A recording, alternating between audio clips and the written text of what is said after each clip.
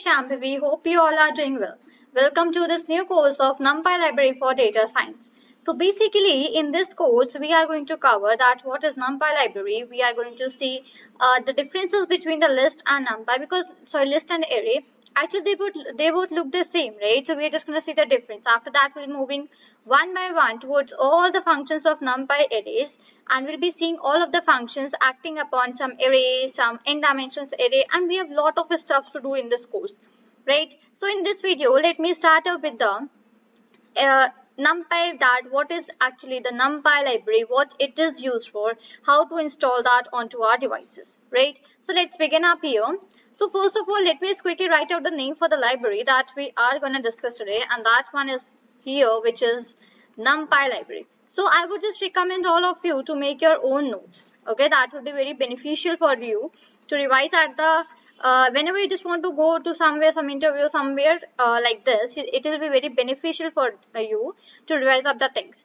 So basically NumPy is one of the libraries which is essentially used for, like it is especially used for doing the mathematical calculations. So whenever we just talk about doing about the mathematical like calculations using some libraries of Python or data science, the first thing comes about the NumPy library. So it is a type of library which actually deals with the arrays. Most of the functions which are on the NumPy library, they are performed on the arrays. Okay, so we all know arrays 1D, 2D. We'll be discussing about this in a like detail in the upcoming videos. But right now, just understand this thing that NumPy is a library which actually like especially deals with the numbers. Okay, we have the functions which are actually dealing with the numbers here, right? So it is a library which is used for especially the mathematical calculations, right? This is the very basic thing about the NumPy library. Other than that, the thing comes at how to use this library, right? So for using this library, I would be telling you two ways, either the online or the offline ones, okay? I would be telling you that basically if you just want to use it on online, so how you can, and if you just want to use it on offline, so how you can. So let me just quickly move on to one of my PyCharm IDEs which I'll be using for this whole course, okay? So this is the PyCharm IDE that I would be using. Okay, you can just use any IDE which you are referring from the previous. Right now I'm just using this PyCharm. Okay, so I had made one file here. Let's see this one. Now let's say I just want to use NumPy. So for using out the NumPy, the very first step that we need to follow is that we need to install that library onto our devices. Before, like if you're just using online, and in that basically do not need to install. But if you are using an offline IDE, in that case basically you need to install this library. Okay, so if you are not installing it, it would not work for you. Okay, so I'm just telling you the way for doing it on this PyCharm. Okay, just go on to here. 5 options will be coming downside that are git, to do, terminal, Python console and problem. So just click on the terminal, right? So this is a terminal basically where we just install the libraries in the PyCharm IDE. Okay, now the command for installing any of the libraries, I'm just not simply talking about any single library, let's say NumPy or any library. I'm just telling you the normal command which is used for any of the libraries which you want to install. Okay, so that is basically pip install install. Okay, so pip install is the basic command which is used for installing any library. Let's say let's take NumPy, Pandas, Seaborn, Matplotlib, any library which you want to install on the offline ones. Okay, so pip install, and after this you need to write out the library name, and let's say for us it is NumPy, and just hit enter. So it will basically install onto your PyCharm IDE, and after that it is installed, it will be ready to use this library. So for me the requirement is already satisfied because I have already installed it onto my device. But if you haven't done it till now, so for it will be showing that initializing, installing, and after that it's like sometime it will show successfully installed. Actually this depends on your internet connection, that how much bandwidth you are having, right? It depends on that thing. Fine, this is that how you just install it on the PyCharm IDE. Now let's say you are having any other IDE and you are not able to understand how to install that. So in that case basically you can just simply open the command prompt. Okay, just click on this command prompt here. You can just simply open it, and here you can just install out the library which we are just gonna use. That one is, the command would absolutely remain the same, that is pip install, and here it is NumPy, and hit enter. So it will basically install it from here for you. Okay, if you are not able to install it from the PyCharm or any other whichever you are using, fine. Okay, and I will just close it here. So for the online, you do not need to install. So that is the other case as well, right? You do not no need to install it for the online ones. Fine. Now this is about the NumPy library, that why it is used and how it is used. Now basically, like many of you must be having one question in your mind that why we just use the arrays. See, what's the thing in array? Okay, like how we just declare an array. So array is declared basically in the large bracket, right? We just put n number of numbers, whatever we just have, and we just declare it like this. Other than this, if you have a good command over Python, and there basically you have studied about the list. Lists are one of the data types which we have in the Pythons, right? So if I just talk about list, so list is actually also having the same initialization, like basically we just put on the large brackets and we just initialize the list as well, right? And inside this also we can just put n numbers, whatever we just switch. So basically, what's the difference between an array and a list? Why we just use array? Why we prefer array over list?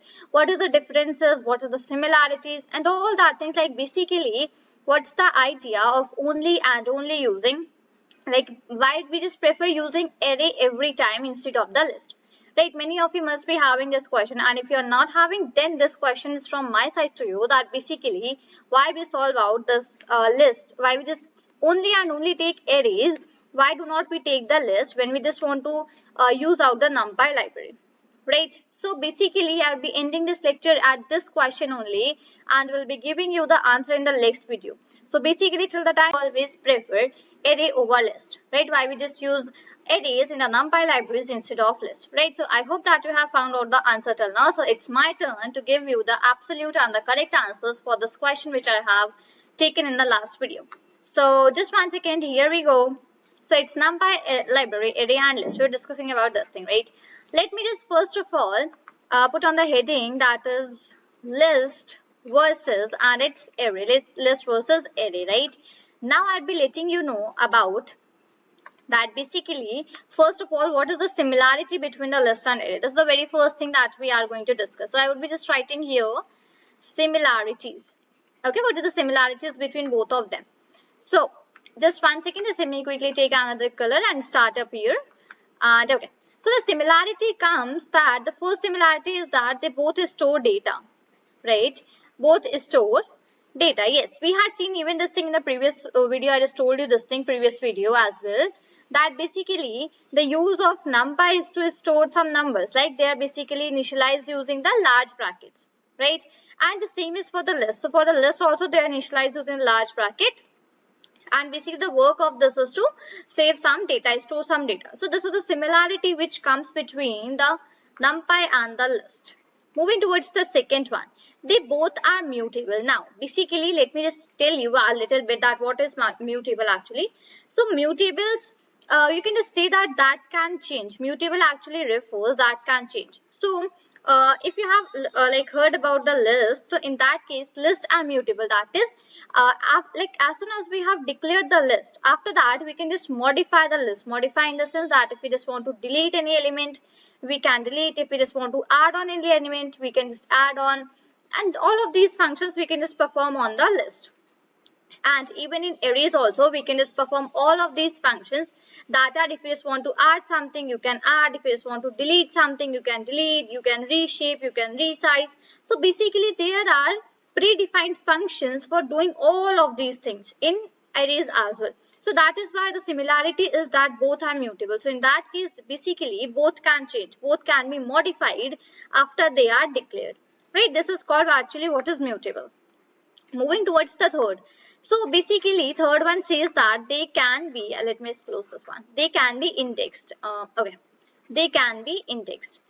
Now they can be indexed actually means that we can index the values. Now let's say I have declared a list and an array that is containing numbers, so I can index them, right?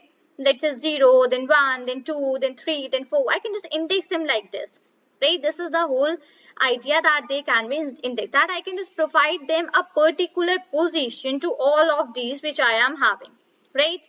Now moving towards the fourth and the last similarity between both of these.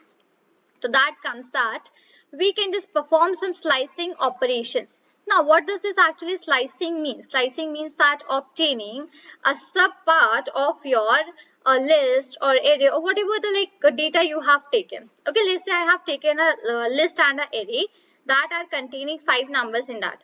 Okay, now I would apply my slicing operation, and that will actually help me to get a small part of my array or list which I have declared. Okay. So this is the whole idea about the slicing which we just actually take. Right, so slicing operations are basically finding out a small part, a small area from the list or array which we have taken. Right, this is done.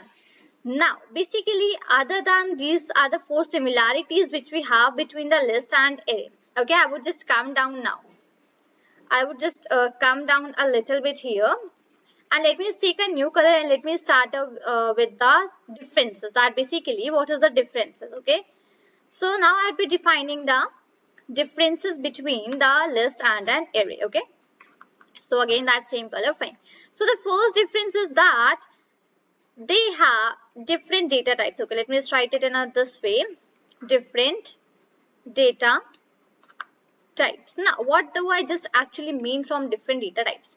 So, actually what happens is that when we just declare a list, so inside list we can define different data types. That is, we can define integer, we can define a character, we can define a string, we can define a float, we can define a complex number. All of these things you can define inside a list. But there is one case in the arrays that inside the arrays we can only and only define numbers. Have you ever seen an array of some characters or strings? No, right? Because we cannot define that thing. We can simply, what we can just do is that inside the array we can only and only take numbers, but this is not the case in list. In list, what you can just do is that you can take n number of data types. I'm just not talking about numbers or particular strings. I am talking about data types. Data types are like what type of data you are giving. You are giving a string, you are giving integer, you are giving float, character. What type of data actually you are giving, right? So you can just take any data type inside a list. Let me just give you an example that how actually we just declare a list and how we declare a array. So let's say if I just take the example for a list. So here we just define the list inside the square brackets, right? That I have done. Now I can just write here 1. Let's say 1 is one of my integers that I have taken. Let's say I want to define a character. I can define a character. I want to, let's say, define a float. I can define a float. Again, I want to define a character. I can. So this is actually how we define a list. Okay. Second thing comes. Now, if I take the example for an array. So, inside the array, I cannot write A, 20.3, B or something like that. I can define only and only numbers inside that. Let's say 1, 2, 3, 4, 5. Let's say these are the numbers which I have taken. So, this is actually how we define an array. Okay. So, now I hope that you have got an idea that what is the basic difference between the arrays and the list. Right, this is done. Now let's see that basically advantages of array over list. This is the third topic that we are going to see. So I'm just going to write here advantages over advantages of array over list. Okay, advantages of array over list. Right. So now basically I'll be telling you that basically what are the advantages of array over list, right? Let's go on. So my first point comes here that less memory. So less memory. The first advantage, okay, just give me 1 minute and memory, let me write that, fine. So the first thing that comes is that arrays have less memory. They occupy less memory than the list. And now what's the basic reason? Like I have told you that they occupy less memory. I have told you and you have listened. But what is the basically reason that why they actually require less memory? So understand it in this way. That previously only I have told you that what are the disadvantages. Like what are the differences between the arrays and list. Right, so in that case what I told you that array can only and only take the integers. Right. And what about the list? List can store characters, list can store integers, list can store like floats, anything they can store.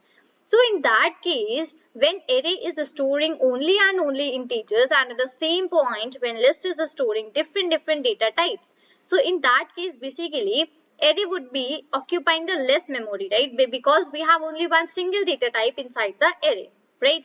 But the same case is not in the list. List, what it is having?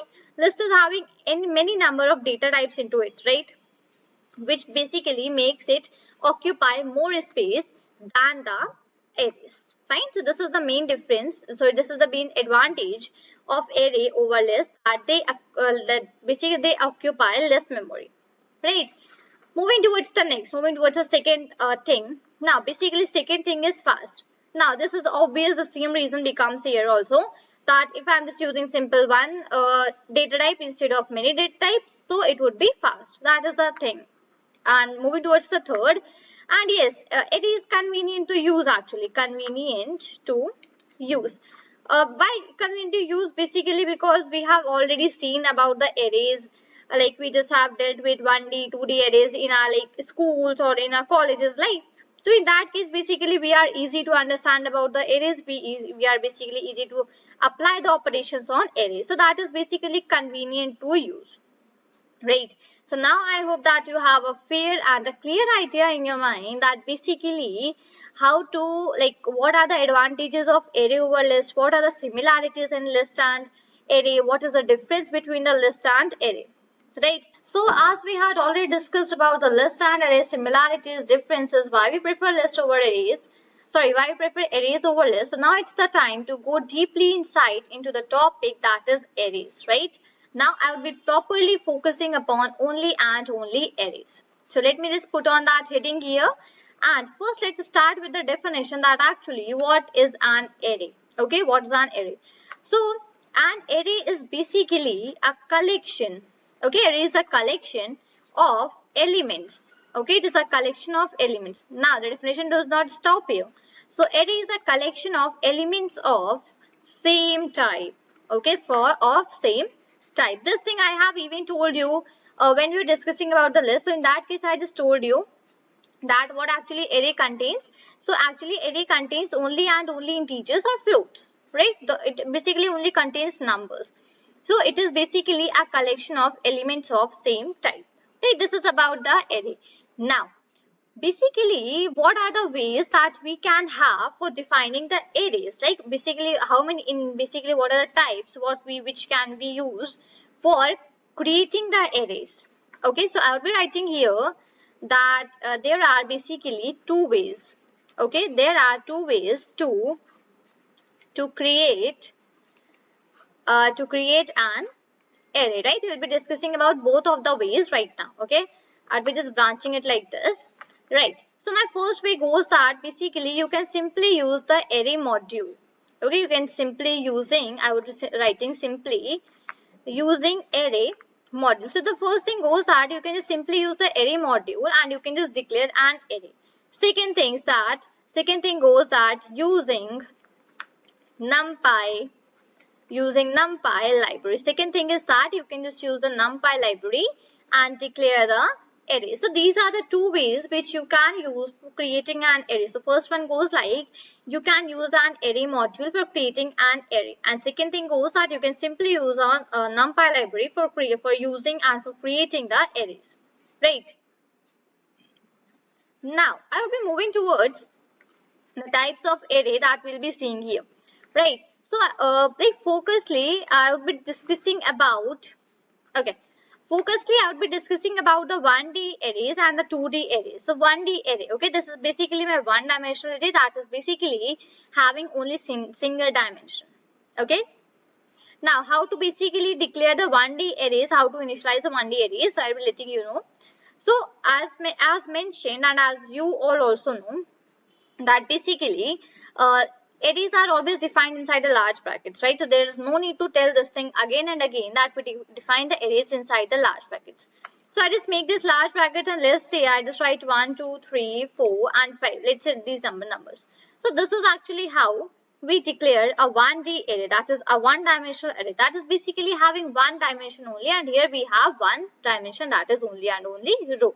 You can even define it in a way that let's say you just define it 1, 2, 3, 4, 5. You can just even define it in this way also. Okay, this will be having only one dimension as well, and that is column. Okay, this is the idea. Second thing goes that we have 2D arrays. Now, how to define 2D arrays when you're just simply writing out some program for 2D arrays? So, in that case, I just simply put one large bracket inside that one more. So, I'll be writing, let's say 1, 2, 3, 4. Okay, this is basically how we declare a 2D array.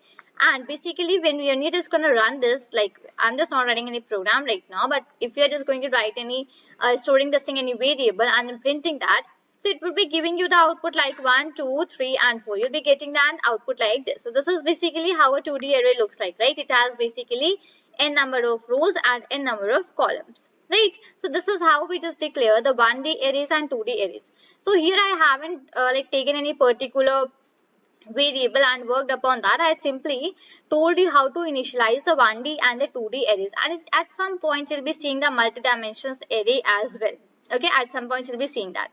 Firstly, we are going to discuss about the array, that basically how to declare an array. And if you just want to write a program for declaring an array 1D or 2D, so basically how we do that, right? Let's begin up here.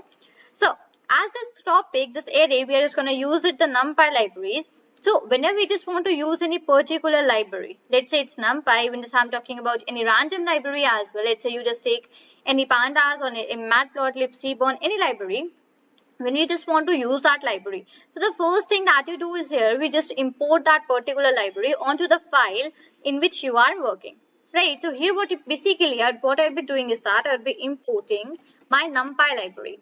Okay, so for that I'll be simply writing the import is one of the keywords that we have, and that is basically used for importing a particular library, right? So import, and here I'll be using NumPy. This is basically how we import, but here one more thing comes, and that is particularly giving a short form to a library.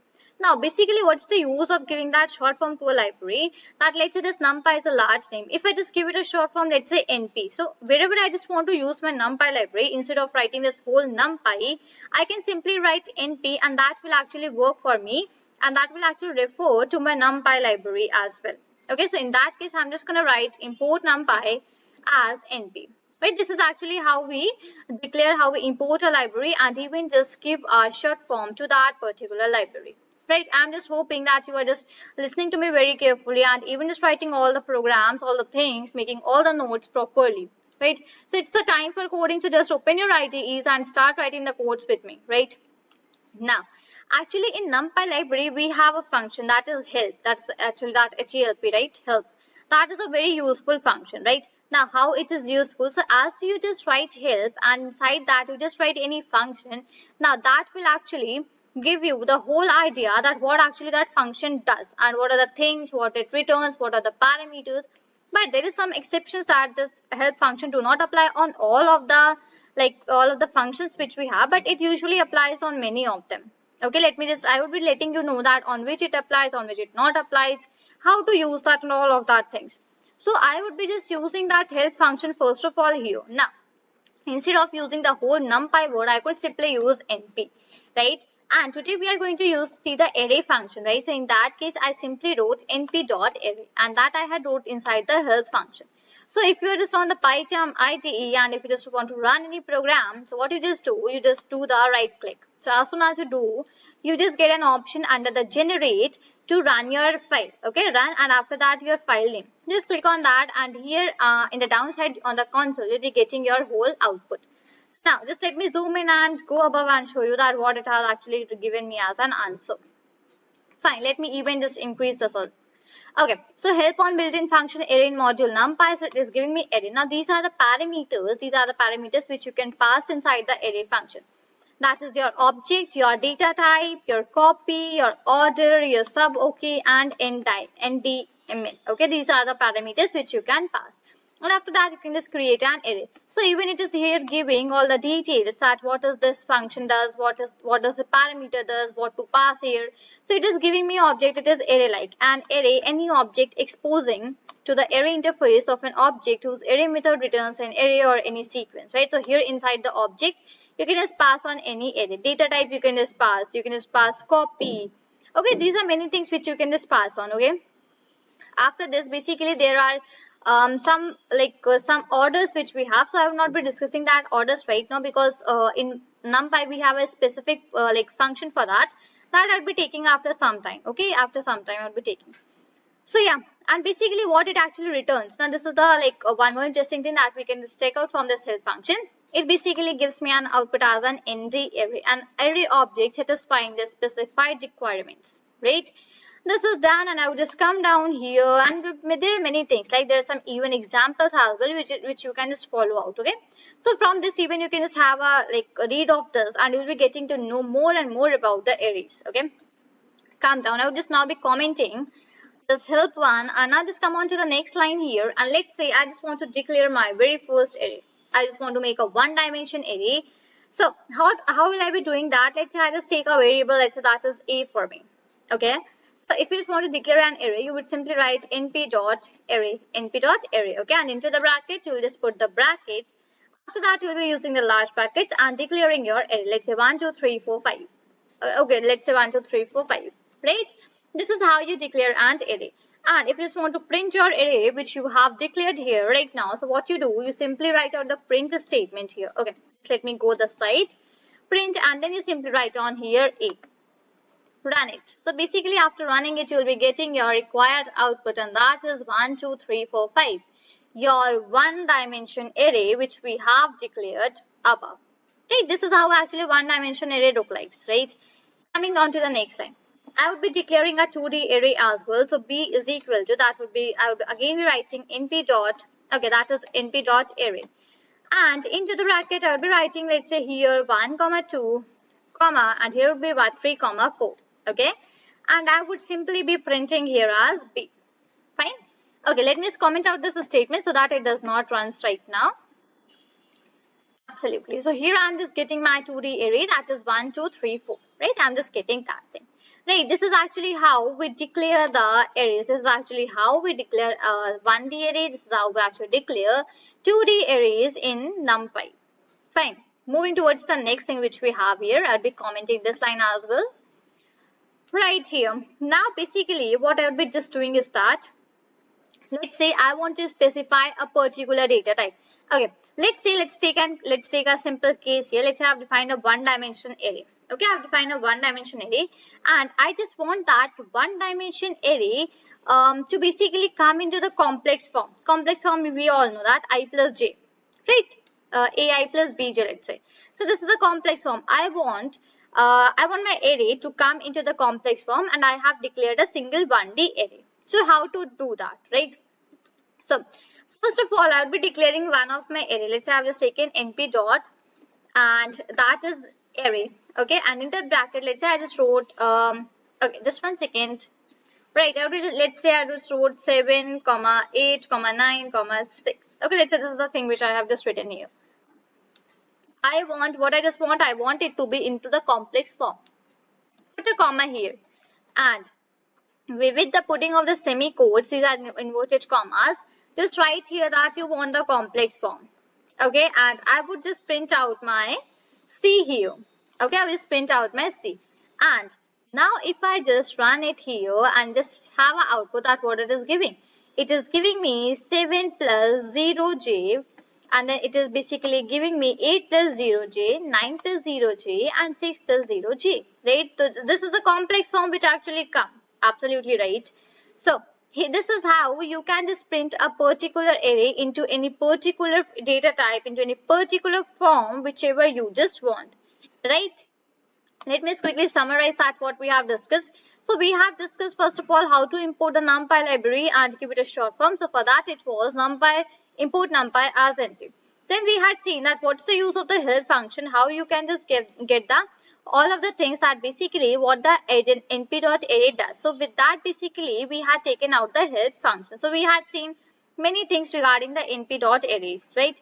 Then what I have done, I have taken a variable and declared the array into that variable. Right, I had just simply taken a 1D array that was 1 2 3 4 5, and after that printed the 1D array. Then I have told you how you can just print a 2D array, right? And then even I have told you if you just want to change your array to a particular data type. Let's say I just wanted to change it to the complex form. So how you will be able to do that thing, right? So I hope that you have got a clear and a very fair idea that how you can just declare a 1D 2D array, change the basically data types and all those things, how you can do that. From today we are starting the functions, and that the first function which we are going to discuss today is the arange function. Okay, this is one of the functions which we have here in this NumPy array. Now, what's the use of this function? The very first question that comes in all of your mind, that basically what's the use of this function? So here we go with the answer that NumPy arange is one of the array creation routines based on numerical ranges. It creates an instance of ND array with evenly spaced values and returns the reference to it. So do not basically keep the whole definition in mind, which I have just like written here. Just keep this thing in mind that basically what's the function of arange. So arange basically help us to get the evenly spaced values and returns the reference to it, right? This is the idea about the arange function. So whenever it comes about the arange, only just remember that it helps us to get the evenly spaced values, right? Let me just let's come down here and start writing some programs, some functions, and then we'll be getting to know in a little bit more detail what is the actually use of this arange function. So the very first step comes here is that I'll be importing my NumPy library. So for importing, I have already discussed in a very detail in the previous videos, right? So I'll be writing import NumPy as NP. Let's come on to the next line. Here basically I would be first of all using out my help function, so to check that basically how to use that arange function. I'll be writing np.arange. Okay, I would be running my program here. So now basically it gives me that what's the use of this arange function and basically how to use it and what are the parameters which we have and all those things here. So arange is a function. Here basically we have parameters that are start, stop, step and data type. These are the parameters which we can give here. Now how to give these parameters, that I'll be letting you know in a little while. Okay. So now just come on there and here are the parameters. Just you can just read that thing on your own. I'm just not going to define that right now because I'll be explaining the whole in a very detail. So I'm just not going to read that again. Okay. And basically what does it actually returns? So this arange function which we have here, it actually returns me an ND array, that is array of evenly spaced values that I have mentioned in the previously some minutes before as well, that it actually gives us a evenly spaced value array. Okay, this is the whole idea. And after that basically here are some examples also that you can just see on your own afterwards, right? Let's move on with the program for here and let me comment out this line right here. Now I'll be taking one let's say a is one of my variables. Okay, np.arange. Okay, and inside the brackets. Now just let me put one hash here and let me just write out something. Okay, arange is the function, right? And inside this arange function what we have, the first thing that we have a start parameter, right? Second thing, we have the stop parameter. Third thing, we have the skip parameter, and fourth thing, we have the date type parameter. So these are the four parameters which we have seen right now that our arange function consists of all of these, right? Now when I want to give a starting value, so what I would be just doing, I would be giving a starting value. Let's say my starting value is 1. Okay, let's say this is my starting value. I want to give a stop value, so what I would just do, I would put a comma here. Let's say my stop value is 7. Right, this is one is my starting value and 7 is my stop value. Fine. Now what I would be doing, I would be simply printing out my a. Okay, and now I would be just running it here. So have a look what I am getting. It started from 1. Okay, have a look that here I wrote that start from 1. So it started from 1. It gave me 1, 2, 3, 4, 5 and 6. It basically ended at 6 because what I have given a stop here as 7. Right, so in that case it is giving me 6 values, that is 1, 2, 3, 4, 5, 6. Fine. Right, this is how actually arange function works. Now there is no need to define that you define some particular numbers, let's say 1, 2, 3, 4, 5, 6 here. If you just want to define a one dimension array, do not need to write all of the numbers. Simply use this np.arange function and in that just put out the condition that from which value you need to start and from which value you need to stop, and you will be getting the answer. Now let's say in the skip parameter, I wrote 2 here. Okay, this first was my start. This is stop is my 7. Okay. Okay, let me just not discuss about this step here itself. I'm taking a new example for that. Let me just comment out it. Okay. Right. Come here. I would just add on here. Let's say B. Okay, B is equal to. I'll be using np dot arange. Okay, np dot arange. Now, in the bracket, what I would be just doing is that I would be, let's say, giving out some float value. Let's say 5.0. Now, what it will do? It will. Okay, I just haven't printed it. Just give me 1 minute. I would just write here print and then B. Right. Now, if I basically run it, see, it automatically started from the 0th index. It automatically started from the 0th index, then 1, then 2, then 3, and then 4. And it ended up at 5. So, if you're basically giving only single value here, so it will automatically treat that single value, single parameter as the stop parameter. If you're not giving any particular thing, right? So it will automatically treat it as a stop, and it will actually treat like a stop at that particular point, whatever you have given, and automatically start from the 0th index, right? Now, okay, let me close this one here and let me comment out this line. Now comes about the skip parameter. So let's say here C is equal to, I'll be writing here np dot arange. Okay, range, fine. Into the bracket, I'll be passing, let's say, here I want to pass, let's say 2. Yes, let's say 2, comma, and I want to give the ending value as 20, let's say. And now, what skip value I want to give here? Let's say skip value which I want to give here is 2. Okay, this 2 is actually starting, like acting as my start value. This 20 is actually acting as my stop value.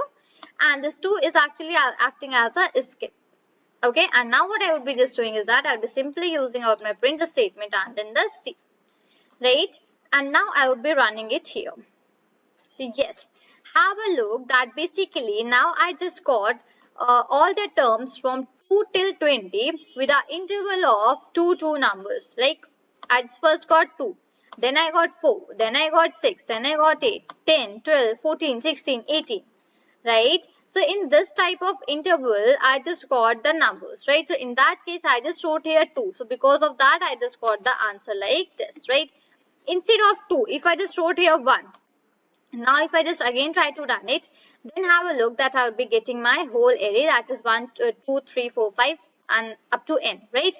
Why if I basically if I have written 1 here, so why I'm just getting this whole array, like I am just any of these spaces, any of the numbers are not left here. So the reason is that it basically follows a rule, and that is n minus 1. So for this 1, n is acting as 1 itself, right? So 1 minus 1 is resulting as 0. So it means that not to leave any number between any of the numbers which you have mentioned here. So that was the reason that when I have written here as 2, this was the reason when I have written here as 2, I was getting the difference of one number after each and every number, because it also follows the rule that is n minus 1. So for 2, basically n would be acting as 2 itself, right? So 2 minus 1 is 1. So it means that you need to leave one number after each and every number, right? So in that case, I'll be getting the answer like this, right? And now I would just again comment this thing for a while. Now, even if I just want to change out the data type, so in that case, I'll be taking D is equal to, I would be writing here np dot arange, okay? In the bracket, let's say I just wrote a value that is 10, okay?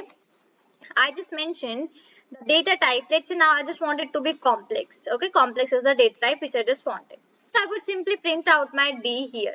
Now when I would just run out my program once again, just have a look that I just got all of the numbers into the complex format, I plus j format, right? And when I just mentioned 10, so this 10 is automatically acting as a stop index, not the starting index. Please keep this thing in your mind that it is acting as a stopping index, not your starting index. Okay, so it will basically stop at 10 and it will automatically start with 0. So 0 till 9, and it basically printed me the complex form of all the numbers which I have written here, right? So now basically I hope that you have got a fair and a clear idea regarding the arange function.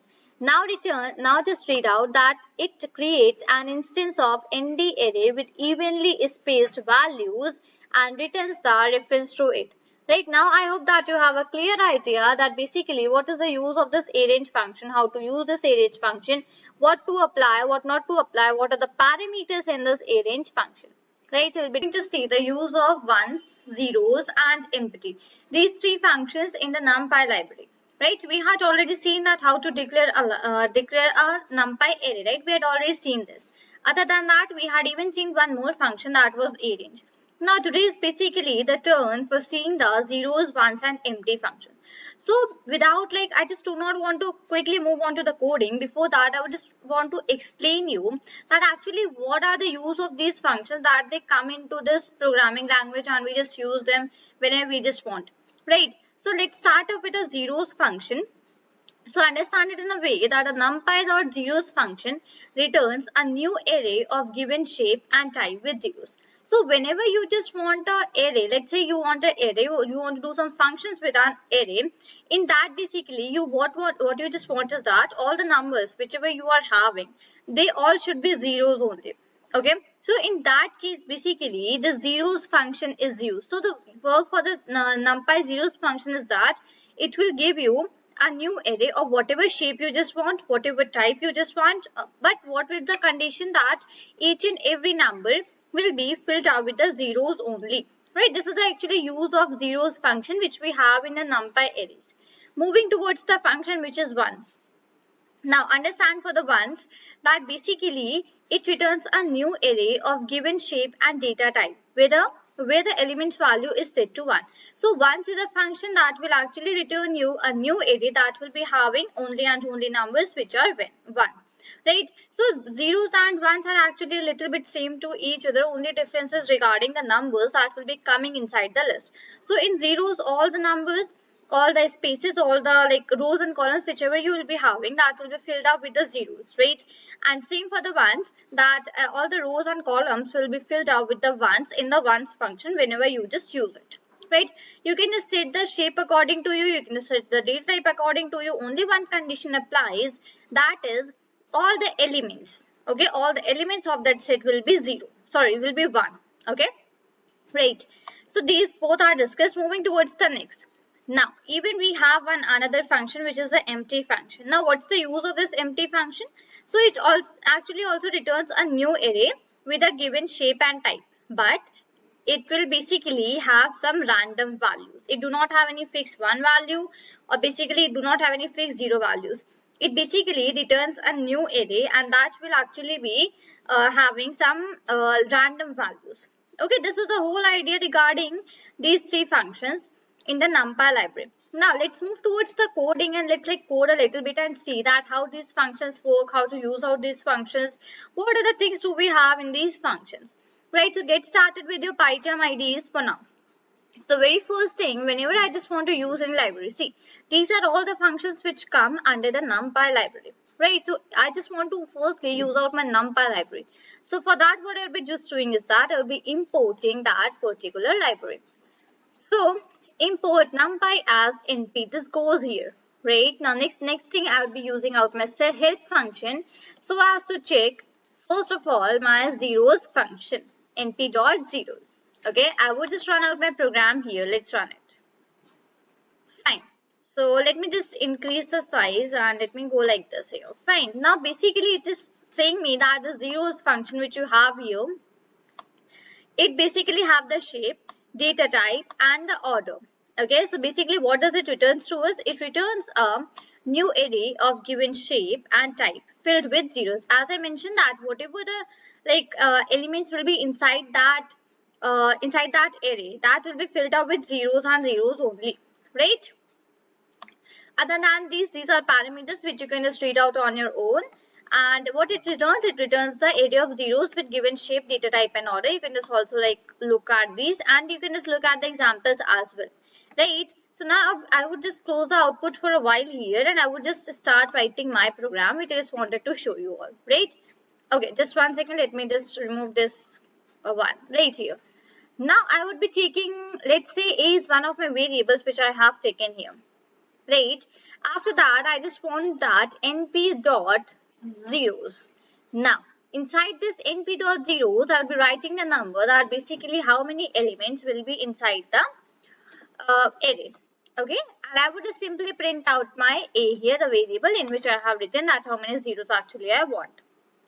So now just have a look that I have given only one value for the parameter, so that is why it is giving me one dimension. Other than that, I am having 6 elements here, and all the 6 elements are zeros. As I mentioned that zeros function will make all of the elements only and only 0. It will not return you any other element except the 0.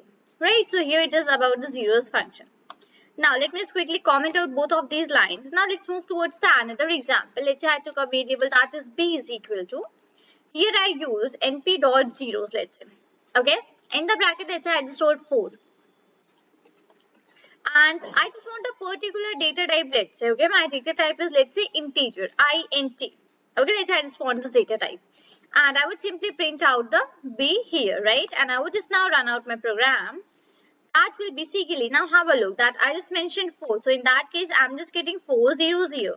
Other than that, I mentioned my data type as int, right? I mentioned my data type as int. So in that case, basically, now it is giving me integer values. Previously, it was by default giving me the float values, right? Because I have mentioned that thing, right? Okay, let me now just comment out this line as well. Other than that, now if we just want a 2D array. Okay, till now we had only seen regarding the 1D array. Now, let's say you just want a 2D array as well. So, now what you'll be doing, let's say I would be taking here as c is equal to np dot zeros. Okay, I would put one bracket. Other than that, I would even put one more bracket. Now, let's say I want an array of 2, 3. Okay, that must have 2 rows and 3 columns. Okay, let's say I just want this. And so I would just print out here print C. Now, when I would just run out my program, just have a look here that I am getting 2 rows, right? 2 rows I am getting, and other than that, I am getting here 3 columns, right? So this is actually how we just try to run out the things in the zeros function, right? And yes, this 2, 3 goes like this, fine. And even if I just comment this line, and instead of this double brackets, let me just show you one more thing. D is equal to np dot zeros, this one and this large bracket. Inside this I will just write 2, 3, and here I just print out the D. Right? If I just do it like this, then basically then also it will be giving me like the same thing, only the differences of the brackets. Other than that, basically we do not have any such difference, right? Fine. This is how the zeros function work, right? I hope that you have got a clear and a fair idea that how does this actually zeros function works. Now it's the turn for the function that is ones. Okay, now I'll be seeing that how ones function actually work. So let me just begin now with this this file only. Let me just make it here, right? Now we'll be discussing about the one. So let's say I made a variable that is a. Before that, let me check out using the help np dot ones. Okay, and now I would just run out my program here. Right here. So basically, here I am just getting each and every detail regarding my ones function which I am going to use, right? So it is giving me the shape, it is giving me the data type, even giving me the order, right? That these are the parameters which you need to pass on in the ones. Or everything just remains same. I mentioned the starting as well as I'm just again telling you that each and everything will actually be remaining same. Only the difference will be it would be giving you all the zeros in the array. This ones function will be giving you all the ones in the array. Other than that, there is no such difference between both of these, right? So I'm just not reading the whole. You can just read that on your own, right? I would just simply comment out this line and simply took a variable. Let's say a is equal to, and that would be np dot ones. Okay. In the bracket, let's say I wrote 5. Okay. And I simply want to print a. So basically here what I would be getting, I would be getting a 1D array that will contain 5 ones into it, right? So you are able to see I'm just getting 5 1 here, right? So I just gave one parameter, so because of that I am getting only 1D array. So for 2D also now by the time you have understood that if I just want a 2D array, then what to do? So we have just seen this thing in the zeros function as well, right? Okay. So this print a is done. Other than that, if I just comment it here, And let's say I just want to print the 2D array. Again, I would just use b is equal to np dot once, and let's say in the bracket I just want to pass 3 comma 3. Okay, 3 comma 3 matrix. Array I want to print, and here I'll be using print and then the b. And now if I just run here, so I'll be getting 3 rows and 3 columns, and that will be containing only and only 1. Just have a look here like this. Okay.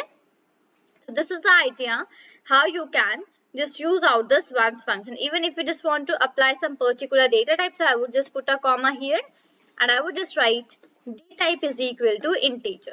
Okay, and I would again run it here. Now I'm just getting my whole array of integers and integers only. It is containing only integers, right? Fine. Now let's come to the last function, and that function is basically my empty function, right? Let's see that what actually that function contains.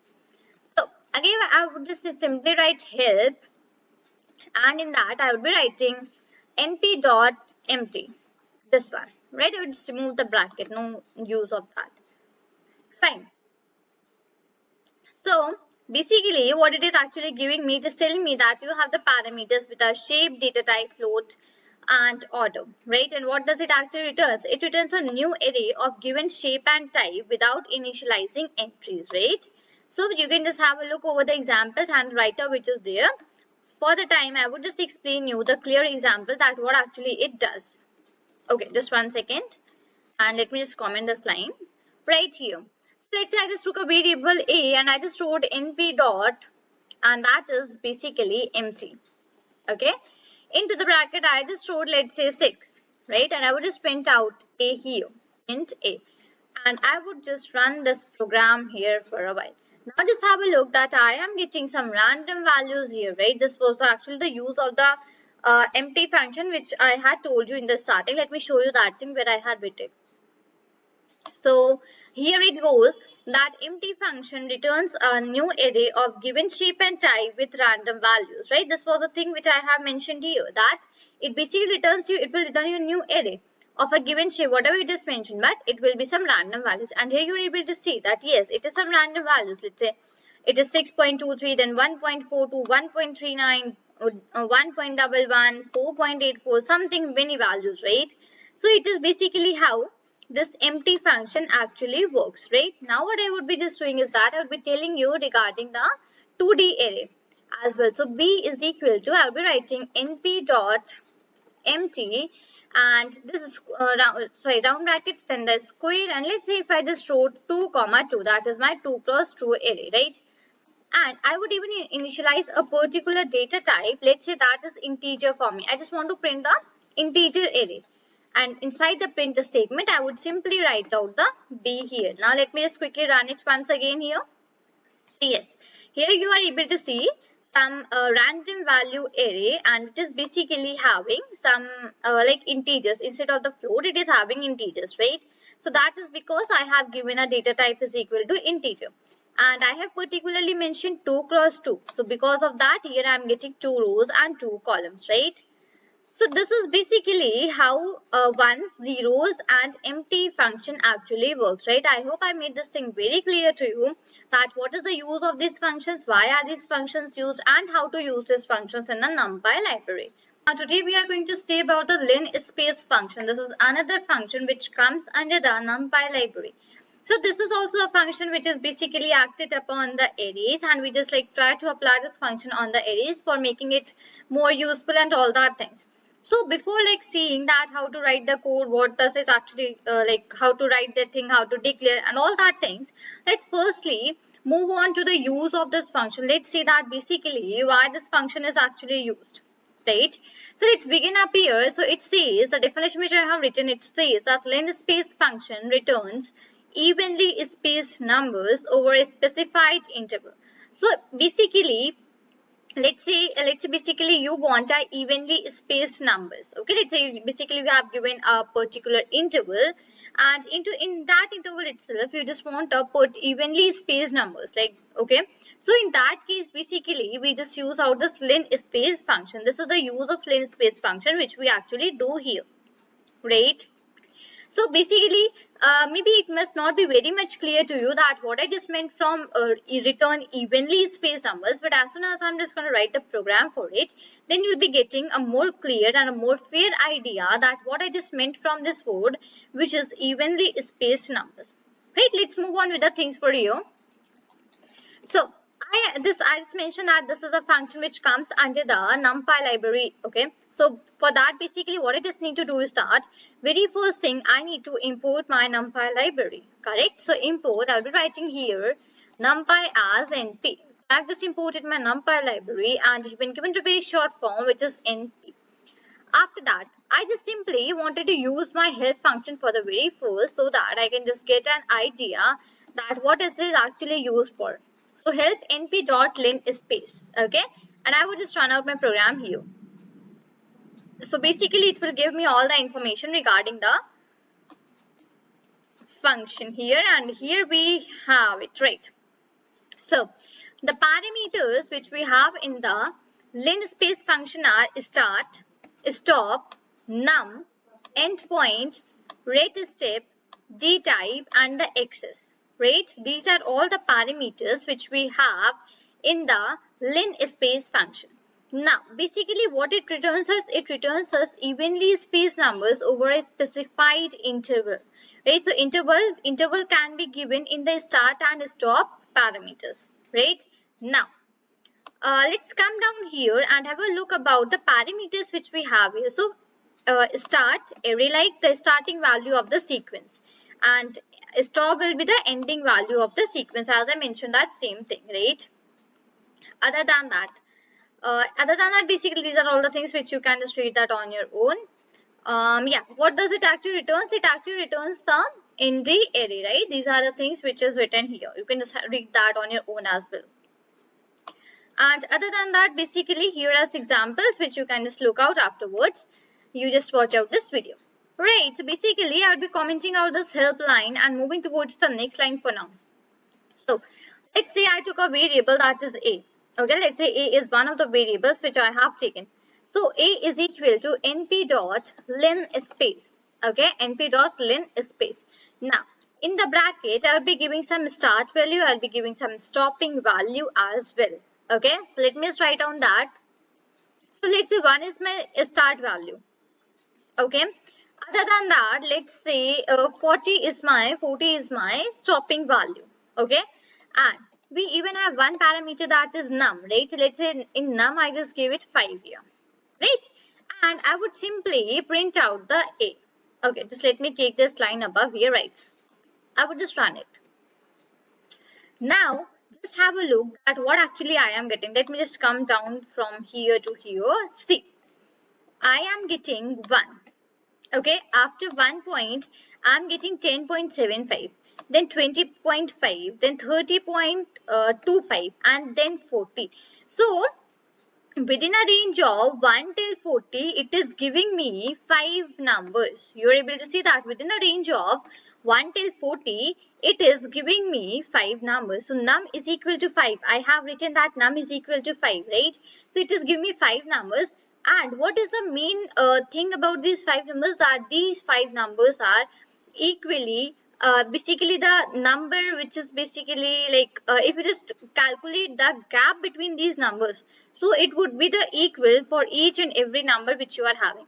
So what was written? It returns evenly spaced numbers, as I mentioned. So the space which is between two numbers which you are able to see, they will be having the even space, that is all the space for each and every number between each and every number will be actually same to each other, right? So this is the actually use of linspace function, right? Okay, let me just quickly put on the, okay, let me just, okay, just 1 second. Let me come down. Let me just comment out this print statement, and let me just comment out this statement right here. Okay, let's see another example as well.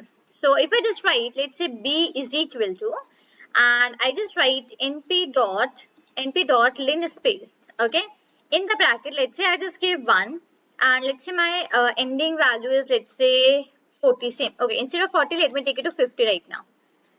Okay, I would just put again 1 comma. Let's say I just want, let's say 5 numbers. 5 will be okay, right? Now we were having one more parameter which was endpoint, right? So in that case, I'm just gonna give endpoint is equal to, and it would be false for me.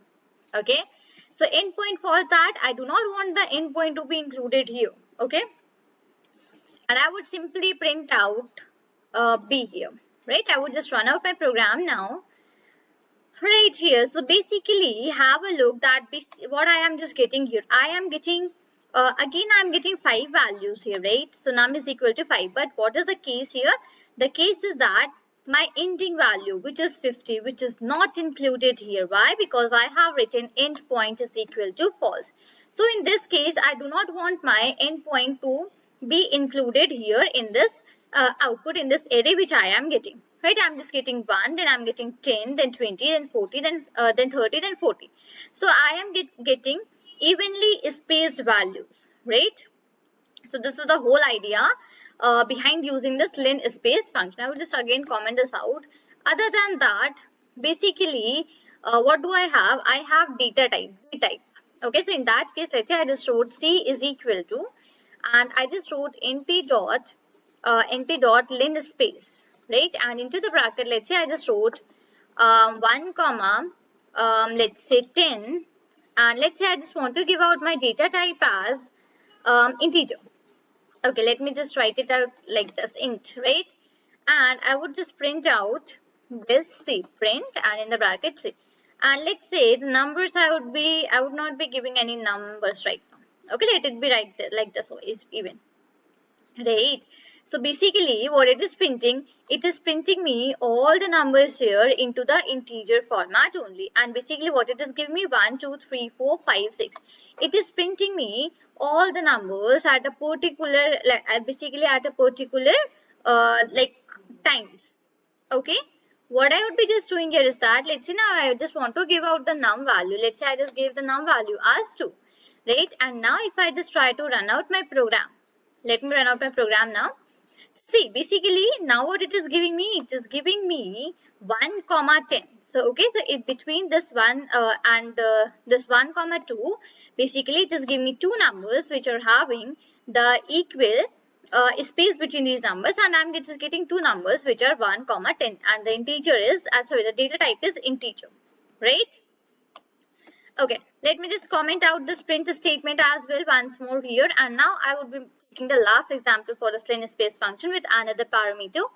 So let's say D is equal to np dot linspace. Okay, and into the bracket I just pass 1 comma 50 comma, let's say I just wrote num is equal to 5, the same example. Okay, let me just come down first, right? And let me put a comma, and we have another parameter that is ret step.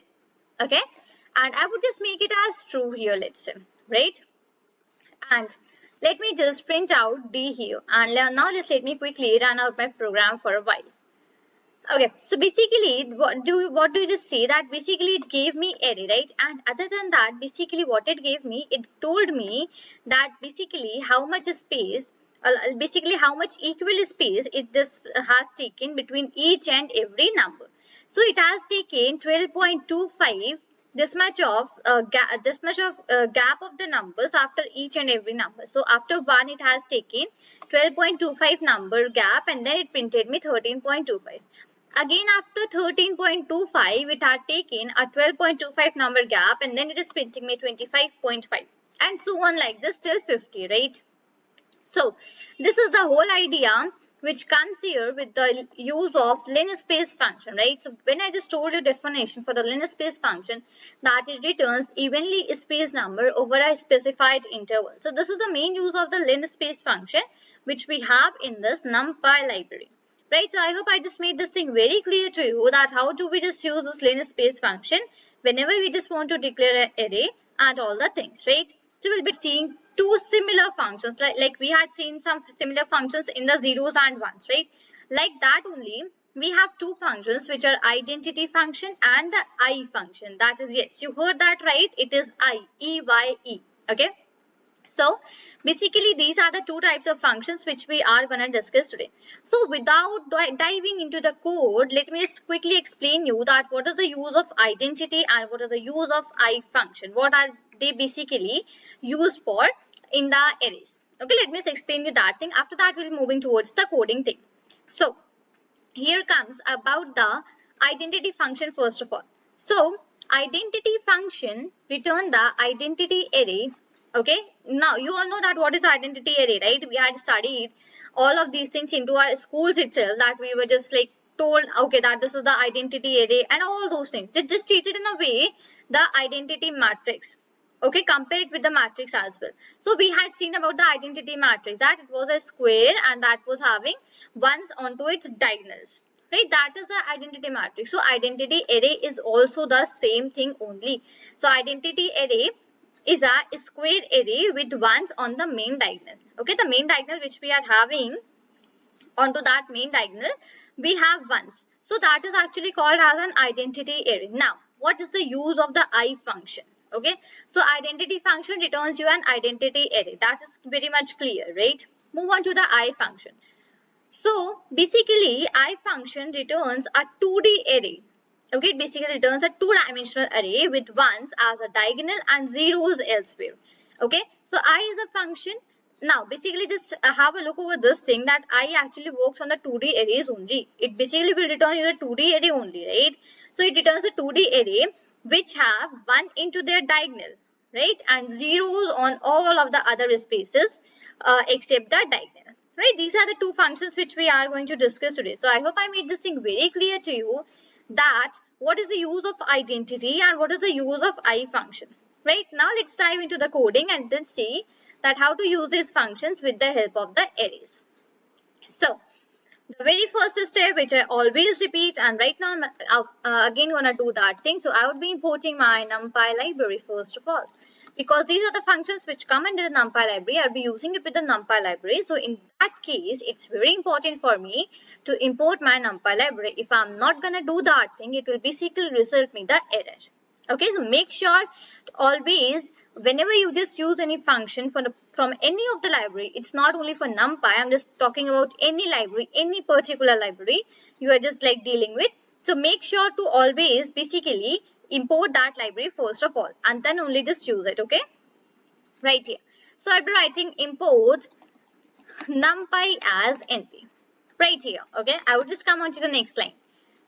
First of all, I'll be using my help function. So help np.i. Okay, and now I would just run out my program here. Okay, let me just go above and zoom in a little so that you are able to clearly see everything. So I is this function. Basically, what are the parameters which basically it has? So parameters are in, m, k, d type, order. Okay, so these are the parameters which we have, and what it returns? It returns a 2D array with ones on the diagonal and zeros elsewhere, right? Now, what is this n actually referring to? So this n is actually referring to the integer. M is also referring to the integer, but what's the difference? So in n, basically you will give the number of rows, okay, and in m basically you will be entering the number of columns. Okay, this is the difference between both of these, n and m. Okay, please make sure to remember this thing. Do not forget it while writing the code. Okay, fine. Other than that, we had k, that is the index of the diagonal. Okay, other than that, basically what it returns, that I just already told you, that it returns an empty array of shape n comma m. What are the values you're gonna give in the n and m? It will basically result you the array of that shape itself, right? Other than that, these are the things which you can just read on your own. Check out the examples as well. So here let's move into the code and let's write out some things for this I function. Let me comment out this line here. Right. So basically what I would be just doing is that I would be taking a variable here. Let's say that is a. Okay. So I just wrote np.i, and in the bracket, let's say I simply wrote 3. Other than that, I just did not wrote anything. Simply I just wrote 3, and I want to print out the a.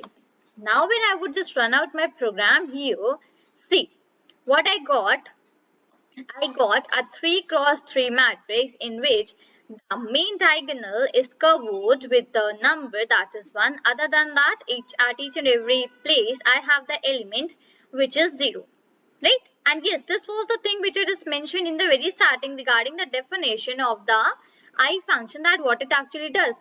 it actually returns us a 2D array with 1 at the main diagonal, and other than that, at each and every position, it only has zeros, right? So this is basically how this I function actually works. So A is equal to np dot I, and in bracket I just wrote 3. So at the main diagonal, that is at the 3 positions of the diagonal, it just gave me the number that is 1. Other than that, each and every place it gave me 0. Right? I would just comment out here. Fine. Next thing. Now if I just pass on 2 values, right now it's pass single 1 value, right? Okay. Let's take it for B. Okay. B is equal to np dot I. And in the bracket I see, let's say I just pass 4 comma 5, okay, and I just simply print out here B, right? And now I would run my program. Just wait a while here, and yes, now have a look at, first of all, I just passed 4 comma 5. 4 is actually referring to n according to the parameters, the syntax which we have seen. 4 is referring to n and 5 is referring to m. Hold on, let me just write out that thing here because it's very important to understand. Right? So what syntax we were having? We were having I. Into that, what we were just having? N. After that, we were having m. So now this n was the number of rows. I would write number of rows. Okay. And what was m? M was number of columns, right? So number of rows and number of columns. So rows I am having here as 4 and columns I am having here as 5. So check out the output which I have just got out here. Okay, let me increase the size here like this. Fine. So I'm getting here 4 rows, right? I'm just having here 4 rows and my columns are 5 because I have just given that particular thing that I want 4 columns and 4 rows and 5 columns, right? That I have mentioned here inside this brackets, which is 4 comma 5. Other than that, on the diagonal, I am getting the number as 1, and other than that, at each and every place, I am simply getting only and only 0, right? So this is the whole idea regarding the I function for the 2D array as well. For 2D array, if you just want to define your particular size, particular shape, that you want this much number of rows and this much number of columns, so how you are going to do that thing, right? That I have explained you right now. Other than that, let's move on with the more things we have here. So B is done. After that, I would take the variable which is C. I would write np dot I, okay? In the bracket, let's just simply pass 3 as well. Let's not go into very much deeper. Let me just pass the 3 same number. Now, you're having one more parameter that was k, right? And in k, let's say I just give some negative value and I just print out the c here.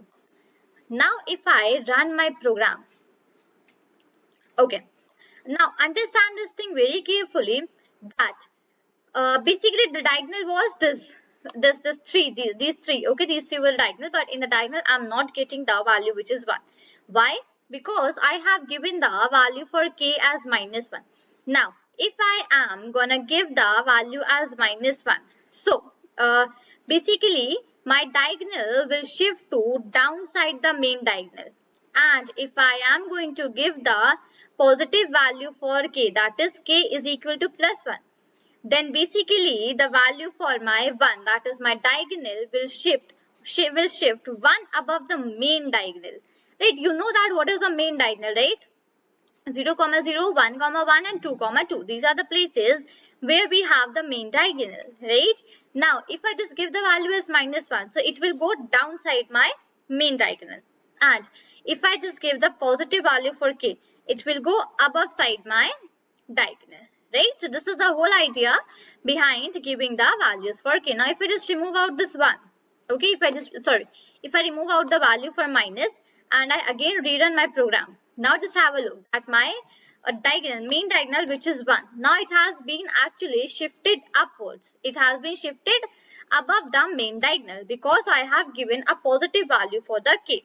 Okay, so because of that, it has actually been shifted at the top side. Right, so I hope you have got a clear and a fair idea if you have listened me very carefully that what does this k parameter actually does.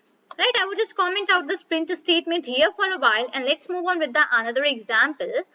Let's say now I just want to give another variable which is d. Okay, after that I would write np dot I, right? In the bracket, here is my bracket.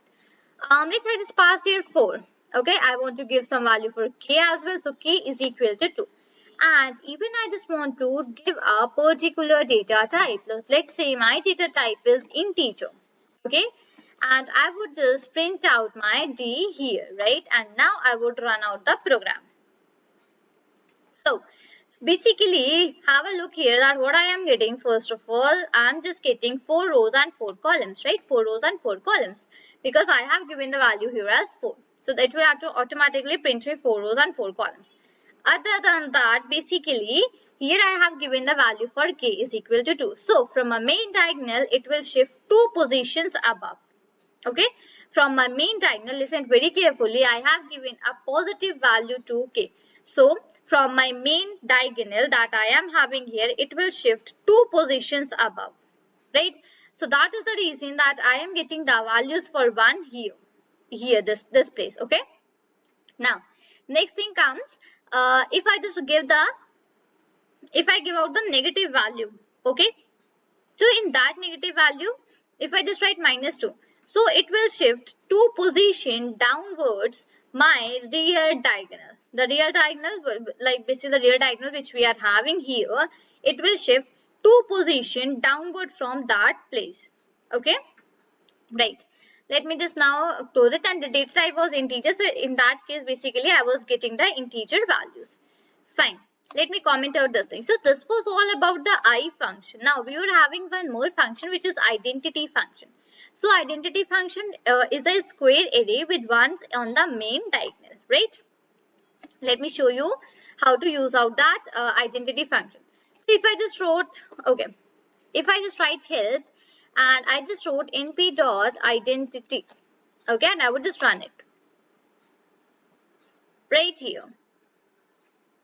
So basically, here I am getting that identity function is actually having the parameters which is n and the data type, that is okay, and it basically results in the identity array. So what is an identity array? So the identity array, okay, identity array is a square array with ones on the main diagonal. So it will be having basically 1 on the main diagonal, right? Other than that, you can just read out the parameters on your own, whatever you just wish, and what it returns, it basically returns an ND array. Okay, and this is the example which you can just have a look afterwards. After you are just finished up with this video, you can have a look over that. Let me comment out this and start off with the basically the identity array. So okay, till d elements, d variables, let me just take it here as e, right? So if I just write np dot identity, okay, if I just write np dot identity in the bracket, let's say I just gave a value as 3, okay, and I want to give a data type as let's say integer. Simply write int as like this, and basically what's next, I just want to print out this e, in which basically I have stored my identity array. Okay, now I would run it here. Just have a look that I just passed the value for 3, so it is giving me basically the array for 3 cross 3. Other than that, what it is giving me? Other than that, it is giving me the value that is 1. Okay, it is giving me 1 on the diagonal, 1 on the diagonal, and rest all the spaces which are here, that are 0 here, right? The 0, 0, 0, and here all the 3 0 as 0, 0, right? So basically, this is actually how the identity array works. Instead of this 3, if I just make it to 2, and now if I just again run it, it will be giving me a 2 cross 2 array, that is 1 0 0 1. Okay, and it is having 2 rows and 2 columns, right? So I hope I made this thing very clear to you, that how to use out the identity and how to use out the I function. So let me just quickly give you an overview about the discussion which we have done. So identity function returns the identity array. And what is an identity array? So basically it is a square array with ones on the main diagonal, right? Other than that, what is the I function? So I function returns a two-dimensional array with ones as the diagonal and zeros elsewhere, right? So I hope I made this thing very clear to you, that how to use out this identity and I function if you just want to use these functions with the array in the NumPy library, right? Basically, now today we are going to discuss about the attributes of array. Now I will be telling you about some attributes of array which basically are very helpful, in like checking out the arrays and all those things, right? I will be letting you know about each and everything in a very detail. So let's begin up here. So what I will be just doing is that firstly I will be importing my NumPy library. So basically this time I do not have any definition or any write-up because it's very easy. Like the functions which I'm just going to tell you, they are direct functions, okay? Because I'm just not going to tell you a particular function, any function which is used in the library, but I'm just telling you that how to check out the shape, how to check out the size and all those things, right? That only I'm just going to tell you. So the very first thing that I'll be doing is that I'll be importing my NumPy library. So for that I'll be writing import NumPy as NP. Now NP is the short form to that NumPy library that I have given here, right? So that I have done. After that, my first topic which comes to me is checking out the dimension. Let's say I have made a array. Okay, let's say I have an array. Now I want to check the dimension of that array. That it is a 1D array, it is a 2D array, 3D array, what type of array it is actually, right? So in that case, I would be using a function and that function is called Ndim, that is n dimension. But we do not write the whole dimension, we simply write dim, ndim, that is Ndim. Okay, let me show you basically how we just use that thing. So for the first thing, I will be taking a variable that is, let's say, a. Okay, a is one of the variables which I have taken here. After that, I will be making an array. So np.array. Okay, I will be putting the brackets and the large brackets inside this. Let's say I just pass the values 1, 2, 3, 4, 5. Okay, these are the values which I have passed. And I want to check the dimension for this array which I have written here. Okay, I want to check the dimension. So what I would be just doing is that inside my print statement, I'll be writing the variable in which I have stored my dimension for, the variable in which I have stored my array. So first of all, that is a for me, right? Dot. And I would be using ndim, that is my n dimension function, right? I'll be using that and now I would run my program. So basically have a look at what it is giving me as an output. So it is giving me as an output that your dimension for the array which you have declared is 1. Okay, so I'm just getting the dimension here as 1. That is okay. Let me comment out this line. Moving towards the second thing which I have, let me take another example. Let's say I just gave a variable that is b. Okay, now into this b variable, basically what I will be just doing is that let's say I'll be writing np.array. Okay, in the bracket I will be passing, let's say, 2 dimensions, 2-dimension array. That is, let's say 1, 2. I will be 1, 2. After that, I am putting a bracket and let's say it is 3, 4. I'll be doing that thing, right? And simply I would be using out my print statement print, and that is b.n dimension, b.ndim, and I would be running out my program. Basically now have a look that it is giving me that okay, your basically the array which you have declared here, it is of 2 dimensions, so it is your 2D array, right? So this is actually how we just print out the dimensions of the array. If I just want to check out that how it look like, so I would just write the print, and inside that print, okay, instead of a I'll be writing here as b as well, right? And now I'll be running out my program. So have a look, it is giving me that basically your array which you have taken, that is a 2D array, and other than that basically it is coming up like a 2D array which is having the elements as 1, 2, 3 and 4. These 4 elements it is actually having, right? I would just close this, fine. So this is actually how we just check out the dimension for a particular array which you have made. Now next thing comes, next attribute which we are going to discuss, which comes is that basically how you will be like making out the shape, how you'll be checking out the shape. Okay, so in that case, let me just put on the heading first of all, that is here shape. Okay, come on to the next line. I would be defining a variable here. Let's say that variable here for me is a.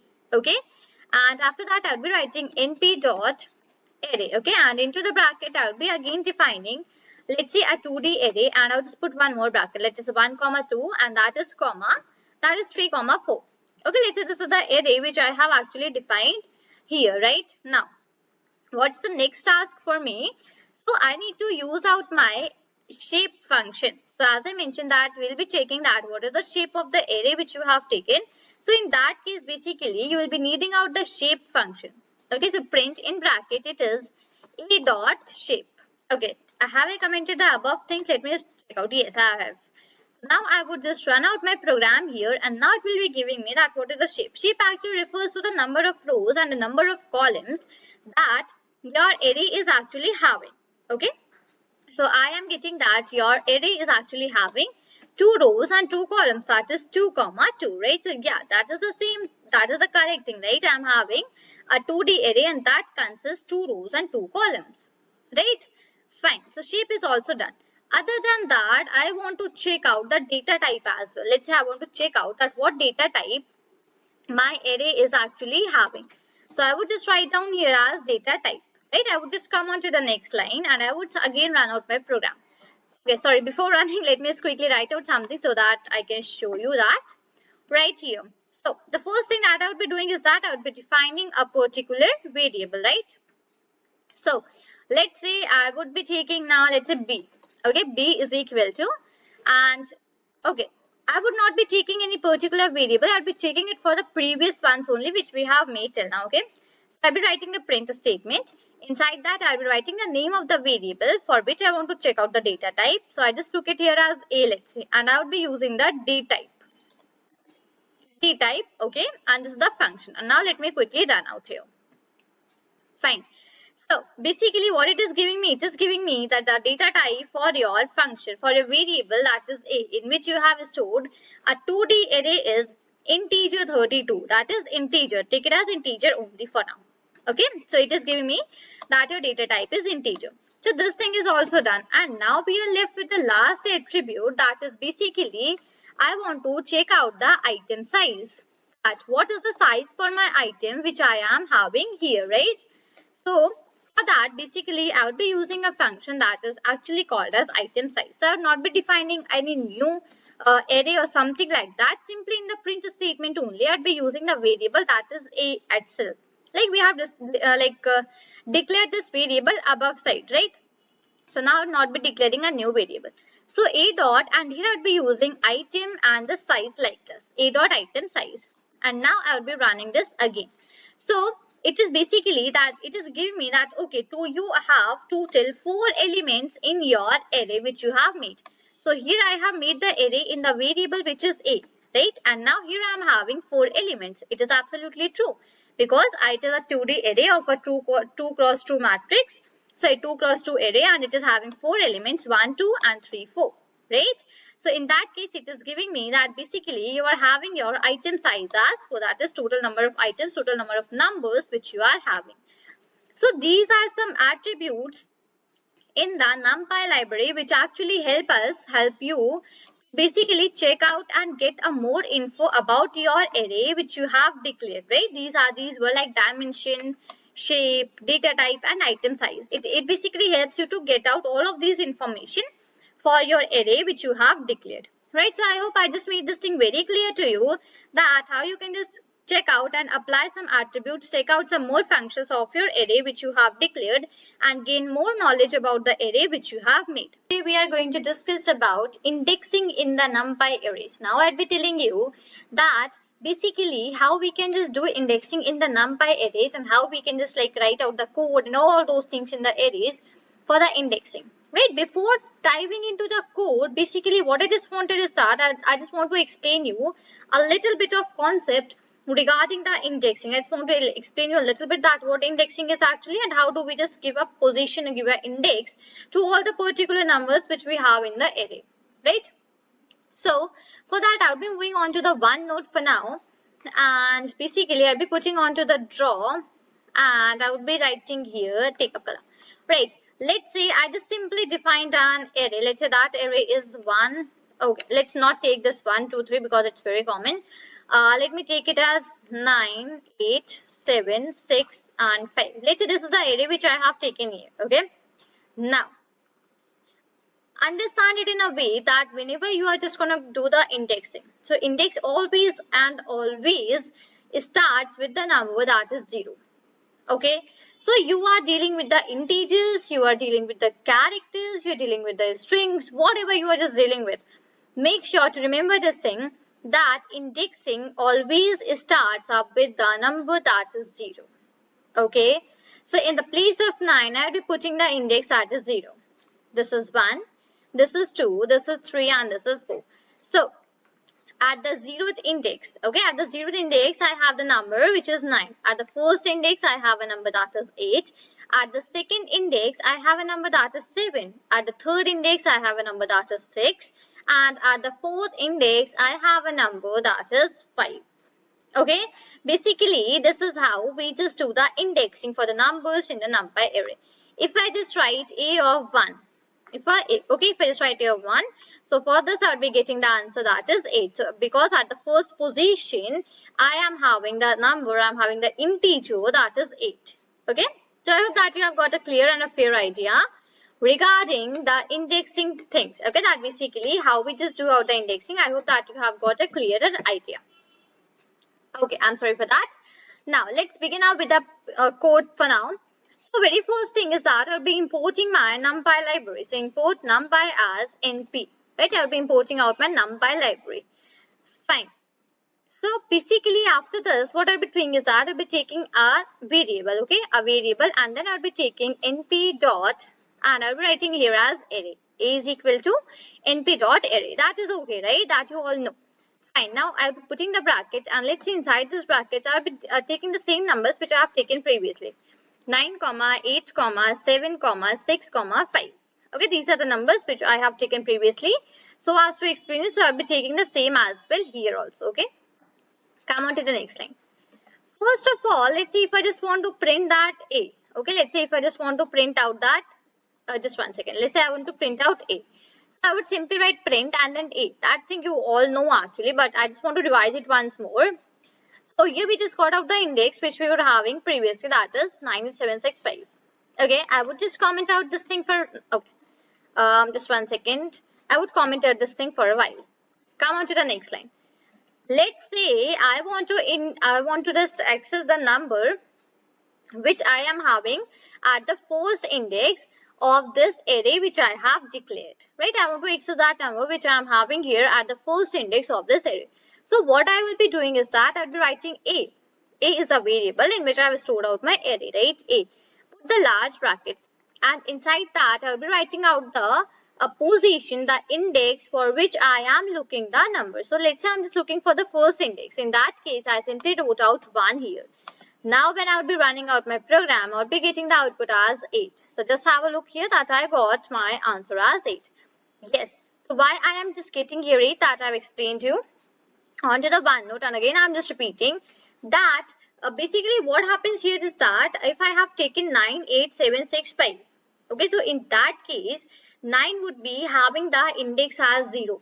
So basically indexing starts from the number that is 0, right? So 9 would be having the number as 0, 8 would be having the index as 1, 7 then 2, 6 will be having the index as 3, and 5 would be having the index as 4.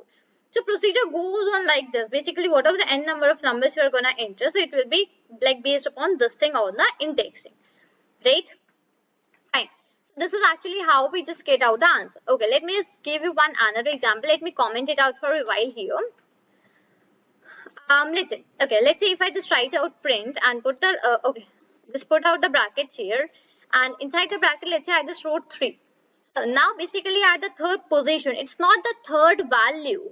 Please make sure to remember this thing very carefully every time, that this 3 is the not value for which I want. I do not want it that at third position, what is the value? I do not want that thing. I want the value at the third index. Okay, so third index is actually my 6th value. So at my index that is 3, I would be having the value which is 6. So let me go from here. Yes, here I am just getting the answer as 6, right? That is okay. This was about the positive indexing. Now indexing is also of 2 types. I do not know that you have heard regarding this thing or do not, but indexing are also of 2 types. The first one is the positive indexing and the second one is the negative indexing. Okay, so right now we had just discussed about the positive indexing. Let me take you to the negative indexing as well. So Right here, let me just take out, firstly, let me just erase this thing and this bracket as well. And let me just took out some another color. Let's see this one. Right here. So negative in, okay. So let me first discuss with the positive as well. So positive goes from to the left towards the right direction. Okay. And negative goes from right towards the left direction. Okay. So this 5 will be having the index as -1, -2, -3, -4, -5. Okay, this is actually how the negative indexing goes, right? 5 will be having the index as -1, 6 will be having the index as -2, 7 will be having the index as -3, 8 will be having the index as -4, and 9 would be having the index as -5. So this is actually how the negative indexing works, and this is actually how the negative indexing goes on, right? Fine. Now if I just write a -2, so now I'd be getting the number which is 6, right? Because at the -2 position, that is at -2 index, I am having the value that is 6, right? So I'll be getting the value here as 6, right? Let me just move on to the PyCharm IDE once again. Let me just write out the code to print out some negative index as well. Let me comment this out. And here I'll be using the print. In the bracket, it's a. Let's say I just want to write -3, okay? And now I will just run out my program. So here I'm just getting the output as 7, right? I will be getting the output here as 7. So why 7? Because 5 would be having -1, 6 would be having -2, and 7 would be having -3, right? So this is actually how the negative indexing actually goes. So this was about the one dimension array. Now if I just want to talk about the 2D array, because we have the things in the 2D arrays as well, right? 2D array also have indexing. So let me declare the large bracket. So in 2D array, let's say if I just take a 2 cross 2 matrix, okay, I just take a 2 cross 2 matrix. So in that case, 0 0 0 1 1 0 1 1. Okay, so basically the index which I have, the number which I have entered here, that will be having an index as 0 0. This position will be having 0 1. This is 1 0. This is 1 1. Okay, so first row will be having the index as 0. Second one, the first letter will be 1. Then 2, then 3, then 4. It goes on like this. Basically, whatever the number of things you are having, it goes on like this only. Fine. Now, let's say I declare 2-dimensional array, that is 1 2 3 4. 1 2 3 4. Okay. Now, in this case, if I just write a of 0, 0, if I just write a of 0, 0, so I would be getting the number that is 1, because at 0, 0 position, I am having the number that is 1. Right? So this is actually how the 2-dimension array indexing works out. So let me just write out the program here for the 2D arrays as well. Right? Fine. So here we go. Okay, let me just come to the next positions and let me just define an array. Let's say I will be taking a variable that is b is equal to, I'll be writing np dot array into the bracket. I'll be defining the 2-dimensional array, that is 1, 2, let's say, comma, and that is, let's say, 3, 4. Okay, now I would simply be printing here pr print, and in the bracket I'll be printing here as b. Okay, let's say first of all I want to find out that at a of 0, 0, that is 0 0 position, what is the number that we are having. Okay, that is not a, that is b. So if I just run out my program, so have a look that at my 0 0 position, what it is giving me. It is giving me that I am having the number as 1 at the 0, 0 position, right? So this is basically, this is my 0, 0 position, right? So in that case, I am getting 1. Now, if I just write here that I want the number for 1, 0. So this is 0, 0, this is 0, 1, and this 3 is 1, 0, this 4 is 1, 1. So if I write 1, 0, so in that case, I will be getting the answer as 3. Let me change out to 1, 0. And now let me just quickly run out once again. So this is basically, just have a look that here I got the answer that is 3, right?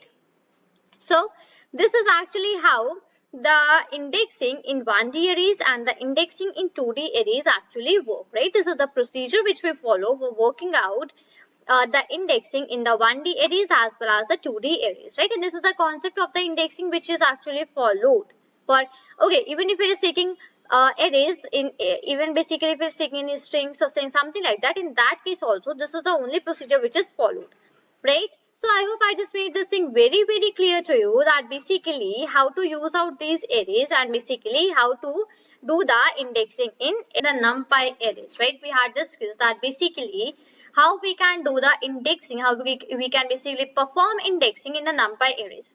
Now, basically, we have one more concept which is similarly related to the indexing, which is basically you can say it's like a moreover for this for the indexing, and that is basically called as slicing.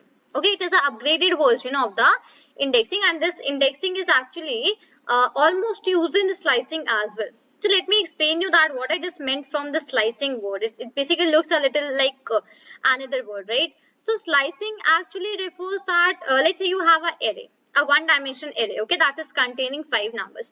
Now, if you want to extract some part of that array, you want to extract some part of the array. Let's say you are having 5 numbers in that array, you want to obtain only 3 numbers from that array. So in that case, basically, this is the place where we actually need the use of the concept which is called as slicing. So the slicing is one of the topics which is essentially used in the strings as well. Okay, this is a very important topic of the strings, but in even NumPy arrays also we have the slicing topic. So it is basically help us in obtaining a sub array from a array, right? Let me just go on to the one note and explain you this thing in a little detail, and let me tell you the syntax and all the things which we have here for the slicing topic. Okay, so basically what I will be just doing here is that okay, let me just define an array. Let's say that in array is basically having 9, 8, 7, 6 and 5. Let's say these 5 are the numbers that this array is having. Other than that, I told you that how to do indexing, right? Indexing is start from the 0th index and goes up to the nth index, whatever the number of you have written here. So for me, it would be starting from 0, 1, 2, 3 and 4. So at the 0th index, I'll be having the number that is 9. In the first index, I'll be having 8. And basically, it goes up to the 5, right? Now, if I want to do a slicing, let's say slicing is obtaining a sub array from an array. Let's say this is my array which is 98765. I want to obtain a small array from this, and let's say I want to obtain a small array, and that is 987. I want to obtain only this much of array from this whole array, right? So how will I be doing that thing? So in that case, basically we have a particular syntax that we apply. So let me tell you the syntax. So I would be putting the large brackets. Okay, first of all, large brackets are done. Between that large brackets, we just put one colon sign. Okay.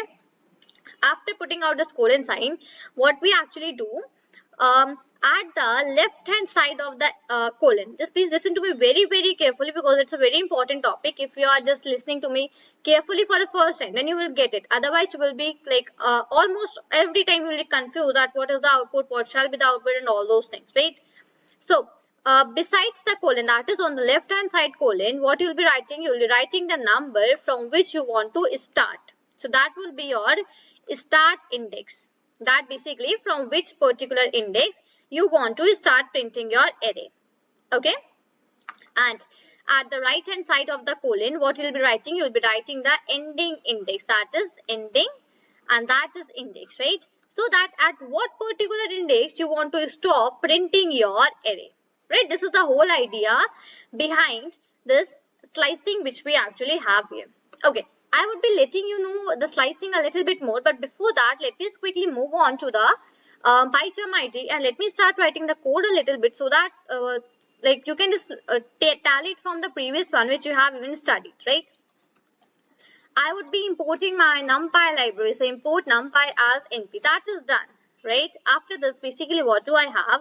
I need to declare my array. So A is equal to, I'm writing np dot array. Okay.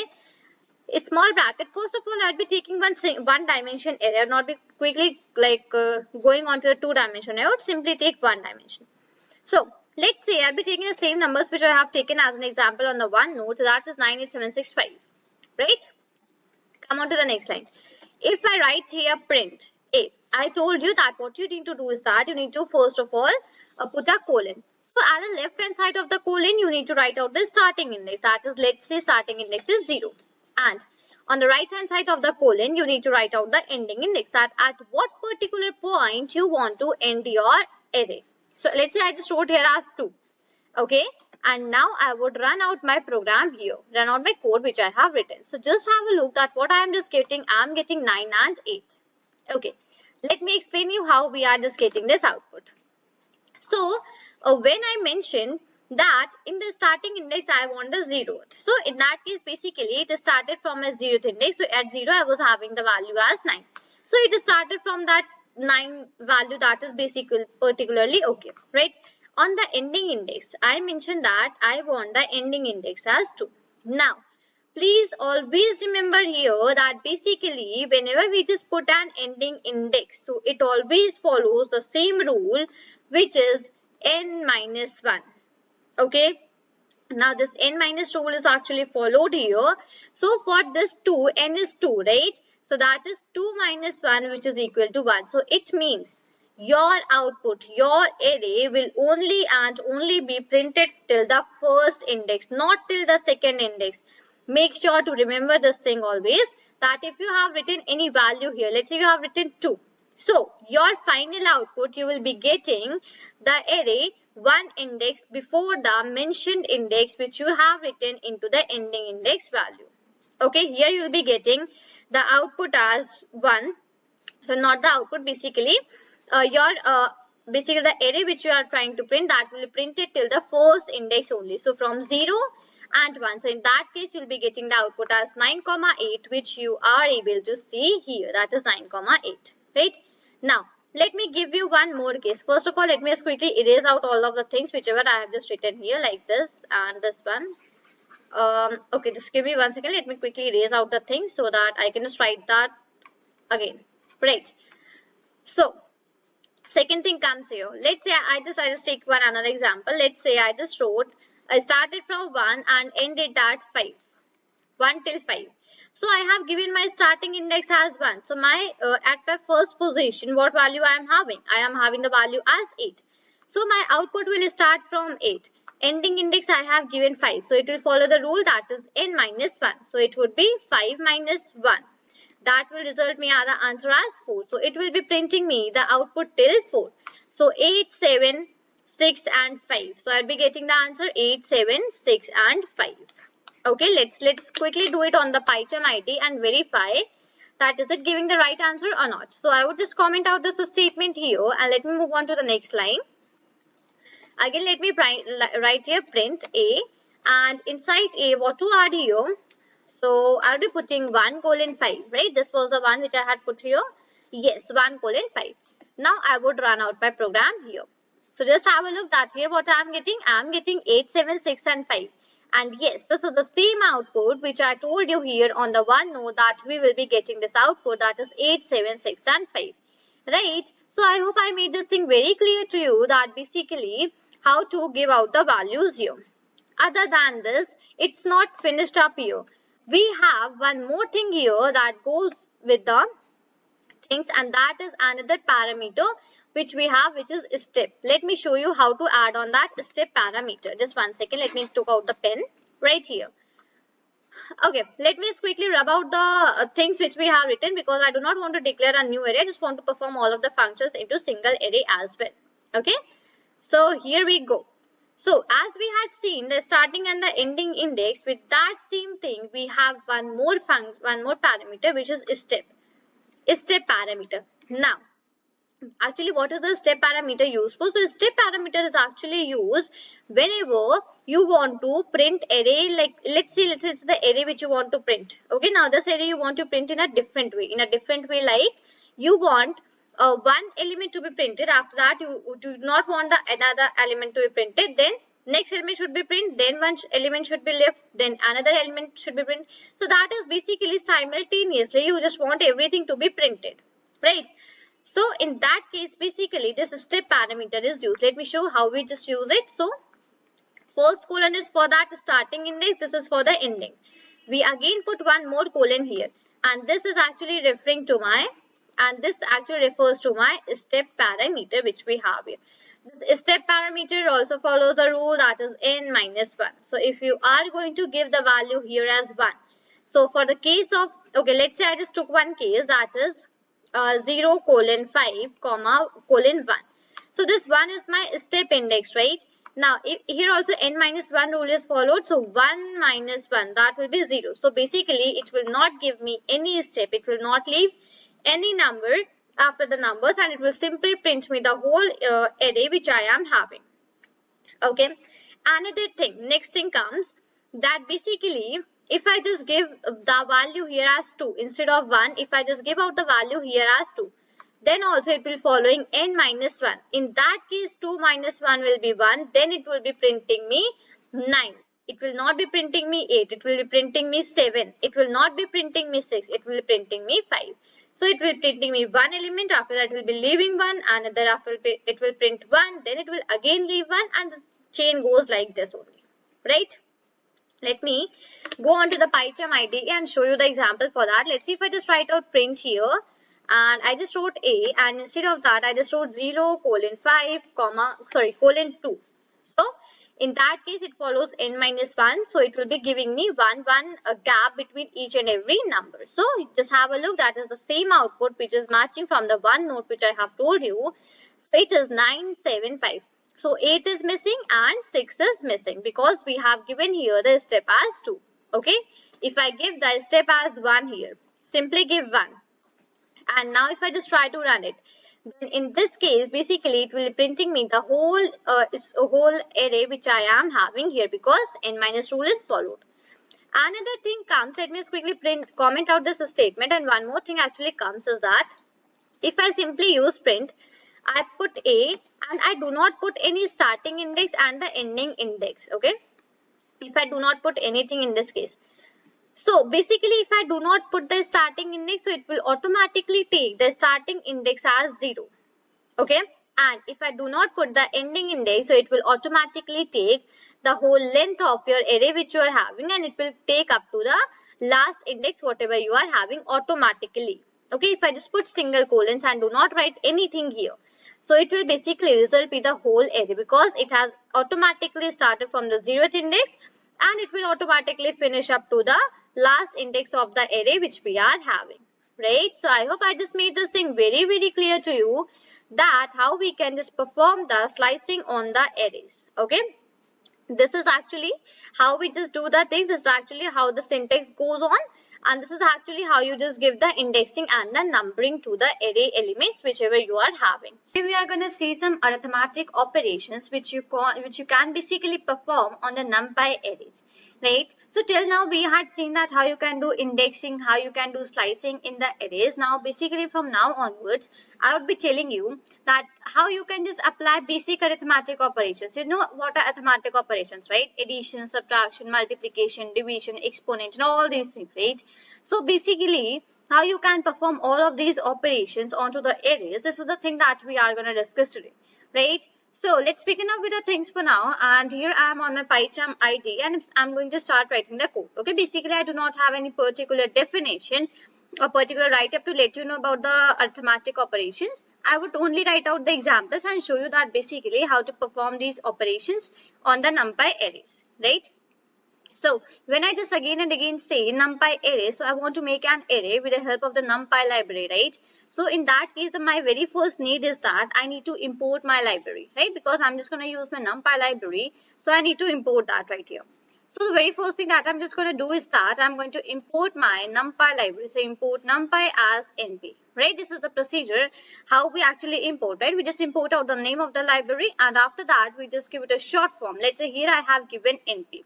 Okay, actually why we always give NP, because it is a very common one which is actually used by everyone. Okay, that is the reason that at every place I simply give this name which is NP. Okay, let's come on to the next line. Okay, let me take a variable, let's say that is A, and one more thing, that basically we do not have any particular function name, so that is why I cannot use my help function here. Okay, because we do not have a particular function. It's basically only the operators that we are going to perform. Okay, so right here I have taken a variable that is A. Okay, now into this variable I will be using my one of the functions that we have already studied here, and that is basically a range, because I just want to give a particular range that display me the numbers from this point till this point. Okay, so let's say I just give here 1, 5. Okay, And now basically I just want to print out this array. First of all, I want to see that basically what array is getting printed here. So for that case, I can simply write here print and then a, right? And I would just run out my program here. So basically in the output section, I'll be getting my output. So here we have 1, 2, 3, 4. So as I mentioned previously when I told about a range, and right now I'm again repeating that the number which you have written here at the last, that will be excluded. Excluded means that will not be added here. So this is the reason that why I am getting the numbers between 1, 2, 3 and 4 only, because 5 will not be included here in the output. Okay, that is done. Right, I just printed it A. Now I just comment out this line. Let's say I want to add 2 to all the numbers into my array which I am having. Okay, let's say I just want to add 2. So basically in my array I was getting 1, 2, 3, 4, right? So I just want that each and every number should be incremented by 2, right? That basically in each and every number 2 should be added. Right, so for that what I'll be just doing is that I'll be writing out my print statement. Directly inside my print statement, I would write the variable for which I want this operation to be acted upon. So here that variable I am having as a, right? So I want this variable to be acted upon the array which I have stored in the variable, that is a. Right, so I would write a plus 2, and it is this much simple. Right, a plus 2, that will basically increment all the numbers by 2 here as the output form. Now just have a look that previously I was getting the output as 1, 2, 3, 4, right? Now what I'm getting 3, 4, 5, 6. That is basically each and every number has been incremented by the number which is 2. So that I have simply written out here inside my print statement, right? Fine, let me just comment out this line for here as well. Let's move on to the next line. Now basically I'll be using out my print statement. So inside that print statement, let's say I want to multiply each and every number of my array by 6, let's say. Okay, I want to multiply each and every element of my array by 6. So simply I would write a multiplication 6 like this, and it's all over. I would just run out my program and be getting my desired output. So just have a look that my array was 1, 2, 3, 4, right? So in that case, if I just multiply it by 6, then I would be getting 6, 12, 18 and 24, right? So this is basically how I am getting the arithmetic operations, how I can perform the arithmetic operations actually. Now, let's say you want that whatever the numbers in your array are, you just want the power 2 of all those numbers. Let's say you just want to square all the numbers and just get the output of that, right?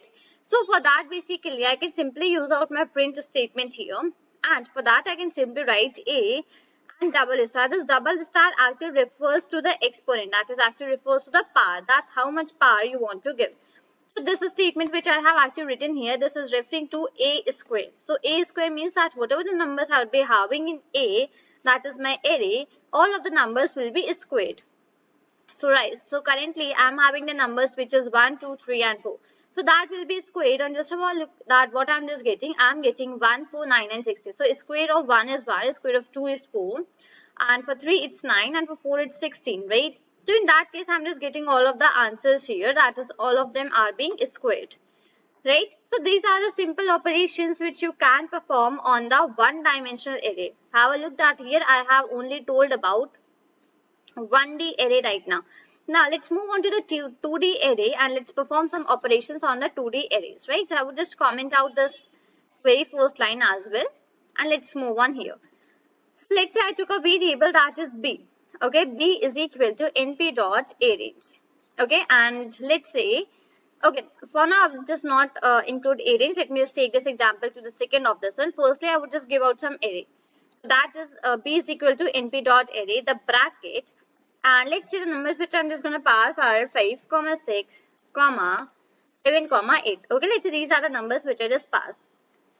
Now I'm just going to not tell you that how you can print out this array, because this thing you know very carefully, and you just know absolutely that how to print out, because from the starting of this course I'm basically in each and every video I'm just telling you that if you just want to print your array, so how you will be doing that. So from now onwards I would not be repeating out that thing. Okay, simply let's say what I just want is that all the numbers, okay, all the numbers which I am having into my array, that are 5, 6, 7 and 8.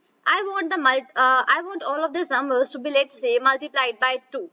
Okay, I want all the numbers to be multiplied by 2. So simply the procedure absolutely remains same. Only the difference is that when you just want to do it on one dimension array, so just declare a one dimensional array. When you do it on when you want to do it on the two dimensional array, so just declare out the two dimensional array. Other than that, in the print statement and for printing the output, none of the processes change actually. Okay. So in the print statement, I would write b multiplication, let's say 2 I had said, right? B multiplication 2. And I would just run out my program here. So now just have a look that all of the numbers which I was having in my 2D array, here they are. Okay, just one second. Right here. So all of the numbers which I was having in my 2D array, all of them have been multiplied by 2. So my numbers were 5, 6, 7 and 8. So when we just multiply them by 2, so I'm just getting 10, 12, 14 and 16. Right? This is the multiplication. Absolutely right answer. So this is basically how you can just perform the operations on 2D array as well. I would not tell you like addition, subtraction, all of the ones. I just gave you one example. Now rest is your work to try out all of the basically operators and act upon them. Okay. Now, just one second, let me comment out this line. Now basically I have one more example for you. In that example, basically I would be using my arrange function as well as I would be taking an array. Okay, I would be telling you that how you can just both like use both of these together. So let's say basically I have taken a variable that is a. Okay, now into this variable I would simply write np dot arrange. Okay, a is equal to np dot arrange.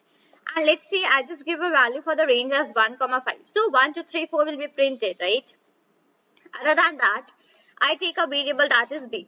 In that basically, I just gave np dot array. I just put the brackets and inside that I just pass 5, 6, 7, 8. Right? Now basically, this is how you can use your arrange functions as well and you can declare your array as well. Right now, if I just want to perform the operation on this, I want to perform the operation on arrange with the array. Arrange with the array, right? So what I would be just doing is that inside my print statement, I would simply be writing a plus b. Let's say I just want to add both of these. Right, whatever the numbers are in my a variable, that is whatever the array I have stored in my variable, that is a, and whatever the array I have stored in my variable b, I just want the addition of both of those. So inside my print statement, I simply wrote a plus b, and when I'm just going to run it, so basically here I'm just going to get the answer, that is 6, 8, 10, 12. Now how I am getting, because here I have written np dot arrange. So I have given a range as 1, 5. So the numbers that I would be having in my A array, that is 1, 2, 3, 4. Right? This thing we have already seen above. Right now in this video itself, we had just seen this thing that if I'm just going to write 1, 5. So in that case, basically, what are the numbers that I would be getting inside this array? Right? That is 1, 2, 3, 4. So now 1 will be added with 5, 2 will be added with 6, 3 would be added with 7 and 4 would be added at 12, right? And sorry, 4 would be added with 8. And with that only, I'm just getting the output, that is 6, 8, 10, 12, right? So I hope I just made this thing very, very clear to you that how you can perform this, basically this addition. Now let's say I want to do multiplication. So in that case, I would be simply writing here print and I'll be writing a multiplied by b. Okay, let me just comment out this line and let me print out. Okay, just one second. Let me comment this line and let me print out a and b as well so that it's more clear to you. Print a and then I would just write here as print b. Right, now let me just quickly run out here. Fine. Just have a look that basically my 5, okay, this 1, 2, 3, 4 is my first array, 5, 6, 7 is my second array. And the multiplication I'm just getting is 5, 12, 21 and 32. So 5 multiplied by 1 is 5. 6 multiplied by 2 is 12. 7 multiplied by 3 is 21. And 8 multiplied by 4 is 32. Right? So this is basically how I am getting here the multiplication of all the numbers which I have taken. Right? So basically I hope I just made this thing very clear to you that how you can perform the basic arithmetic operations on the 1D array as well as on the 2D arrays. Right? So this is actually how we can just perform basic arithmetic operations. You can just apply some divide here or whatever you just wish you can just apply. And you can just even take two-dimensional array and apply the same functions on them as well. Basically, we had finished up with the arithmetic operators in the previous videos, right? Now we'll be seeing up the reshape and resize. These are the two very important functions in the NumPy arrays when we just talk about the NumPy arrays, right? So these are the two functions which plays a vital role in the arrays, right? So we'll be discussing about the reshape and the resize functions for now. So before diving into the code, let me just give you an idea that what is the use of reshape and what is the use of the resize function. After that, we'll move towards the coding, right? So here it is written that reshape function gives a new shape to an array without changing its data. So basically, as from the name only, you will be basically getting an idea that what's the use of this reshape function, right? So reshape means to giving something a new shape, right? So reshape function actually gives a new shape to an array without changing its data. So whatever the data you are having inside the array, okay, let's say you have a 2D array and you want to change its shape. So you can change its shape, but its data will not actually be affected, right? This is the whole idea for the reshape function. Then come to the resize function. So what's the use of the resize function? So it actually returns as a new array with a specified shape. Okay. Basically, when you have specified a particular shape. Okay, let's say we just say that, okay, I just want this particular size of my array. So it will return you a new array with that specified particular shape. Right. So these are the idea regarding the reshape and the resize functions. And after that, when you are just gonna write out the code for both of these functions, then you'll be getting more clear that what's the use of these and how we just use them in the NumPy arrays, right? So without wasting time, let's code out the things and say that basically what is the how we just write out the reshape and resize functions, what's the use and all those things. Right, so as I said that these are the functions which we will be acting upon the NumPy library. So the very first procedure I'll be importing out my NumPy library. So import that is NumPy as NP. Right, I would be using out my help function as well. Okay, so help, and inside this I'll be using np dot and that is reshape. Okay, help is equal help and in bracket np dot reshape. So after running out, just have a look that I just got the details about the reshape function. So let me just go above and show you. Fine. So these are the parameters which you have in the reshape function. The first parameter is A, second is the new shape, and third is the order that is equal to C. Now basically here order is equal to C. What does this actually mean? So that I'll be letting you know in a little while. Okay, basically there are 4 types of orders which you can apply. So I would be telling you in detail about all those 4 in a little while. Okay. So these are the parameters which you can just add on here. And other than that, okay, let me come down and see that basically what does it actually returns. So it actually returns a ND array, and this will be a new view of object if possible. Otherwise, it will be a copy. Okay. That is fine with me. And other than that, basically, there are some examples and all these things which you can have a look on your own, right? So I will be moving up with the code for now for the reshape function.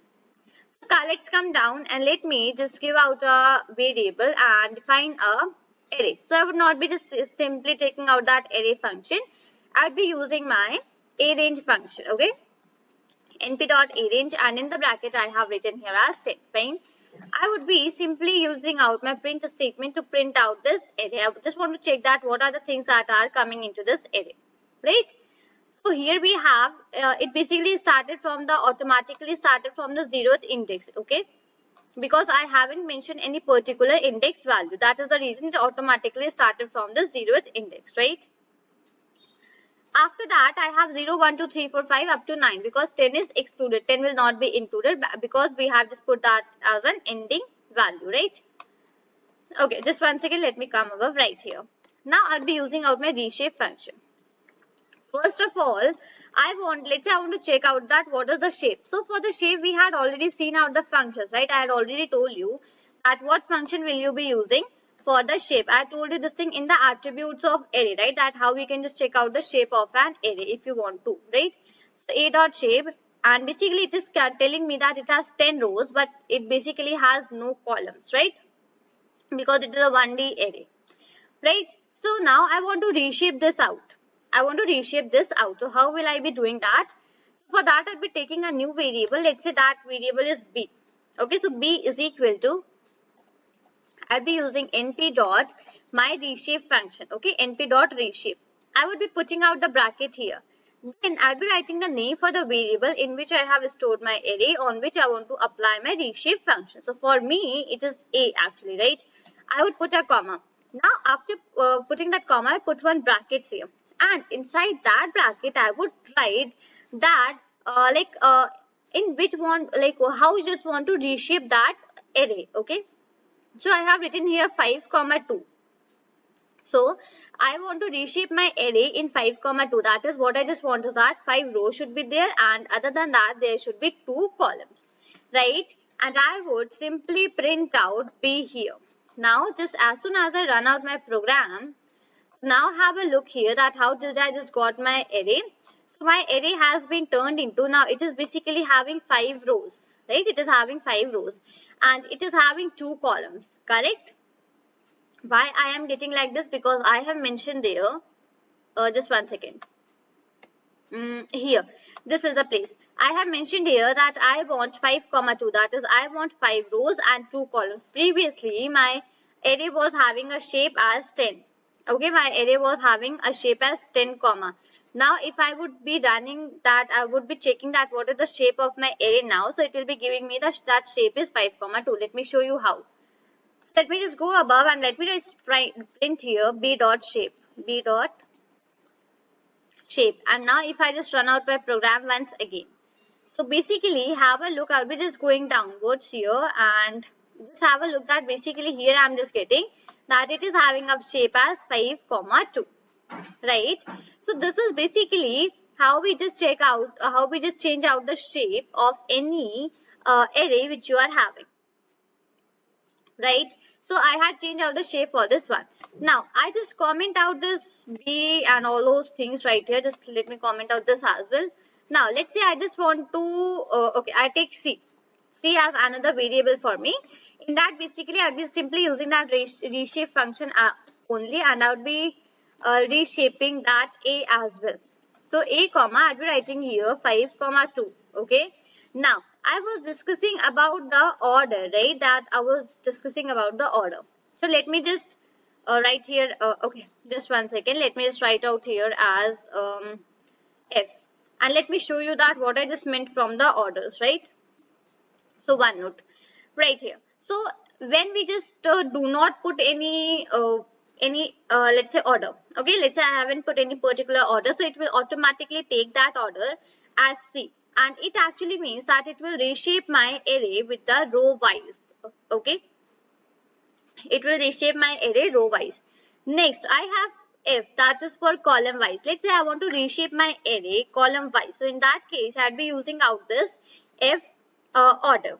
Okay, A is for fortran wise and K occurs in memory. For now leave this A and K, for now just focus upon C and F. So C is basically for my row wise and F is for my column wise. Okay, so let me now run it here. Let's run it now. Okay, oh, I'm sorry, I haven't printed C here. Let me just quickly print and then C here. And let me just run out my program for now. Right here, so just have a look at what difference actually I am getting. I am getting here the difference as, now I am getting 1, 2, 3, 4 like this. And after that on the other column, I am getting 5, 6, 7, 8, 9. Previously, when I have not applied, so in that case, what I was getting, let me just quickly print out the B as well, right here. And let me quickly run out. Just have a look. Previously, I was getting 0, 1, 2, 3, 4, 5, 6, 7, 8, 9 like this. And when I applied the, basically the order, that is F, that is my column wise right here. So this is my column wise, right? When I just applied that, so after that, now have a look at what output I am getting. I am getting 0, 1, 2, 3, 4 in one single line. And then on the other line, I am getting 5, 6, 7, 8, 9, right? So this is basically how we just use out the reshape function, and this is actually what's the like orders which we have here in the functions, in the different functions. Okay, right. So I would just now be commenting all of these things. So I'll be moving towards the next thing, that is my resize function. Till now we have seen the reshape, right? Now I'll be moving towards the resize one. So first of all, I'll be using that help and np dot resize. and I would be running it here. Fine. So basically, it gave me the idea for my resize function, right? So it is telling me that you have two parameters here. The first parameter is a, and the second parameter is new underscore shape. And basically, what does it returns? It returns a new array with the specified shape, right? Other than that, what are these parameters? So a is the array like, that is the array which has to be resized, name of that array, and the new shape, okay, which you want to apply. So what does it actually, okay, here we have the cursor. So what does it actually returns us? Okay, I'm sorry. So what does it actually returns us? So it actually returns us an ND array. The new array is formed from the data in the old array repeated if necessary to fill out the required number of elements. Okay, fine. And other things you can just check out on your own, the examples and all those things, right? I'm just not going to show you that thing right now. Right here. Okay, let me just take a variable, let's say that is a. I will be simply applying np dot a range. Okay, and in the bracket, let's say I just wrote 5.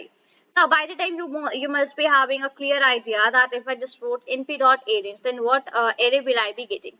So you'll be getting an array as 0, 1, 2, 3, 4, and 5 will not be included because that is the ending value which I have given, right? And basically here I have given.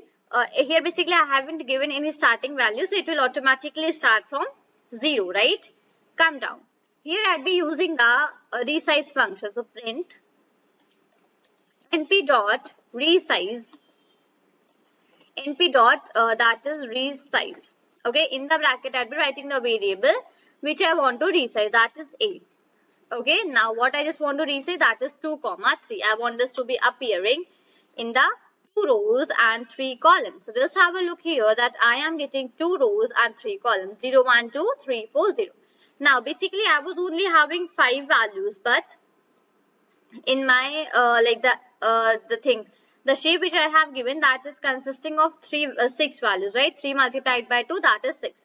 So whichever the place would be empty, in that case automatically the 0 will come. So that is the reason that here the 0 is automatically coming, because this place is empty and we do not have any particular number to include here, right?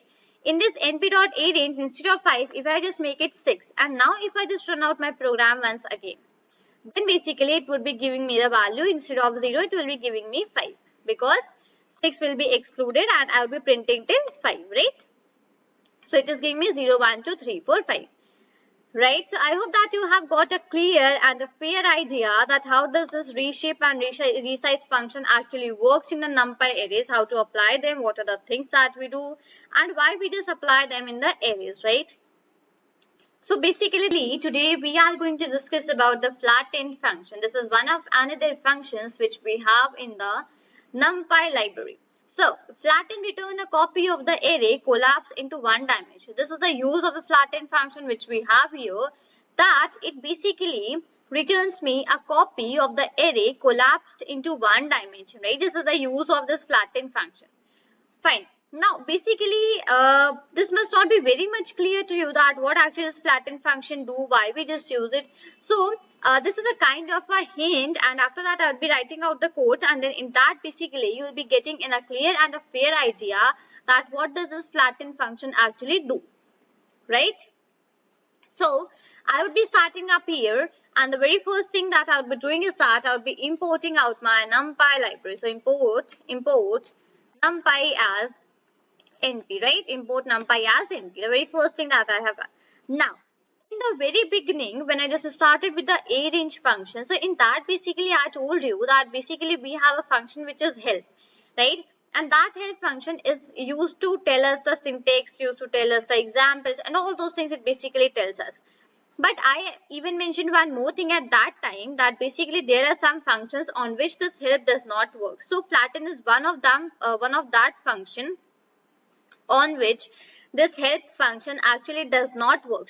So if you're just going to use help and in bracket you're going to write np.flatten, so in that case basically it will show you some kind of error, right? So this flatten function is not used, this help function is not used with the flatten function, right? So I will not be using that, and I will simply be taking a as my variables, right? So a is equal to, I will be making one of my array here. Okay, let me take a 2D array first of all.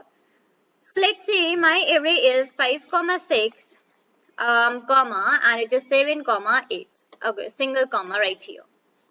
Okay, just 1 second. Right here. Now, I have just made out my array. I just want to print it, so I'll be writing print, and in the bracket, I'll be writing here as A, right? I will just run it for a while. And this is my two-dimensional array, which is having the shape as 2 cross 2, right? That is 2 rows and 2 columns, right? I would be closing it this thing here.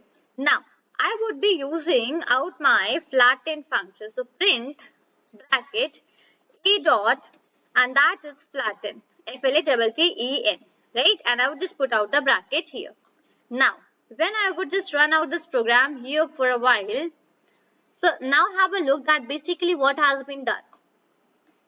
So my array was my 2 dimensions array, right? So that 2D array has been converted into 1D array. Just have a look that this was the previous my real array which I have printed here, right?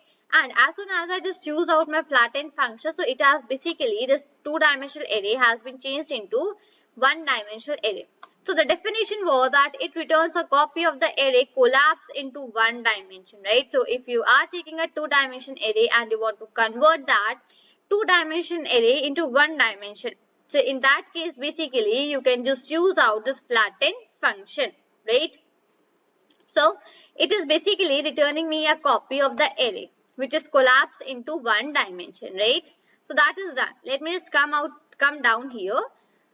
And basically the use of this flatten function is usually this thing only, that it is used to convert a 2D array into a 1D array. Other than that, basically we have some more things here.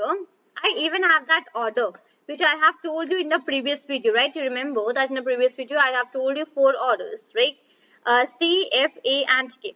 So C was for my row wise and F was for my column wise. We are just focusing upon these two for a while, right? So inside my print statement, I will be using A dot flatten. A dot flatten, right? Inside the bracket, let's say I just want it to be column wise. Okay, so in that case, basically what I will be doing is that I'll be writing order. Order is equal to, and I'll be writing here as F. Okay. And now just let me quickly run out my program. Now basically have a look that according to the column wise, my middle values which were 5, 6 and 7, they have been interchanged and they are 7 and 6 right here, right? So this is basically how this order actually works. Now you can just apply, okay, by default the order is C always, that is my row wise. But if you just want to make it to the column wise, so you can simply, in the place of the order, you can simply apply here F, that is basically used for my row, that is used for my column wise. Okay, that is done. Let me just comment out all of these things, all these 4. Let me just comment it out right here. Now, basically, I'll be using out B, my another array which I'm just gonna make, right? B is equal to np dot array, right? In the bracket, I will be putting out let's say 1, 2, 3, right? Let's say my 3D is array 1, 2, 3, 4, 5, 6, and then I have 7, 8, 9, right? This is the array which I have, let's say, declared here. If I just want to print it out, so writing print and then breathe. So basically this array will be of my 3 cross 3, right? So here I just got my 3 cross 3 array here. Now, if I apply the flatten function onto this, okay, if I just write print and then I just write B dot flatten and I put on the brackets here. Now just have a look that basically what will happen, my all the that 3 cross 3 array has been converted into one single 1D array and all the numbers have come into one single line here. Just have a look, right, that all of these numbers have came into one single line. So basically my array has been converted into, my array has been converted into 1D array, right? So here I was having 3 cross 3. So that 3 cross 3 has been converted into 1-dimensional array and that is because of my flatten function. Now, if I just change out the order as well, if I just write print and I just write B dot flatten and into the bracket I just write order is equal to F, right? And now if I just run out my program here, Now just have the look that all of the values, many of the values have been actually interchanged because it has been sorted, it has been made according to the column wise, not according to the row wise. Okay, according to the row wise it was previously, which is 1 2 3 4 5 6 7 8 9. Now if it is want to convert it into column wise, so this column wise it actually looks like this, right? So this is basically how we just check out, how we just say that your order has actually changed.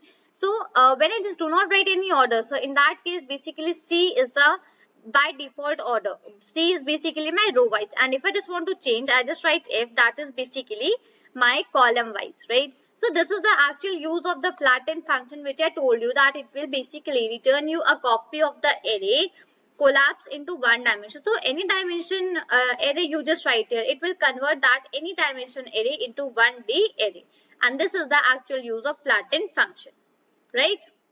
So I just hope I made this thing very clear to you, that how we just use out the flatten function and what is the use of this flatten function in the NumPy arrays. Right, to discuss about the ravel function, that is RAVEL. Ravel is another function which we have in the NumPy arrays. We just apply it in the NumPy arrays. Now, what is the use of applying this ravel function in NumPy arrays? Like basically why we just do that thing. So, if we just want to change a two-dimensional array or a multi-dimensional array into a continuous flattened array, then in that case basically we just apply the ravel function, right? We had discussed about the flattened function, that is a flattened function in the previous video, right? So in that basically what was happening, that 2D array was converting into 1D array, right? That was the idea which was happening in the flatten function. So it's just a kind of similar function to the flatten as well. So in ravel function is used to change a two-dimensional array or a multi-dimensional array. Now basically here we have 2D array or a multi-dimensional array into a contiguous flattened array. This is the whole idea behind this ravel function. Now basically you will be getting a more clear idea when we just like start writing out the functions, right? When you start writing out the code, in that case basically you'll be getting the more clear idea that what is this ravel function actually used for. So let's begin up with the coding for now, and the very first thing I'm just going to do is that I'm going to import out my NumPy library, because this function is a part of my NumPy library. Okay, so I've just imported out my NumPy library and given it a short form as NP. Right, that is done. Now, what I would be just doing is that here, let me check out that this ravel function will actually work for, this help will actually work for the ravel function or not. That is RAVE, like this. And now let me just quickly run out this program here. So basically this ravel function, with the help of this help, we just got the idea to see out the ravel function. And okay, just 1 second, let me take it to here, right here. So basically what's the use of this, and firstly what is the parameters? The parameters are A is basically your array, basically the like variable that will be containing your array, and other than that basically we have the order as well. Okay, we have the order, and basically the order is C, right? Basically C, that is the by default order, which is actually referring to my row wise, which actually makes my array into a way that is row wise. Okay, other than that basically these are the parameters which you can just have a look on your own, and what it returns, it basically returns you an array. Y is an array of the same subtype as A with shape. Okay, so this is the whole idea regarding this ravel function. Rest of the things you can just have a look on your own. I'm just not going to tell you that thing here. Fine. Let me comment out this here. Let's begin up with the example for the ravel function. Now what I would be just doing is that, let me take a variable, let's say A. Okay, and I just want to make an array, that is A is equal to np dot array, right? I would just put out the bracket and let me just declare an array. Let's say my array is 2, 3, comma, and it's let's say 4, 5, right? Let's say this is a 2D array which I have declared here. Fine, I have just made it. Other than that, I would just come on to the next line. I would just simply try to firstly print out my array, that is which I have just mentioned here. So I would be writing print A, and it will basically be giving me the array that is 2, 3, 4 and 5. That is a 2 cross 2 array, 2D array which I have just made here. Right, now basically rather than this, what I would be just doing is that I would be checking out my ravel function. So with the help of my print statement, I'll be writing print here, and with that statement basically, what it is doing is that I'll be writing np dot revel. That is my function name, and into the bracket I'll be writing out the variable on which I want to perform this. So I want to perform it on the variable that is a, right? And now I would just run my program here. So now just have a look that my 2D array has been converted into 1D array as well, right? Now, so basically what was written above, it was that it is used to change a 2D, two-dimensional array or a multi-dimensional array into a contiguous flattened array. So flattened array is actually referring to the flattened function which we have. And that was actually used for converting my 2D array into 1D array, right? This was the use of that particular function. So it is also doing the same for me. Let's say I want to change out the order. So in that case, I'll be writing out that print here np dot revel. Okay, print np dot revel, and I would just put out the brackets a comma. Okay, a is the variable on which I want to apply the revel function, right? So in that case, I just simply put on that a here, right? So that I have written. Other than this, I would be writing comma, and here be adding the order. Okay, that basically what is the order which I just want to apply here. So order I want to apply here as f, and that f is basically referring to my column wise. And now if I just run it again here, so yes, now just have a look that the between values, some values which were in the middle, that were 3 and 4, that have been interchanged to 4 and 3, and that is actually because of the revel function which we are using, right? So this is the actually use of the revel function. Other than this, let me just firstly comment out all of these things which I have just written out here, right here, comment. Now I'll be taking one another example, and in that case I'll be taking a 3x3 array. Okay, so let's say I took the variable that is b, and that is np dot array. That is basically used for making out my array, right? I would put the bracket and these large brackets. Now inside these brackets I'll be putting out the 3 ones because I'm just like making a 3x3 array. Okay, so I want to put out some values. Let's say my values are writing 9, 8, 7, and that is again comma 6, that is 6, 5, 4, again a comma, and that is okay, 4 is done, 3, 2, 1. Right? These are the values which I had just put on and made my 3x3 array. So if I just want to check out my 3x3 array, I will be simply printing out here, and I would be writing here print, and in the bracket I would be writing here as b, and I would be running it here, right? So that I have done, and so because of that only I just got the answer here, and that is 976543221. That is my 3x3 array. Now if I want to apply my revel function into this, so I would writing my print, then I'll be adding np dot revel, and into the bracket I'll be writing out the name of the variable on which I want to apply out this revel function. Let's say in my case it's b, right? So I just written that b here, and now I would be running my program. So just have a look that my 3x3 array which I have declared has been changed into one single dimension array, right? And I am getting all of the values which are 987654321 into one single array, right? And I'm just getting all of these things here. So this is actually how the revel function actually works. Other than that, I would just want to apply and change out the order as well. So I'll be writing print np dot revel. I would put the brackets here. Then the name for my variable on which I want to act is b, with single b, comma, and after that I'll be adding here order is equal to, that is capital F, right? Okay, instead of revel, it's revel, that is revel, right? And now I would just like to run out my program here.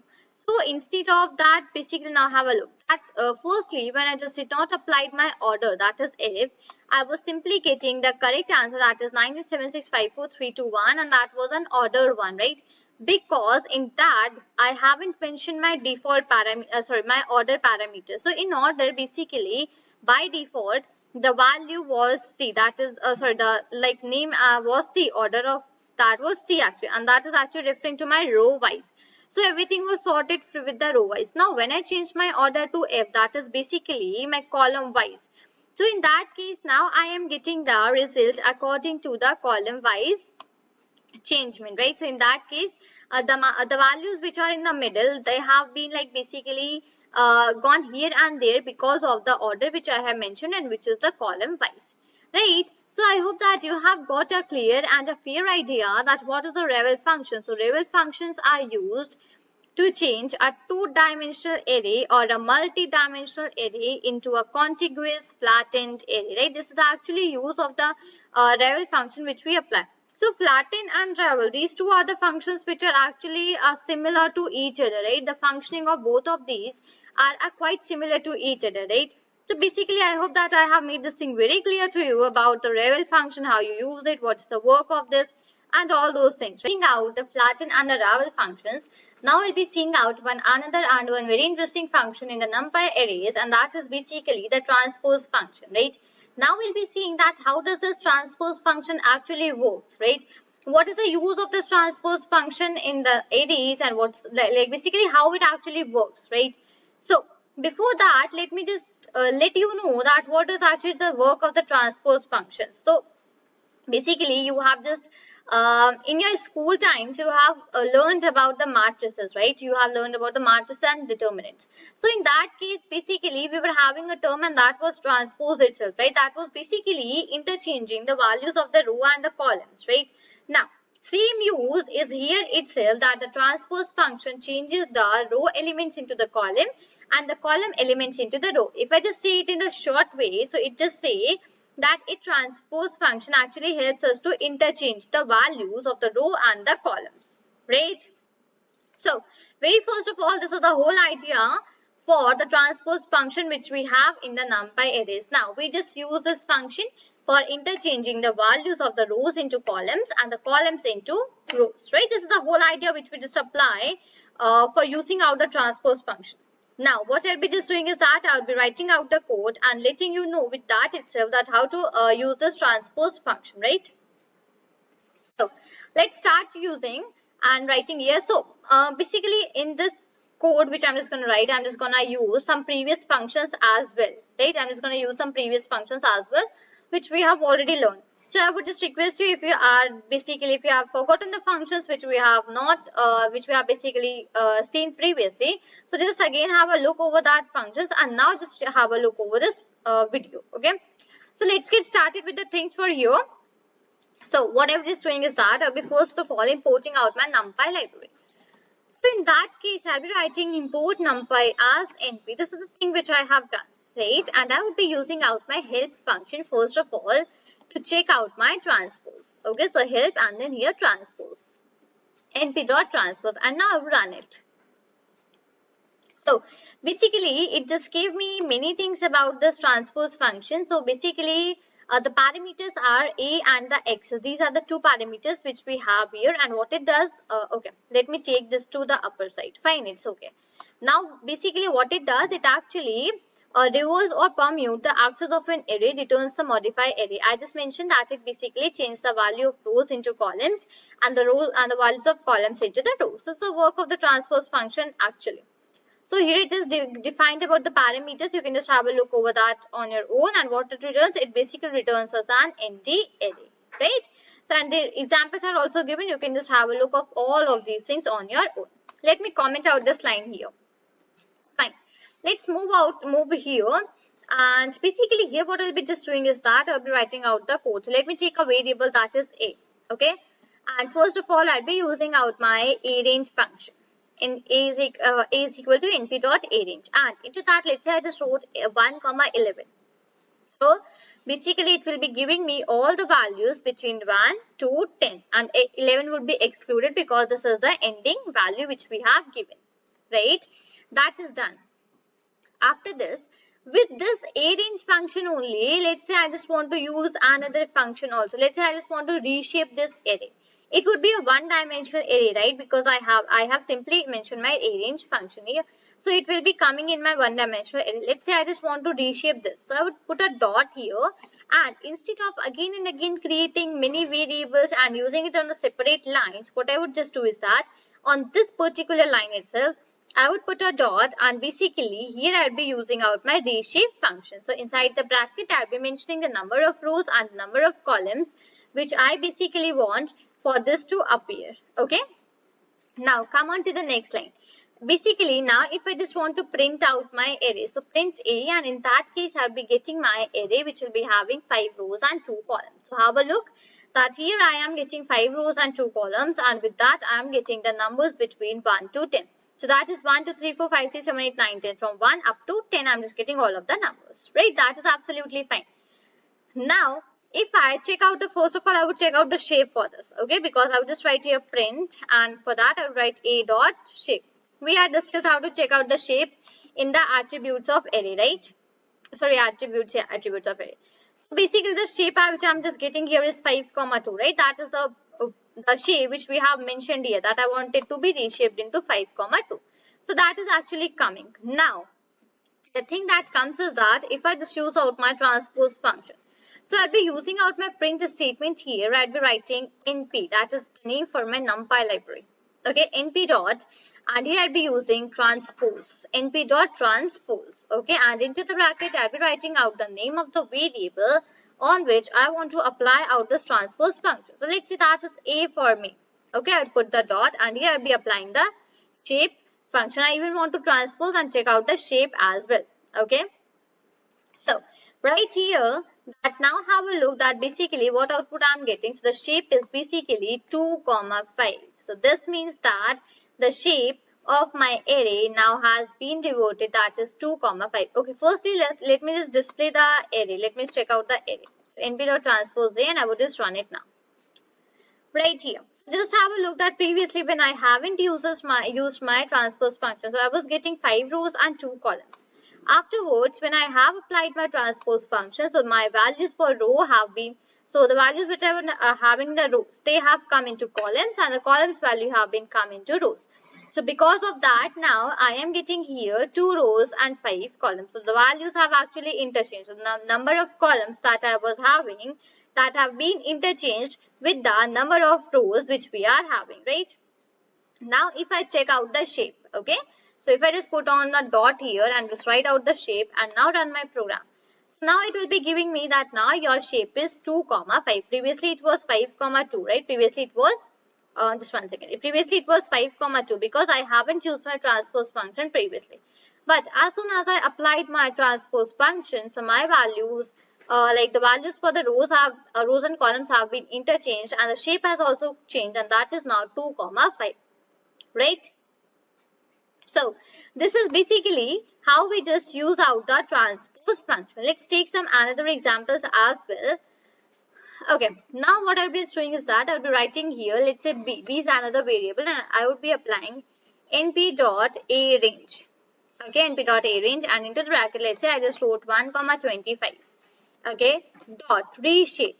Now basically we have, I just want to reshape it.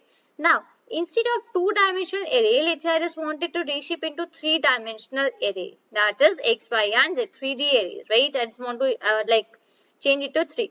So in that case I'll be giving, let's say 2, 3, 4. This is basically the 3-dimensional array, how I can just reshape it. Now here we'll be getting to know how to reshape the 3D basically a 1D array into a 3D array as well, and I will just print here as b. Right. Let me just run out my program and explain you what is meant from 2, 3, and 4. Right here. So this 2 is actually referring that I want 2 arrays. Okay, this 3 is actually referring to the number of rows which I have, and this 4 is actually referring to the number of columns I have. Okay, so 2 is my number of arrays, 3 is my number of columns, and 4 is my number of, 3 is my number of rows, and 4 is my number of columns. Right, just have, again I'm just repeating, please write this down on your pen and paper, whatever you are just using. 2 is the number of arrays, 3 is the number of rows, and 4 is the number of columns, right? Now basically these are the 2 arrays which I'm just getting, and they are having the numbers between 1 to 24. So I've just written out the range as 1 to 25. So 25 will be excluded, it will not be included, right? Now if I apply out the shape, so okay, let me check out the shape. So that would be print, and in that b dot shape, right? And I would just run out once again this thing. So the shape which I'm just getting is 2, 3, 4, which is the required shape which I have mentioned here. Now if I apply out my transpose function, So if I just write out here print, okay, and I just wrote print, and that is np dot transpose, and into the bracket I just wrote the variable which I want to transpose. So that is b, right? And now I run it. Again, have a look that the values have been interchanged. Now just have a look what I am just getting. I am getting 4 arrays. Okay. Previously, I was having 4 columns, but now it has been interchanged to 4 arrays. Other than that, I am getting 3 rows. 3 rows actually remain the same, which is actually in the middle, right? And I am getting 2 columns, right? So previously I was getting 2 arrays, but now I am getting 2 columns. So number of arrays and the number of columns have been interchanged with each other. Okay, so this is the whole idea which is actually followed here. Now, if I just try to run out the shape for the transpose one, if I just take out the shape, so if I just write print and the bracket np dot transpose, in the bracket it's b dot shape. Okay, and now if I just try to run this here, now I would be getting the answer. The shape for my transposed array is 4, 3, 2. As I mentioned that the values for the number of array and number of columns have been interchanged with each other. So previously I was having number of arrays as 2, but now I am having the number of columns as 2, right? So this is basically how we just use out this thing. Now, if I want to apply my transpose function in one-dimensional array, we had seen in 2D array, we had seen in 3D array. Now, if I want to apply in 1D array, so I would just write a is equal to np dot arange, and in bracket let's say 1, 10. Okay, I would simply print out my a. Okay, I would just 1 second, single I here I would add. Right here, and now I would just try to run my program. So that is 1, 2, 3, 4, 5, 6, 7, 8, 9. Okay, that is okay. Now what I would be doing is that I would be applying out my transpose function.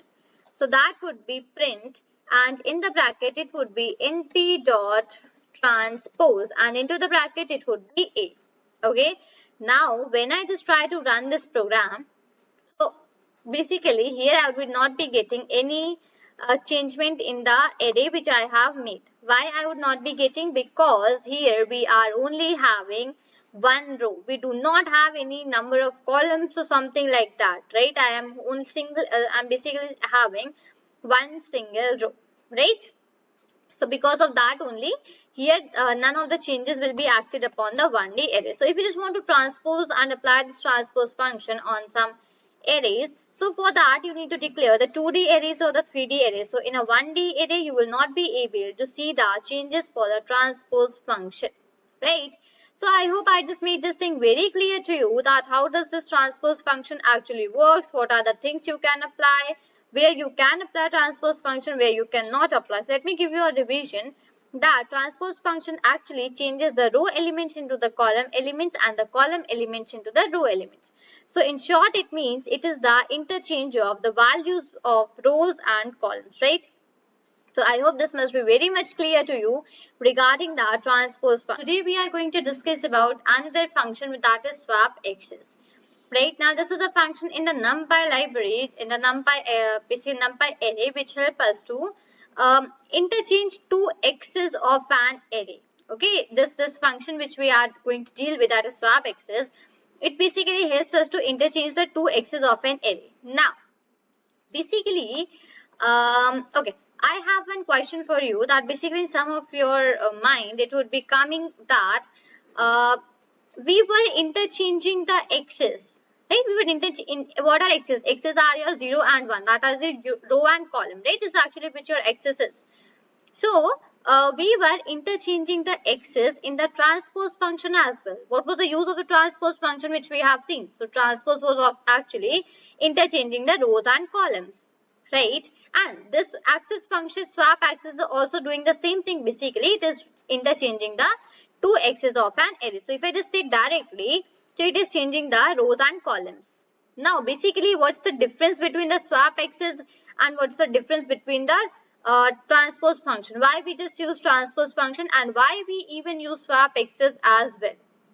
right? So the answer for this question you will be getting at the last of this video. Okay, so I'll be starting here firstly with the swap x's, that basically what's the use of swap x's, how we just do it, how we just write out the codes. After that I'll be telling you the difference between the transpose and the swap x's, right? So swap x's is a function which interchanges the two x's of an array. Let's do it with the code. So firstly I'll be importing out my NumPy library. So import NumPy as np, the very first step that I have done here. I would be using out my help function. So help np dot swap x's. This is the name for my function, help np dot swap x's, and I would just run it out here. So basically, I just got all the details about my swap x's function which we have. So basically, we have three parameters, that is a, x is 1 and x is 2, right? Other than that, what's the use? So it is basically used for interchange two x's of an array. Right, that is the whole fine idea. Now, what are the parameters? The parameters are a, x is 1 and x is 2. So x is 1 is the first axis and x is 2 is the second axis. That are your row and columns, right? So these are the things which you can just read on your own. Rest of the things are given here and you can just even check out the examples as well. Right, I would just comment out this help one for a now and come on to the next line. Basically, I would be taking a variable. Let's say that variable is a.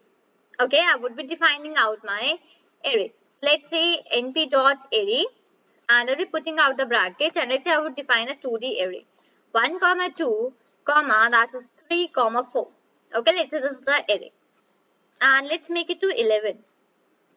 Okay, let me make it to 11, 12, 13 and 14. Since a long time we are simply taking 1, 2, 3 and 4. Okay, fine. So that is done. Now I want to print this array. So in that simply I can just write print a. That will basically print me my 2D array which I just have written here. That is 11, 12, 13 and 14. This is absolutely okay.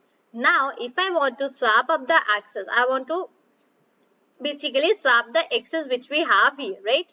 So I would be writing here print. Okay, put the bracket.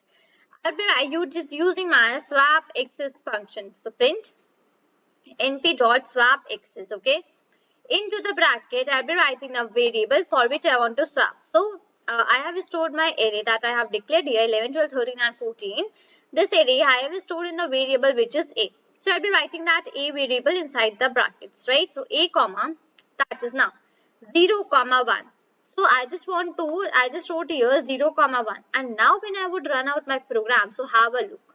Just have a look very carefully that previously I was getting 11, 12, 13, 14. Now what I am getting 11, 13, 12 and 14. So basically the values have been interchanged here, right? So the values which I was having here have been interchanged. So the value which I was having into my column, that has come into my row, and the value for my row has gone into the another column. Right, so this is the whole idea which I was having here. Right, basically now another thing, if I just write it to 1, 0, if I just write it to 1, 0.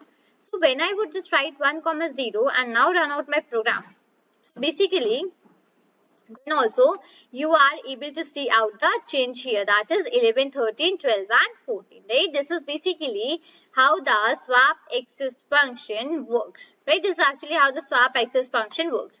Now, I would be just commenting out this thing here for a while, and let's move on to the next thing which we have here.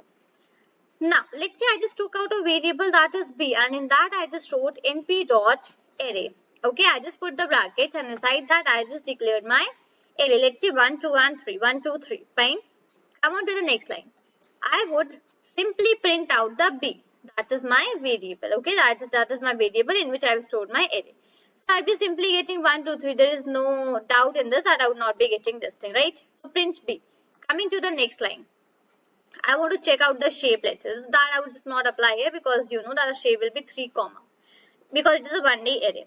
I would be applying now my swap x's. I will be writing print np dot swap x's into the bracket b, 1, 0. Firstly, let's say I just apply to 1, 0 like this.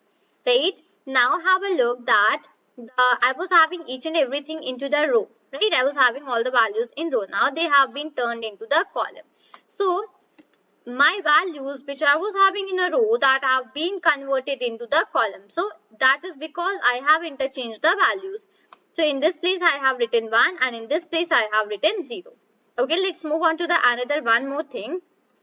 I would be using out my print statement here, print in bracket. I will be writing np dot swap x's in bracket b comma 0 comma 1 I would be adding here. Okay, now if I just run out my program, so just again have a look that I am getting my new array which is 1 comma 2 comma 3, right? So this is basically how the swap x's work.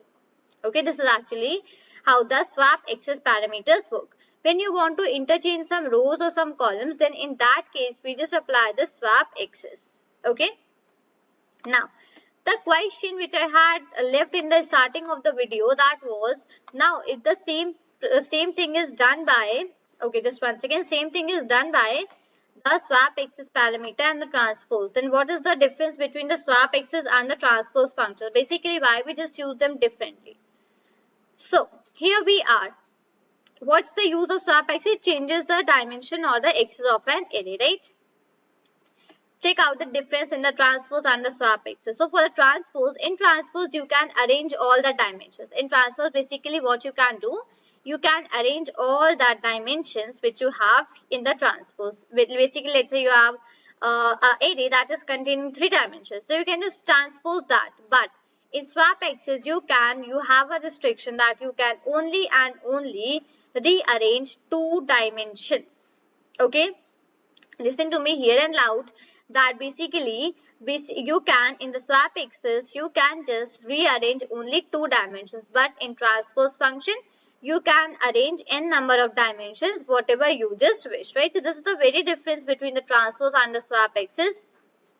And this is the reason why they both have different functions, and basically this was the difference between the swap x's and the transpose, right?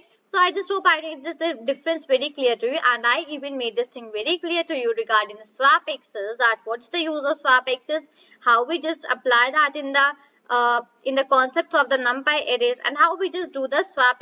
Now today we are going to discuss about another function in the NumPy library, and that is actually a concatenate function. Now, what's the meaning of the concatenate? First, let me explain you that. So, concatenate means to join something. When you just want to join something, so that is actually called as concatenation, right?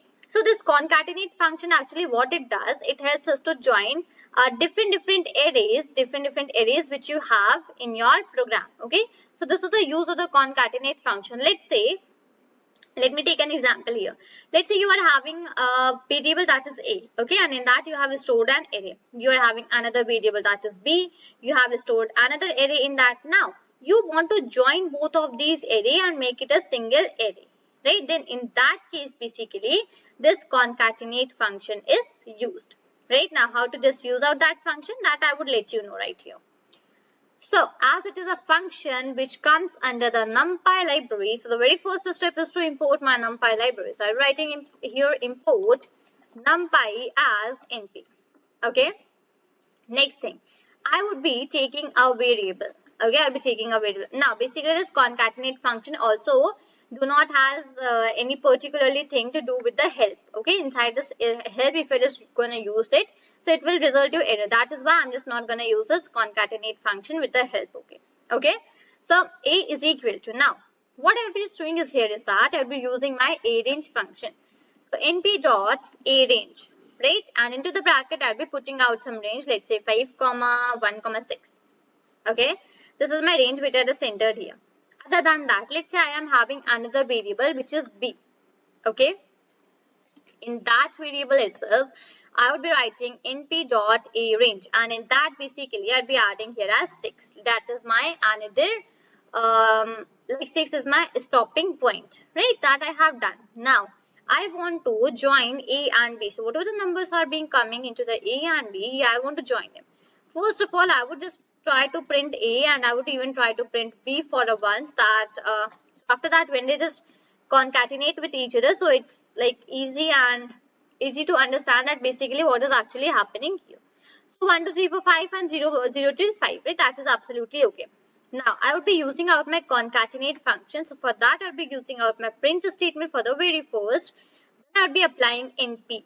Okay, that is the short form which I have given to my NumPy library. So NP, I would be applying a dot here, NP dot, and then I would be adding that concatenate. Okay, that is concatenate. Okay, concatenate right here. Okay, and I would be putting out the brackets, double brackets, and in that I would be writing A comma B. That is, I want to concatenate A and B, right? And I would just run out my program here. So just have a look that my A and B. Now A and B have actually been joined here. So in A I was having 1, 2, 3, 4, 5. In B I was having 1, 0, 1, 2, 3, 4, 5. Right. So now they both have been joined with each other, and the new array which I have got here is 1, 2, 3, 4, 5, 0, 1, 2, 3, 4, 5. So this is a new array which I am just resulting here. Right.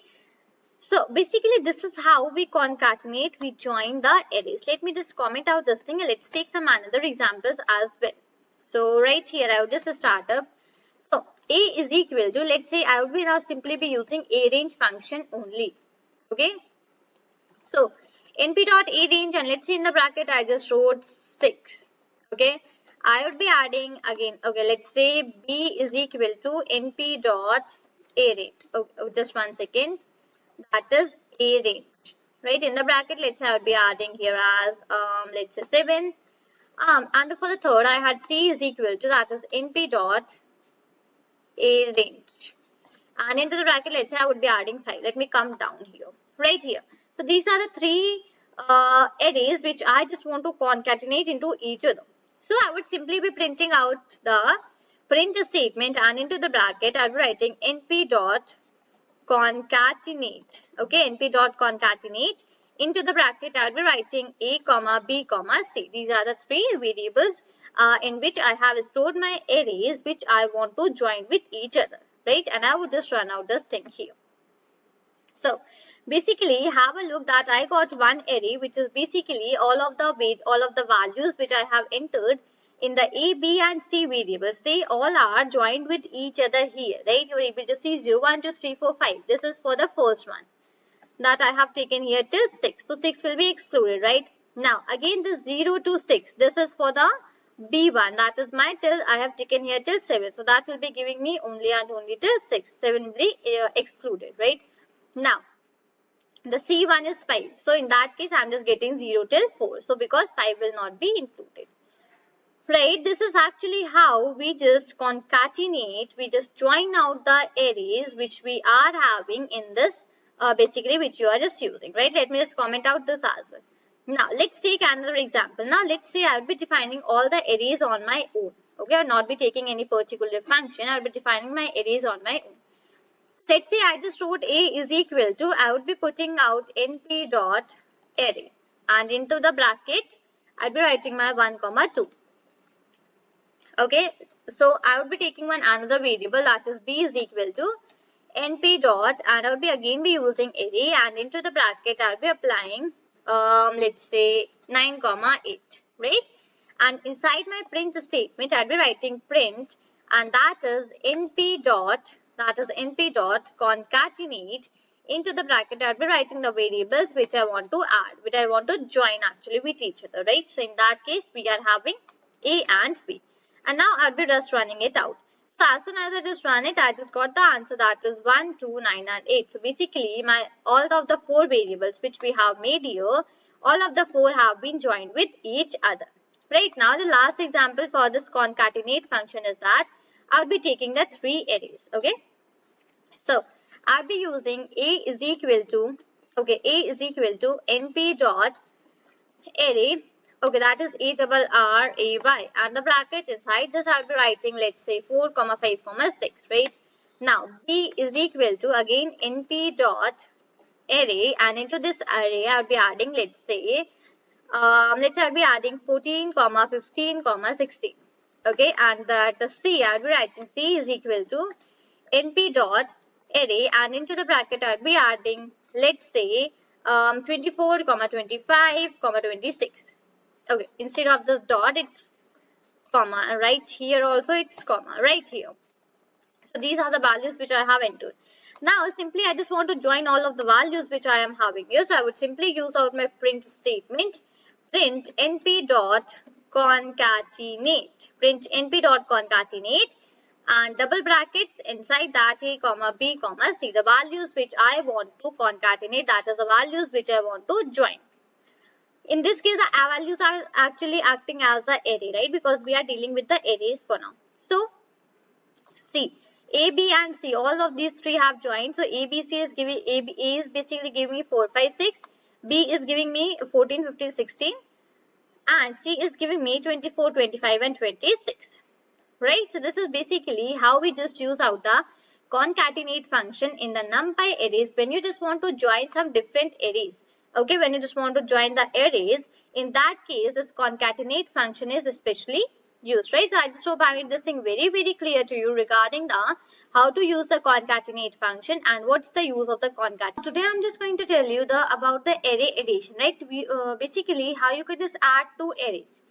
So first of all, just let me give you an overview that when you were in your school, so at that time basically we were having a topic that was matrix and determinants, right? So in that matrices, what we have studied about the addition of two matrices, right?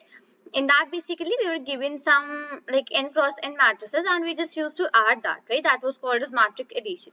So that same concept actually follows in the array addition also. Simply we just need to declare two arrays of n cross n, basically whatever dimensions you just want to give, we basically declare it like that, and after that we just do the addition.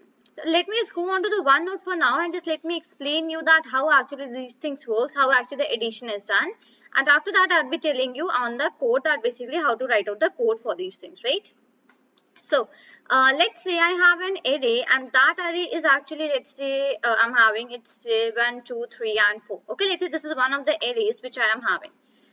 And I'm having another array that is, let's say 21, 22, 23 and 24. Okay, let's say these are two cross 2 arrays which I am having here, right? You can just call them as matrix as well, right? Because they look like a matrix. So I'm having two cross 2 arrays, and what I just need to do is that I need to do the addition between them. So the procedure which actually follows for the addition is that the first element, okay, the first element of the first array will be added to the first element of the first element of the second array, right? So okay, let me just take out some highlighter here. So okay, let me take this color as well, leave that. So this one, okay, so just 1 second, give me 1 minute time. And from here, this one, the one which we are having here, this element, this will be added with the 21. So like these, the elements are actually added. 1 will be added with 21, 2 will be added with the 22, 3 will be added with 23, and 4 will be added with 24, right? This is the way actually which is followed for the addition of these arrays, right? So when I just come out to the final output, the answer will I be getting is that 21 plus 1, that is basically 22. Then 22 plus 2 is 24. 23 plus 3 is basically 26, and 24 plus 4 is basically 28. So this will be the final addition of both of the arrays that I would be getting, right? So basically this is the procedure, this is the formula which we apply for the addition of two arrays, right? So now I'll be moving towards the PyCharm ID, and here basically I'll be writing out the program for the addition of two arrays, and basically we'll be doing out the code here, right? So let me just get started here. So as these things, I'm just gonna do it with the help of arrays. So in that case, basically what I'll be needing is that I'll be needing out my NumPy library, because NumPy is the library with the help of which library I'm just gonna make the array, right? So in that case, I'm just gonna write here import NumPy as NP, right? So NumPy is my library that I'm writing, and other than that, NP is a short form. Now basically I do not have any predefined defined function which I'll be using. So in that case, basically I would not be taking the help function, right? Because I do not have any name for the particular function that is help for the addition. No, only we just like apply the two arrays and just do the addition, right? So I will not be using that help function for now. Let me just take a variable. Let's say that variable is a. Okay, a is one of the variables which I have taken, and I want to declare an array. So I'll be writing np.array. Okay, I'll be putting the brackets, and inside this I'll be declaring a 2D array. That is basically the same array which I have shown you on the OneNote, so that we can just tell you the result also and you just do not get confused a lot. Okay, I'll be taking 1, 2, 3, 4. So this is a 2 cross 2 array which I am taking here, right? That I have done. Other than that, I'll be taking another variable. Let's say that variable is b. Okay, I'll be taking out that. So b is equal to np dot array. So np is basically the name for my NumPy library which I have taken, and array is the function which I am using, right? So inside this I'll be writing 21, 22. I'll be writing comma, and here I'll be giving the values as 23, 24. So let's say these are the two-dimensional two arrays which I have taken. First one is the 1, 2, 3, 4, and another one is the 21, 22, 23, and 24. Right? Now, I just wanted to do the addition for both of these, right? I just want to apply the addition in that. So what I can just do here is that, okay, first of all, let me just quickly print out A and B as well.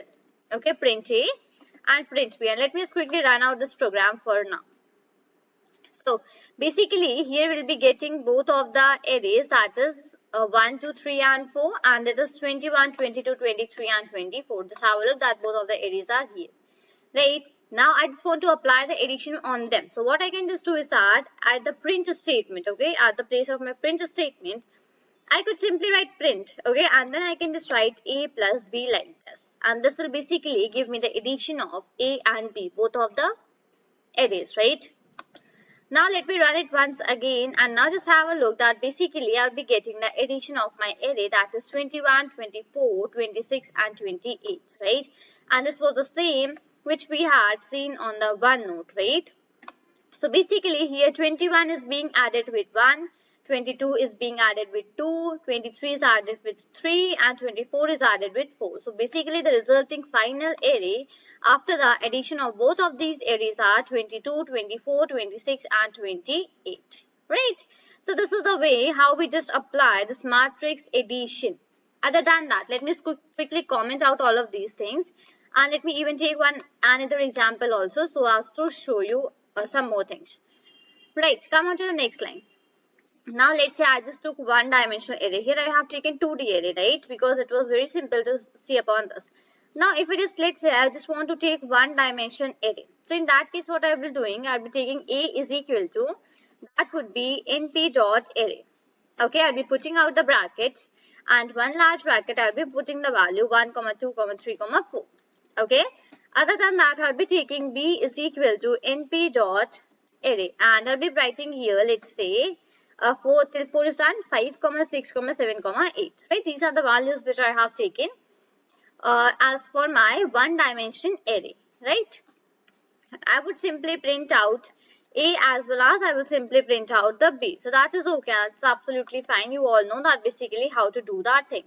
So I just got out my both of the arrays, that is 1, 2, 3, 4 and 5, 6, 7, 8 here, and these are the one dimensional array. Now when I just want to add both of these, so in that case I'll be simply writing print A plus B, right? And I'll be running out this program. Basically here I'll be getting the addition of both of these arrays. So just have a look that 5 plus 5 addition with 1 is 6, 6 plus 2 is 8, 7 plus 3 is 10, and 8 plus 4 is 12, right? So the addition which we have taken, it comes on like this, that basically I am just getting this final 1D array which I have taken here, right? So you want to do addition on 1D, you want to do addition on 2D, you can just apply addition on any of the types of multidimensional array, whichever you just want, right? Here we had seen the example for the 1D as well as for the 2D arrays, right? So let me give you an overview that basically what we had done. So we had actually taken two arrays. Firstly, we have taken two-dimensional arrays, and we had simply it added both of these arrays, right? So A plus B in that case. After that, what I had done, after that, I had taken 1D array, and then I have applied the addition of the 1D arrays as well, right? So I hope I just made this thing very clear to you, that how you can do the matrix addition for the 1D arrays as well as for the 2D arrays, and basically how the whole mathematical thing, how the whole functioning which is behind this matrix addition, how does it actually works.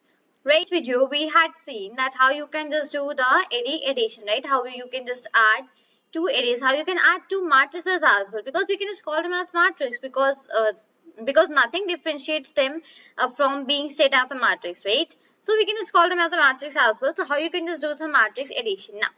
Basically, we had another one very important like operation which we just perform on the matrices as well as on the arrays, and that is basically the multiplication. So now basically today we are going to see that how you can just do the array multiplication, or you can just call it as matrix multiplication, right?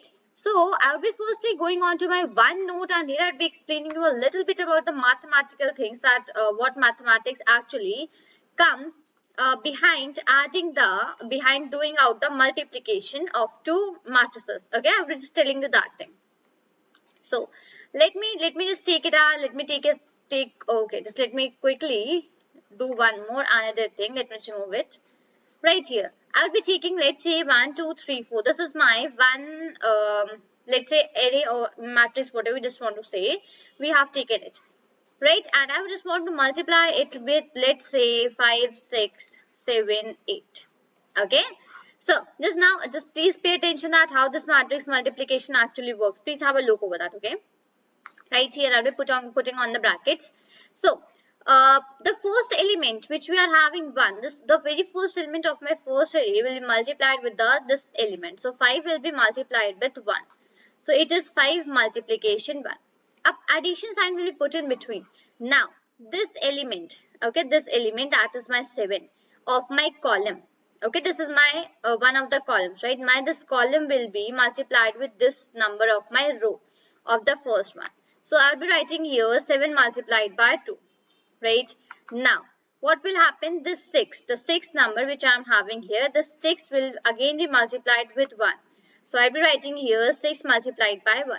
And this 8, the number which I am having here, this 8 will be multiplied with the 2. So in that case, I'll be writing plus 8 multiplication 2, right? So for the upper half, this thing actually works. One second. So for the upper half, this thing actually works, right? I'm just removing all of these things right here. Now let me just take again that color. Let me just move out with the things for now. Okay. Now what I would just want to do is that I just want to write out the down thing. So for what I'll do with this 5, the number that is 5 which I'm having, it will be multiplied by 3. So 5 multiplied by 3. Now the 7 will be multiplied with the 4, which number I am having, plus 7 multiplied by 4. After that, the 6 will be multiplied with the 3 as well again. Okay, so in that case 6 multiplied by 3, and this 8, the number which I am having 8, it will be multiplied with the 4. So I'll be writing 8 multiplied by 4, right? And I will just do the operation. I will just apply all the things here, and you will be getting the final output. So I'll be getting 5 multiplied by 1 is 5, plus 7 2 is 14. 6 multiplied by 1 is 6, plus 8 2 is 16. Okay, just instead of 12, that is 16, right? So 5 multiplied by 3 is 15, plus 7 multiplied by 4 is 28. And here I am having 18 plus 32, right? And when it is do out the addition, so 14 plus 5 is 19, 16 plus 6 is basically 22. After that I have 28, it's 38, then 39, 40, 41, 42, 43, it's 43. And 32, then 42, and here I have the 50, right? So this is the final multiplication that will be coming out for these numbers which we have taken, and that are 1, 2, 3, 4, 5, 6, 7, 8, right? This is the final multiplication that will be coming. Let me just quickly put on the highlighter to all of these numbers which we are getting as an answer as a multiplication of the above two numbers, right? Fine. Now what I'll be just doing is that I'll be moving on to the PyCharm IDE, and here I'll be telling you that how you can just write the code, how you can just write out the program for the matrix multiplication, and how we can just move on with the things, right? So the very first thing that it comes on the topic of the NumPy, so I'll be importing my NumPy library. So import, and that would be import NumPy as NP, right? So I've just imported out my NumPy library here. After this, okay, actually we have instead of using multiplication sign, we also have one function that is dot. Okay, that dot function is actually used for doing the multiplication only. Right, so I'll be first of all letting you know how you can just Okay, first I will be telling you how you can just do it with the multiplication sign. After that, I'll be telling you how you can just use that function which is dot. Okay, so I'll be taking the variable that is a. So a is equal to np dot array. A is equal to np dot array. I'll be putting the brackets, large brackets. Inside that it's 1 comma 2 and okay 1 comma 2 comma and it's 3 comma 4, right? So 1 2 3 4. So 1, 2, 3 and 4, these are the two-dimensional array which I have just defined here. Okay, let's say my second variable is b. B is equal to np dot array. Okay, I'll be putting on the brackets here and double bracket I'll be adding here 5 comma 6. I'll be writing comma and then I'll be writing 7 comma 8. Right, these are the numbers which are even here. So first of all, what I have just done till now, I have defined my two-dimensional arrays till now. Okay, that is absolutely okay. Come on to the next line and simply I'll be writing out my print statement and putting on the a multiplication b. So basically this will be resulting me the multiplication of these two-dimensional arrays which I am having here. Let me quickly run that out. So just have a look that basically what multiplication I am getting. I am getting 5, 12, 21 and 32. Now let's do one thing here. Okay, so that is giving me 5, 12, 21 and 32. Okay, so this is not that exact answer. Now just have a look. This is not the answer which we have calculated actually, right? We have it. This is not the answer which we have calculated. Now, why I am getting it like this? Because this is not my correct multiplication of the matrix. What it is actually doing is that it is simply multiplying the elements. It is simply multiplying 5 with 1, 2 with 6, 7 with 3 and 8 with 4, and it is basically resulting me the answer. So this is not the correct matrix multiplication which we have, right? So basically what I'll be just doing is that I would be using out my function that I had just mentioned, which is my dot function, that will be giving me the correct answer. So first of all I'll be using out my help and inside that I'll be writing np dot like this. Okay, and I'll be running out my program here.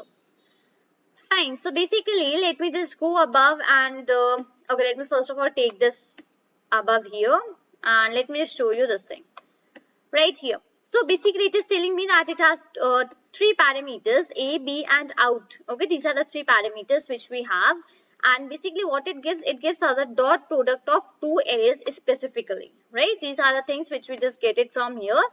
After that, these are things which you can just have a look on your own, and parameters are a, b and out. So a is the array, like that is your first array, b is your second array, and output is basically that is optional one. Okay, and what does it returns? It returns us the product of a and b, and basically it will returns you an ND array, right? This is the thing which we have here for the this dot function. Other than this, whatever was written, you can just have a look on that only, right? On yourself. Fine. So this a and b is done. Now what I'll be doing is that I'll be using out my print statement, and with that print statement I'll be using that dot function. So first of all you need to write the function on which first of all you need to write the variable name. Let's say I just wrote a, right? A dot. I just put a dot, and after that I even wrote the dot, and in the bracket I just wrote b. So it is basically referring that a dot b. Okay, and now I'll be running out my program here. So now just have a look at what output I am getting here. So I am getting 19, 22, 43 and 50. So go on to the one note here. Now just verify 19, 22, 43 and 50. This was the same answer which we have even calculated, right? So now this is the correct multiplication of two matrices or two arrays, whatever you just want to say it. So it is the correct multiplication of these two, right? Let me comment out this line as well. And let me show you one more example for doing out the same thing, right? Let me show you one more. So let's say I took c as another variable. C is equal to, and into that I'll be writing np dot array. Okay, I'll be putting out the bracket, and here I'll be writing, let's say I just wrote 9 comma 8, and other than that I'll be putting 1 comma, and I just write 7 comma 6, right? These are the things which I just wrote. Now I'll be taking d is equal to np dot array. Okay, I'll be putting out the brackets and then double brackets here. 9876 is done, and then 5 comma 4, and after that comma, and it's 3 comma 2, right? This is the thing which I have written here. So after this I can just simply print use my print statement, print c dot, and I will just putting the dot as well. I will put the dot, and even I will just write that, right? and in the bracket it is D, right? I just wrote that thing and it basically come. And now I'll be running out my program. So I'll be getting out the multiplication of those two arrays which we have declared, and that is basically 69, 52, 53 and 40. Right? You can just like tell it that on your own. You can just do the multiplication of both of these arrays which you have declared, and after that you can just have a look of that, right? So basically, I hope that it must be very much clear to you that how you can do the matrix multiplication, and if you apply the A multiplication B, so in that case what result you will be getting, and if you just apply the dot function, then in that case basically what output you will be getting. So by applying this dot function you will be getting the very accurate and the very correct answer, right? So I hope I just made this thing very clear to you how to apply this multiplication with the arrays, right? So basically we are just dealing out with some mathematical things till now, right? We are just seeing that we had seen about the addition, we had seen about the multiplication, and now basically today we are going to see about one more another topic, and that is basically the linear algebra. You all know about the linear algebra, right? So basically how you can just use that linear algebra to inverse the matrix, right? Today we are just gonna use that thing. So actually linear algebra, that is L-I-N-A-L-G. It is the name of a function actually. That is why I'm just pronunciating as linear algebra. Other than that, it has nothing to do with actually the linear algebra, okay? It basically we just work upon the arrays only, right? So basically I'll be letting you know that how you can just inverse a matrix and all that things, how you can just apply all those things, right? So the very first thing that goes here is that I need to import my NumPy library, import NumPy as NP. Now basically in the very starting only I just told you regarding the NumPy library that it is a type of library that actually has that is actually useful for doing out the mathematical calculations, right? I just mentioned this thing in the very starting of this course. So that is why I am just making you familiar with all of the mathematical functions which we have in the NumPy library, so as you can just have a good knowledge of that. You can just apply these functions now anywhere, wherever you just write out your code. If you just do some data science stuff, so you can just basically apply these functions onto that and come to a better and a good output, right? So that is why I'm just letting you know about all of these things. So very first thing, inside my help function I'll be writing np dot, that is linalg. This is the name of the function we have, okay? I will put a dot and just write I will be writing here inverse. So that is linear algebra inverse actually, okay? And I will be running it out here. So basically I just got to know a little like many things regarding this thing. So let's have a look at what we are getting. So inverse A, it basically computes the multiplicative inverse of a matrix. It basically tells us the multiplicative inverse of a matrix, right? And this is only the formula and the syntax which is applied. You just need to write the inverse, and in the bracket you need to write the name of the variable in which you just want to apply your inverse function, right? This is the thing that actually goes on. Now, as I mentioned that this is the only parameter which has A and matrix to be inverted. It says you need to write out the variable name in which you have stored your matrix which you want to be converted into the inverse format, right? That I have done. Now what it actually returns? It actually returns an empty array or matrix, and it inverses the matrix, right? Whatever like matrix you have taken, it will actually inverse that matrix. So other than that, these are the examples and all the things which comes under this linalg dot inverse function. So you can just have a look of these things on your own afterwards, right? Okay. Now I will be taking a variable. Let's say that variable is A, and I'll be taking it for declaring an array, right? So A is equal to, I'll be using here np dot array. So np dot array is the name of my I'm just trying to declare an array here. I'll be putting out the bracket here, and I'll be declaring a two-dimensional array. Let's say my array is 1, 2 and 3, 4. So here by the time you all must be familiar that when I'm declaring a 2D array, when I'm declaring a 1D array, when I'm just declaring a 3D array, right? You must be familiar with all of these things till now, right? So as seeing the code only, you must be able to guess this thing right here, that basically which array actually I am declaring here. So for this example, I am declaring a 2D array, right? I just want to print that out. So I'm writing print, and in the bracket I'll be adding here as A. So let me now just run it here. So this will be coming it out like this, 1, 2, 3, 4. This is actually how my array 2D array looks, which I have just declared here, right? It actually looks like this. Now, I want to apply that linear algebra inverse function which we have, which I just mentioned that we'll be seeing out this function. I just need to apply that.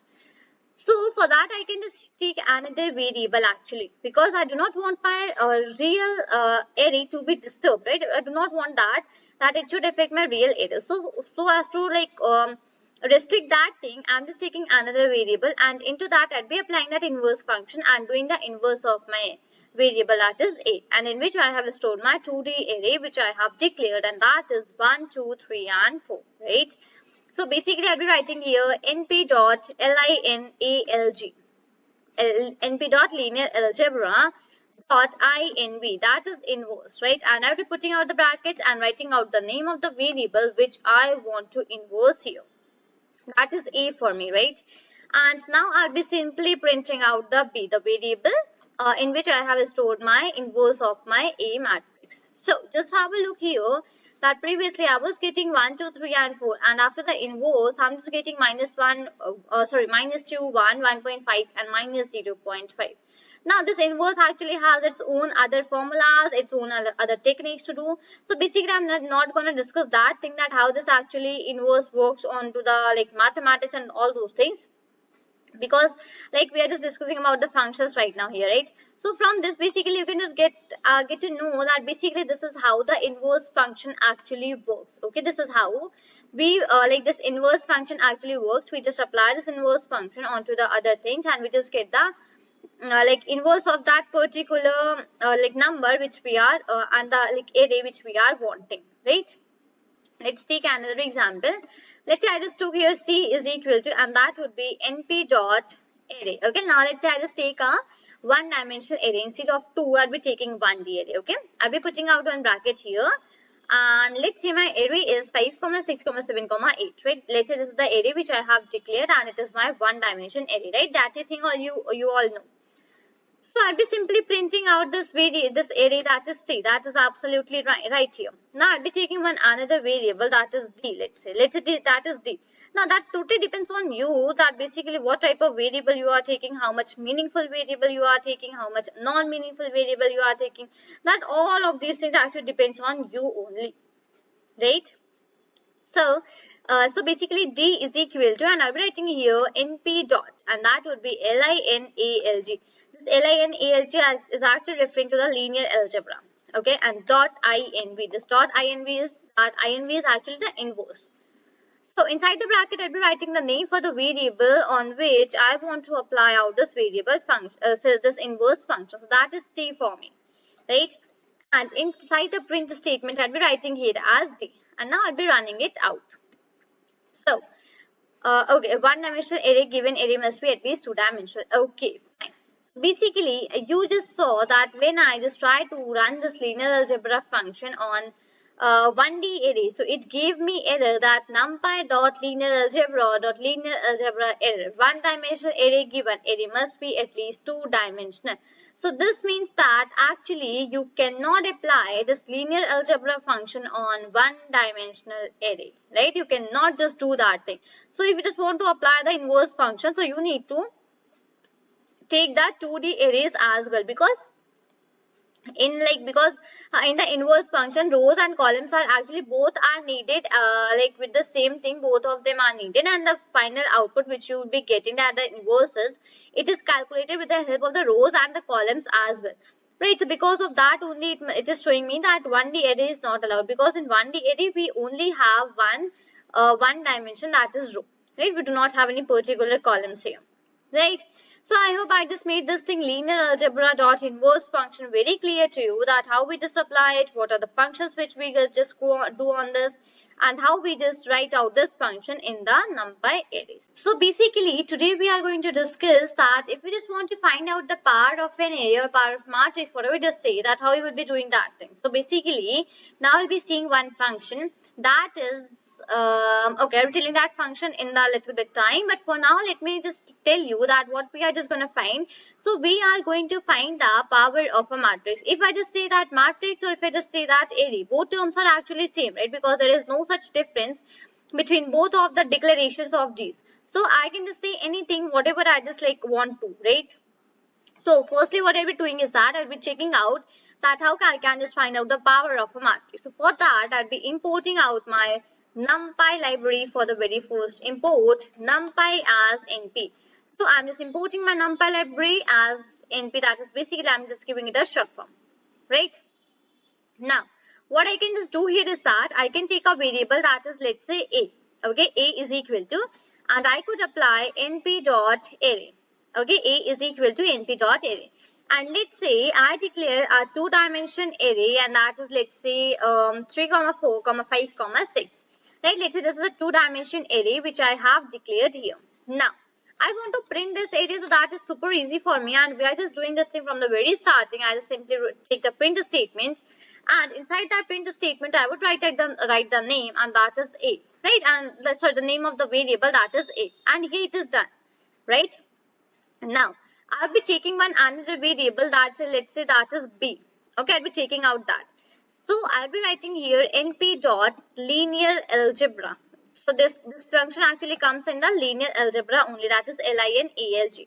It comes under this thing only, so I need to use out this here as well. Okay, so B is equal to np dot LINALG. I'll be putting out the dot here, and I'll be writing here matrix. Okay, I'll be writing here matrix underscore power. So I just mentioned that we are going to check out the we're just going to find compute the power, right? We're just going to compute the power of a matrix. So in that, the function name which we are going to use is matrix underscore power, right? I'll be putting out the bracket. Inside that, I'll be writing out the name for the variable in which I have stored my array, for which I want to compute out the power, right? A comma, and let's say my power is -2, right? And I would simply print out my B, the variable in which I have stored my array, right? Matrix, whatever you just call it. So basically here just have a look that first my array was 3, 4, 5 and 6. Now after finding out giving out a power of a matrix, then what I'm just getting as an answer? So I'm getting as an answer that is 14 minus 9 minus 11 and 7. So it's not the thing that whatever the elements you are having, what are the elements you are having here, that is 3, 4, 5 and 6. These all will be getting squared and you'll be getting the answer. No, it's not like this. The power is computed with another procedure, that is totally another way that how we just compute out the power of a matrix, right? So this is not the thing that actually that each and every number will be squared and we'll be getting out the power. We'll be getting out the new matrix that will be containing the power too. No, this is not the thing, right? So basically what we need to do is that we need to take out the matrix underscore power function, and in that basically we need to write out the name of the variable on which we want to perform out the power function, right? And what power you just want to give it to. Let's say that is, for me, I'm just giving it as -2.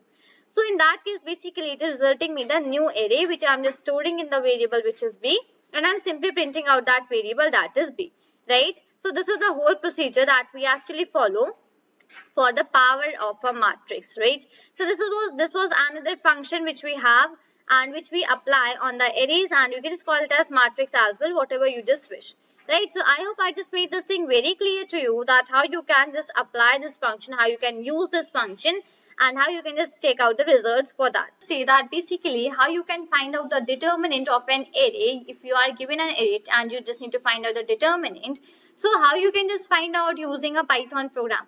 Right, so in the NumPy library, under that linear algebra function, we have another function that is called DET, that is actually referring to my determinant. So if we just want to find out that determinant, so we just simply use that DET function, and it basically gives us the determinant of the number of the, not a number, of the array of a matrix which we are actually planning to find out. Right, this is the whole idea regarding this determinant function. So let's see the program, let's see the code, that how to use out this function, what are the parameters that you can apply, what are the things that you can see here, right?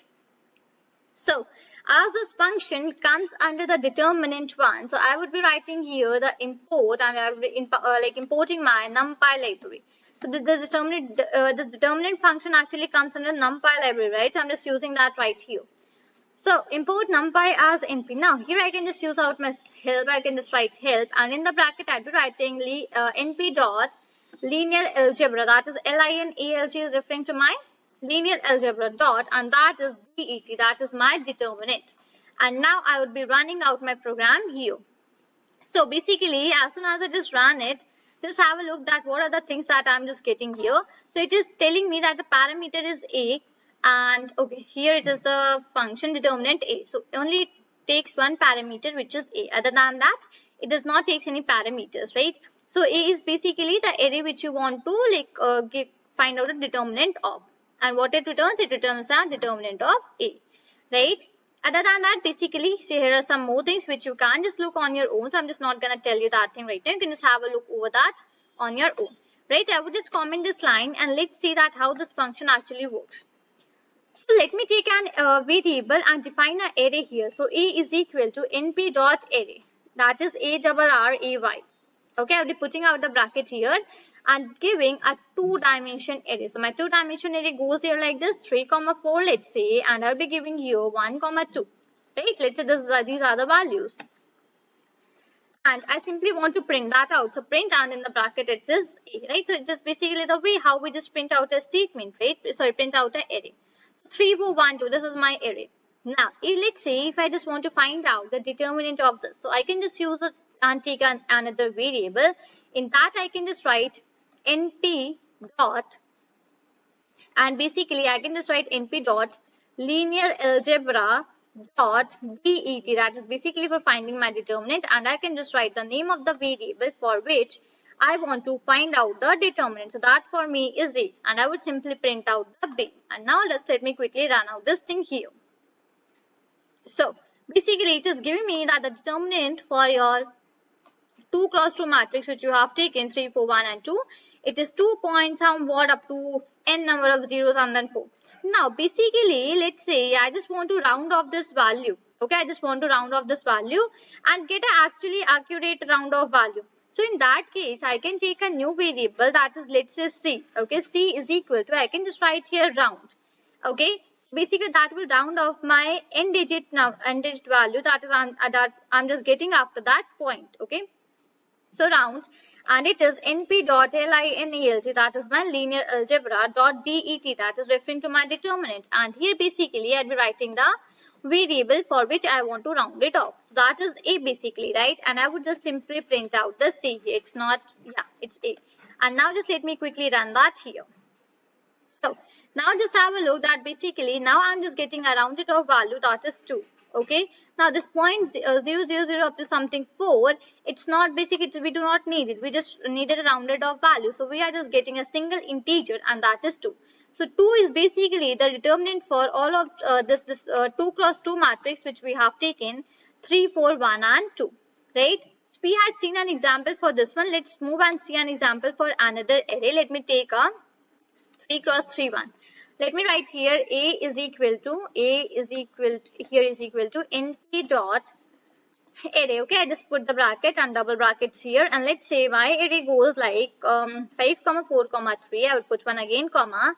Then I would write 6, 5, 4. I would again put one comma, and here I'll be writing, let's say 3, 2, 1. Okay, let's say these are the values which I just need to put on here. Right? I would just do enter, and I would simply start printing the a. So print and then a. Right, and I would just run it out here. So as soon as I run it out, it will basically give me the array which I have just mentioned here, which is of 3 cross 3. Right, that is absolutely fine. Now what I just need to do is that I need to take another variable which is b. Okay, so b is equal to, and that would be np dot linear algebra, that is linalg dot, that is dot determinant, that is det and then a. Right, and I would just simply print out, okay, I would just use here print and then b, right, and I would just simply try to run out my program. So it is giving me somewhat 2.66 and like up to many places. Now if I just try to round off this value, if I just write c is equal to, and I just use here, okay, that is round c dot round, and in the bracket I just write np dot linear algebra dot det, and in the bracket I just write a, and this here I just print out the, see, I just want to find out a rounded off value. So I will just run it here and just have a look. Okay, basically what it is giving, which is giving me, okay, that is round np dot linear algebra dot det, right? So basically does not give the accurate answer for the 3 ones. Okay, it only gives for the 2, right? So basically this is how which you can just use a determinant function of the NumPy library to find out the determinants to find out the determinant of any particular matrix or array which you are getting, right? And you can just round off that value as well, whichever you are just getting, right? So I hope I just made this thing very clear to you that how you can just use out this determinant function and how you can just use that in finding out the determinant of a matrix or an array, right? So this is all for this video. Till then, thank you and take care. Hello everyone, my name is Shambhavi and from today we are going to start a new series, a new playlist in our channel, and that is for pandas. So from now today onwards we are just going to see that what are pandas, basically what is this pandas library used for in Python, and basically what are the functions which you can just perform using the pandas library. Fine, so we are just going to start all of these things today from right. So NumPy was already completed in the last video which I have just posted for the NumPy in Python. Fine, let's get started with the thing. So from in today's lecture, what I'm just going to tell you that basically what is this pandas library and how to just install this pandas library and use it in different devices. Fine, so today we are just going to learn that thing. Fine, okay, so here a definition written that in computer programming, pandas is a software library written for the Python programming language for data manipulation and analysis. In particular, it offers data structures and operations for manipulating numerical tables and time series. So basically from here we can just say that what is this pandas used for? Pandas is a library which is basically used for doing the data manipulation and analysis. So data manipulation means the cleaning of data and like removing the null values and making the data more effective. Okay, making the data in a more effective way. That is just called as manipulation. Okay, creating new rows, like adding new columns and all those things that just come under this data manipulation. Fine, cleaning of the data and removing whatever the columns which are empty, just removing that things and all that things. Fine, that just comes under data manipulation. And what is this analysis? Analysis we already know that basically plotting different types of graphs, and that is called as data analysis, right? So in this pandas library is used for doing both of this, for doing the data manipulation and even for doing the data analysis. So this is the basic work for this pandas library which I have just told you for data manipulation and data analysis. So as basically I told you that I'm just going to tell that how to install this pandas in your devices and basically how to use that. Fine. So as I have already discussed in my NumPy tutorials that for downloading and installing any library in your device, what's the syntax for that? So for that basically what we write pip. Instead the p should be small. Okay, the first p, the p which has been made capital, that is small. Fine, so just take it as small. So pip install and whatever the library name you want to write. So for in this case I'm just writing as pandas. So this is the basic syntax for installing the pandas library, that is pip install pandas. Okay, so just let me increase the font size. Okay, so we just simply write pip install pandas in our command prompt or shell, or basically whatever device you are using.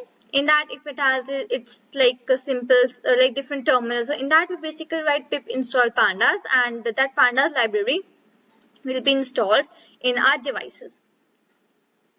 Fine, so this is the way for installing the pandas in our devices whichever we are having.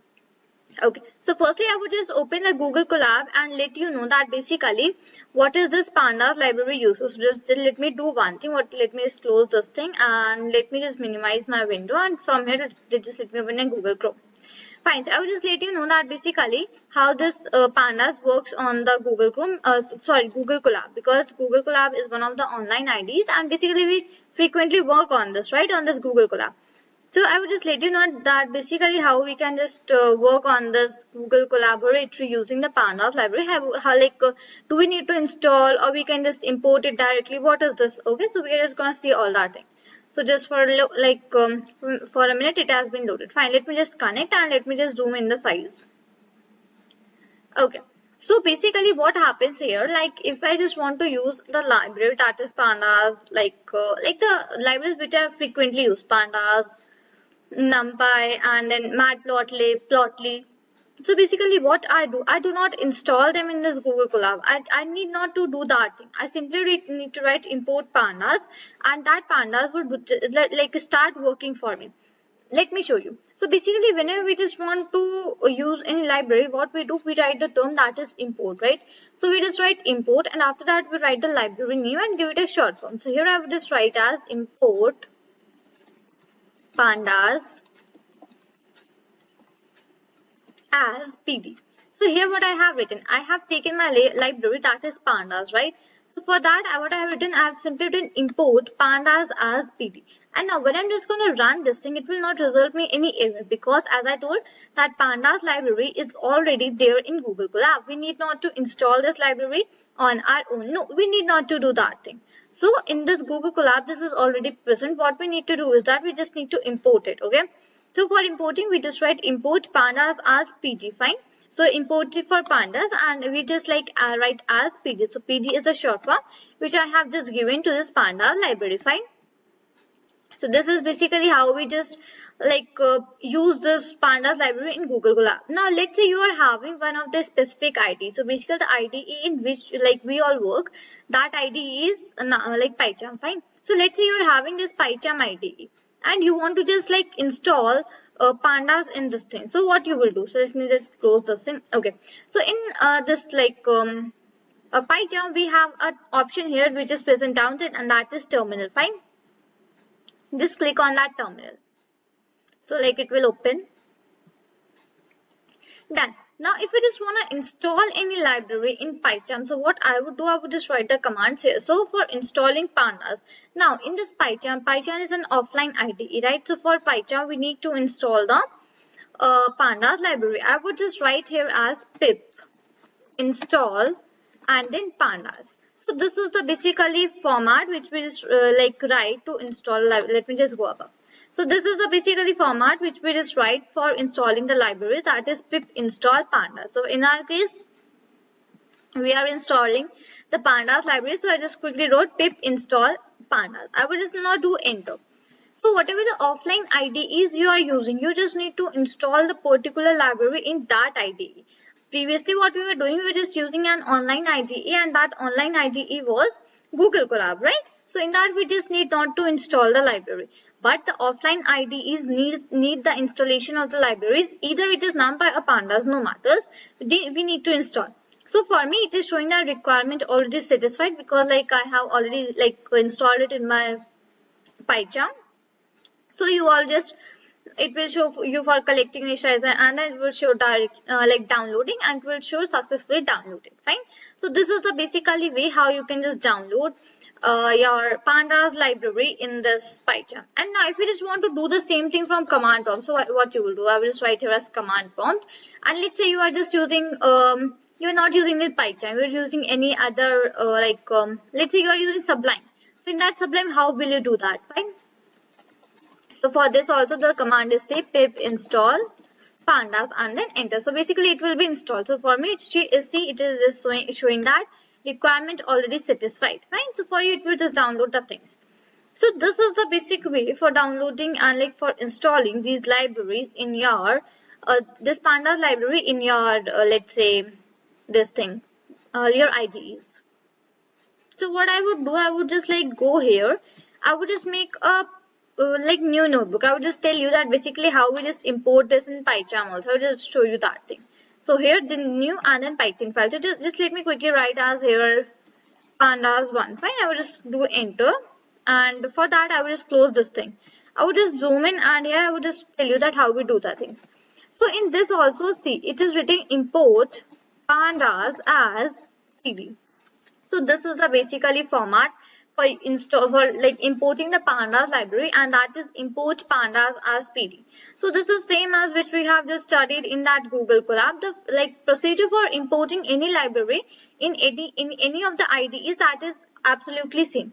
But the thing differs in the downloading and installing of the library. So the online IDEs, whichever you are using, they in that you like you need not to download the pandas library. It is already there. But the offline one which you are using, in that you need to download the pandas library. So this is like how you can just use this pandas library. So for that we basically write import, and then we write pandas as PD.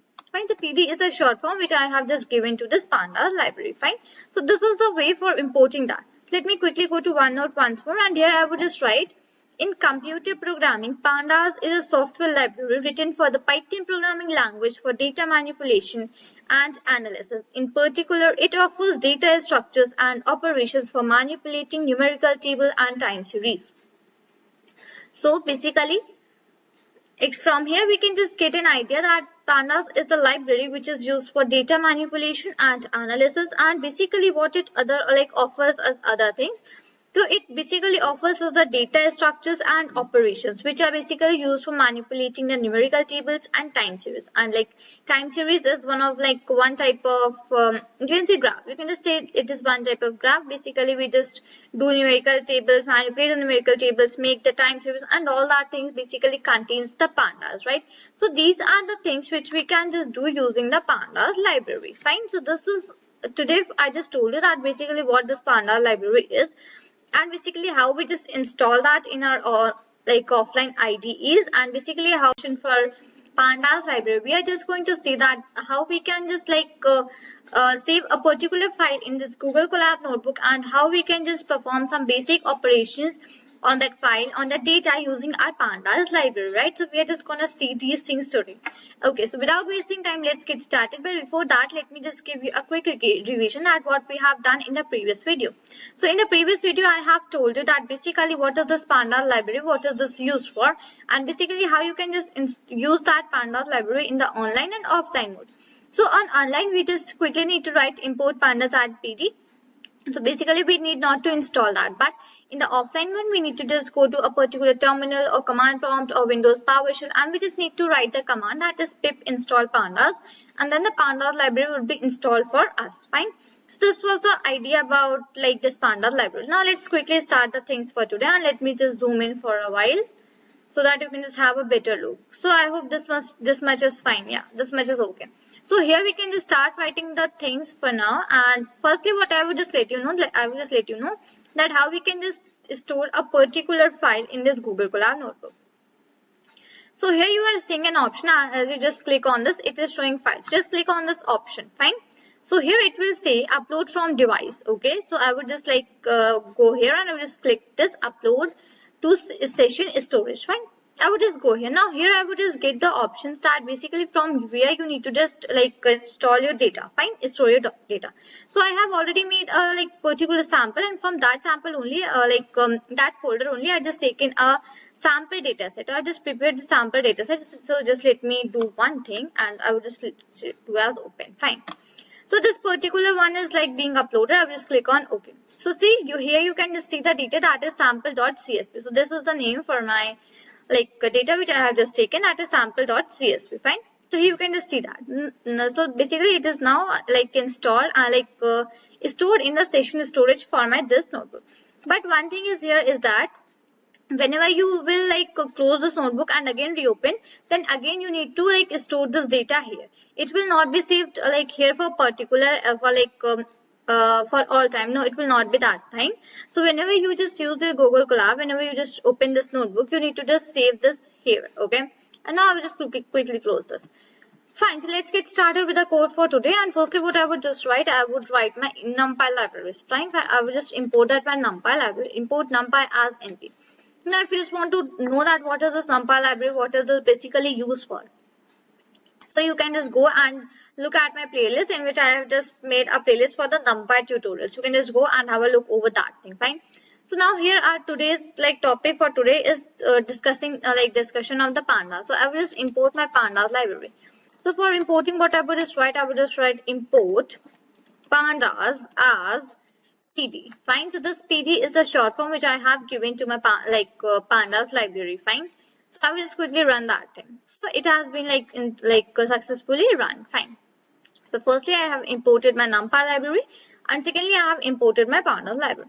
Now here firstly I'm just going to tell you that basically how we just read the data, a CSV format data from the pandas library with the help of pandas library.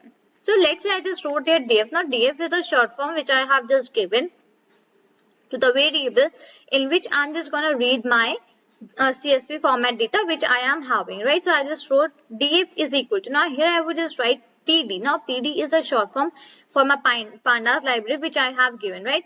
So I just wrote here PD dot. Now I will just put a dot. I will just write here as read underscore CSV. So basically here I am telling that which kind of data I want to read. So the file data which I am having is CSV. Now basically what is the CSV format data? So CSV format data is a data in which the values are comma separated. So the full form for CSV is it the same, only comma separated values. C for comma, S for separated, and V for values. Fine, so this is basically how we just read our data. For that we just need to take a variable, that is I just taken here as df. You can just take of your choice. Then I just wrote pd.read. Okay, so pd is my short form to my pandas library.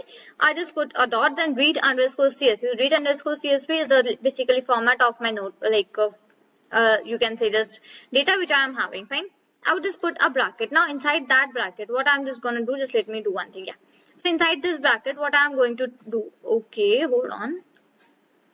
So here I'm just going to write, okay, just let me do one thing. Let me zoom out for a little while, because it will create a problem. Fine, I would just here, just hold on for a second. So I would just write df is equal to pd.csv. The name for my CSV file is sample, right? So I would just write here sample.csv. Okay, so sample.csv is the name for my file which I have just taken right now, in which I'm just going to show you some example. Fine, so the name is sample.csv. So what here I have done, I will just again repeat that basically here I have just taken a variable, and that is df. Now df is equal to pd.readcsv. Readcsv is the file. It is basically telling me that okay, I have to read my CSV file. CSV is a comma separated values file. And in the bracket, what I have given sample.csv. Now what is the sample.csv? Sample.csv is the name for my file which I have taken. Now what I would do, I would just run this. Now let's see basically what is happening. So it is saying me sample.csv is not done. Okay, so I would just put the semicolon. So just 1 second. I would just put this one and this, and now just run the program. Fine, so now it has run. So basically what I just forgot to put these semicolons. I need to put the semicolons, and inside that semicolons I just need to write the name for my file, whatever the name of my file I am having. Fine, so this is the basically idea. Now basically how to just read this whole file. If I just want to say that basically what are the rows and columns which are present in my file, so what I would do, I would simply write the name of my data frame, whatever I have given. So here in my case I have given df, right? So I will just write here df and run. So basically what it will do, it will display me the whole all the rows and columns which I am having in my data set. So this is a sample data set which I have just made on my own. I have not taken this from any site or something. So it was a sample one which I have just taken. So roll number, name, age, class and marks. So these are the things which I have just involved in this sample.csv. Fine. Okay, now what else I have? So this was about the reading of the data. If I just want to read some rows, some particular rows of my data, so what is we use? So basically what I will use, I will just use df.head. Now head is one of the functions which is used to display only and only some rows of my column. So let's say I have just written here as df.head. Fine. So what it will do, so inside this head, what is basically happening, it will automatically print me the top 5 rows of my data set. Let me just quickly run that thing. Now you can just see that it has automatically printed me the top 5 rows of my column, that are 0, 1, 2, 3, 4, roll number, age, name, name, age, class and marks. So basically what does this head do? This basically prints me the top 5 rows of my data set what I'm having. So inside this head, if I just mention any particular number, let's say I just mention this, so it will automatically print me only 3 rows, 3 top rows from my data set whatever I am having. So this head basically head function is used for printing the top rows. Now if I just want to see the last 10 last some rows of my data, then what function we basically use? So that is df.tail. Now tail is one of the functions which is basically taken here, for writing the and displaying that last 5 rows. Okay, last 5 rows of my column. I would just run that thing for a while. Now you can just see that I just got my last 10 rows from the downside, and that are basically roll number 10, 9, 8, 7, 6, 5. Sorry, 6. So these are the 5 rows which are present at the downside of my data. So this was about the df.head and df.tail. And inside this tail also, what we can do, we can just like enter any particular number. I can just enter, let's say 4. So it will like show me the 4 rows from the downside. So that are 9, 8, 7 and 6. These like, sorry, 10, 9, 8, 7, these 4 row numbers it will show me, because these are the last 4 rows from my data set. So basically what does this head and tail function do? They basically help you to see the top 5 rows and the top down rows from your data set, whichever you are having. Fine. So here in this video we have discussed basically how to read a CSV from our data, and how to like use that head and tail function, how to view our data from the downside and even from the upside. So discussed to how to read a CSV file using Pandas library. Then we have seen that basically how to like access the top 5 rows and the like last down rows from using this these functions which is present here, right? Now today what we are going to see, that basically what are some other functions from which you can just get to know about your data, that basically okay, this thing is like more present in your data and these are the other things which are present. So all these things we're just gonna see today. Fine. So these are the functions which we are going to see today. They will get you like give you a little bit of glimpse and little bit of idea that basically okay, your data is containing these much values. Okay, like your what is the shape for it? Shape in the sense what are the total number of rows and total number of like columns, how many numerical columns you're having, and all that thing. So basically today we are going to see some more functions based on that thing. Fine. So let's get started. So what first function? So before that, firstly let me quickly tell you that how do we just import the pandas. So for importing pandas, we simply use a keyword that is import and the library name that is pandas. So import pandas as is the as is giving the short form to that pandas library, and that is PD. So here I have written import pandas as PD. So basically this is the short form which I had just made here, that is PD. So it is easy to use this pandas library anywhere in my program. Fine. So it is import pandas as PD, and I have imported NumPy because NumPy I have just written here import NumPy as NP. That is done. Now what next I would just do here? Here I would just write type, and here I would just write the name of my data frame df, and like in that variable where I have stored my column. Okay, it is showing that df not real. Okay, so just let me quickly run the all cells before once time, because I haven't done that thing. Fine. Now it will not show me any error, it will just give me the output, and let me quickly show the output. Okay, so basically now what it is telling me the type of your data frame is pandas, code frame, and then data frame. So what it is telling me, the data frame in which you have like you read your data using your PD, like that is pandas library, right? So that is the same thing. It is showing that it is type of df is pandas.code.frame.data frame. So this is the type for your data frame. Now next what we have, as I told you that we will be seeing that what is the shape. Okay, so for seeing the shape, what I have just taken the variable that is df. Now everywhere wherever I will just like use any function, at that function I would be using this df. So df is the variable in which I have stored my data frame, right? So I will be just taking that thing everywhere in my code. Wherever I'm just going to use any function, or I'm just going to make any plot or anything, there I like itself I would just use this df. Fine. That is df dot, and here I would just use our shape. Now what with the shape let me do? So basically it will tell me that okay, this much of rows and this much of columns are present in your data. So it is showing me 10 cross 5. So it is of a form of rows into columns. Let me just comment here and just write here. So firstly it will show that this much of rows are there. Okay, and then putting the comma it will show me columns. And this bracket close. So df dot shape rows comma columns. So this is all. So here it was like it is telling me that shape that okay, this much of rows and this much of columns are in your data. So here I have just taken a very small data. Yeah, you can like just see on your own also that only 5 columns are here and 10 rows. But wherever like these functions are more used, wherever we just take a large data set, we will be doing all that things in the large data set also. But before that, just let me explain you that okay, these are the functions which we can even perform. Okay, this was about shape. Now what I have one function that is describe. Now what does this basically describe function do? It tells me about the description of the data. Description in the sense that it basically it has firstly taken all the columns which are here in the numerical values.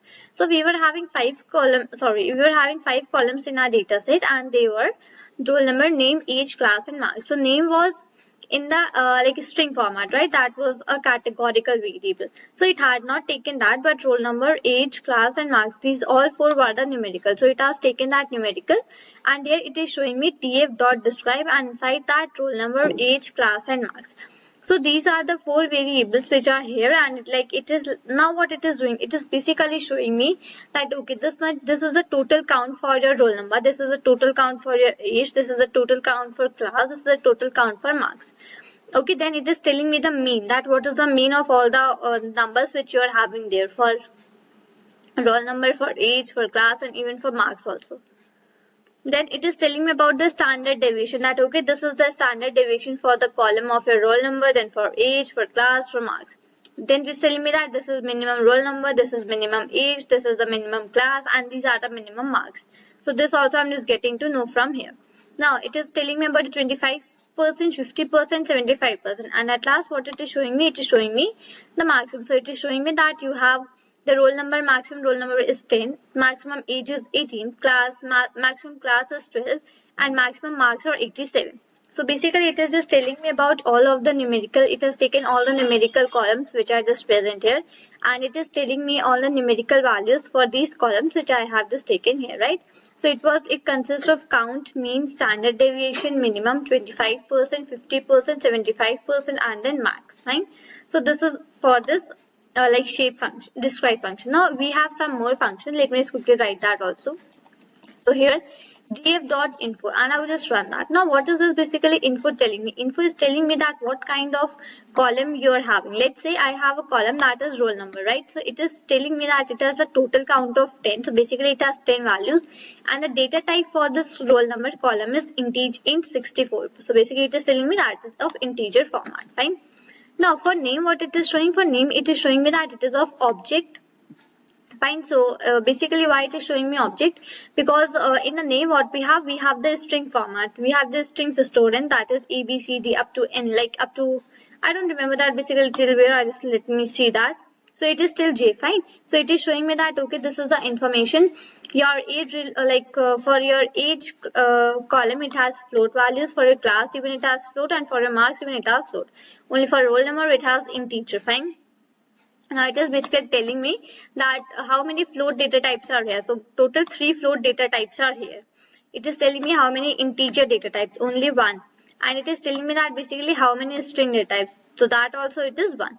So this was the whole about like this info function. What this basically does, it basically helps us to like check out that okay, what are the categorical columns, what are the numerical columns, and all that things it helps us to see. So just hold on for a second. Just let me connect to my internet, and then we will just again start the thing. So just let me connect to this for a while. Okay, now basically what we are just gonna see, so it has told me about the info function, and let me reconnect it from this side. Fine. So it is basically reconnecting, and after that I just need to run all the columns one more time. Fine. So let that be reconnected. So here I can just take a look that I have 3 float values, 3 float columns, 1 integer column, and 1 string column. So let me quickly run them all. So I will just go on runtime and then run all. So this basically all of them are running. Yeah, so let's see. Okay, this is done. Now what next I have? So just let me go down. Next is another function which I have here. Now that function is null. So basically what is this function going to tell me?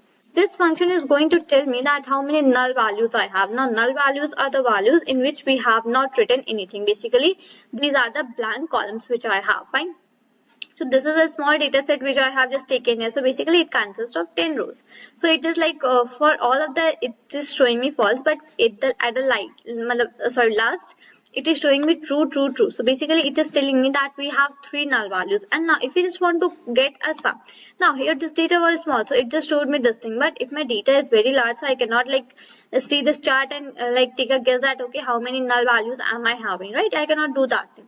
So for that what we basically use df dot is null dot sum. Now sum is a function basically which we use, and just we have just written the spelling wrong, so just let me again run that. Fine, let me just correct the spelling and run that. So basically when I'm just gonna run, okay, just let me put the brackets over here also is null, and yeah, fine. And now let's quickly run that. So basically now what it is telling me, it is telling me that what is the total count for the null values which you have in your columns.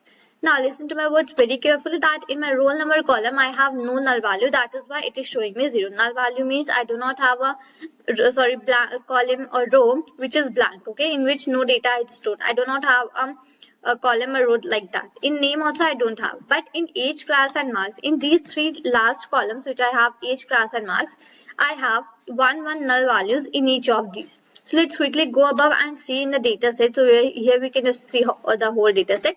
So in that you can just see at the last row, it is showing me NaN. So basically what is this? It basically shows that you are having null values in your data set. So here I have 3 null values, and that is why it is just like, okay, check the columns also that are age, class and marks. So that is why here it is showing me that age, class and marks. You have null values in this age, class and marks, and that null values are 1, 1, 1. Fine.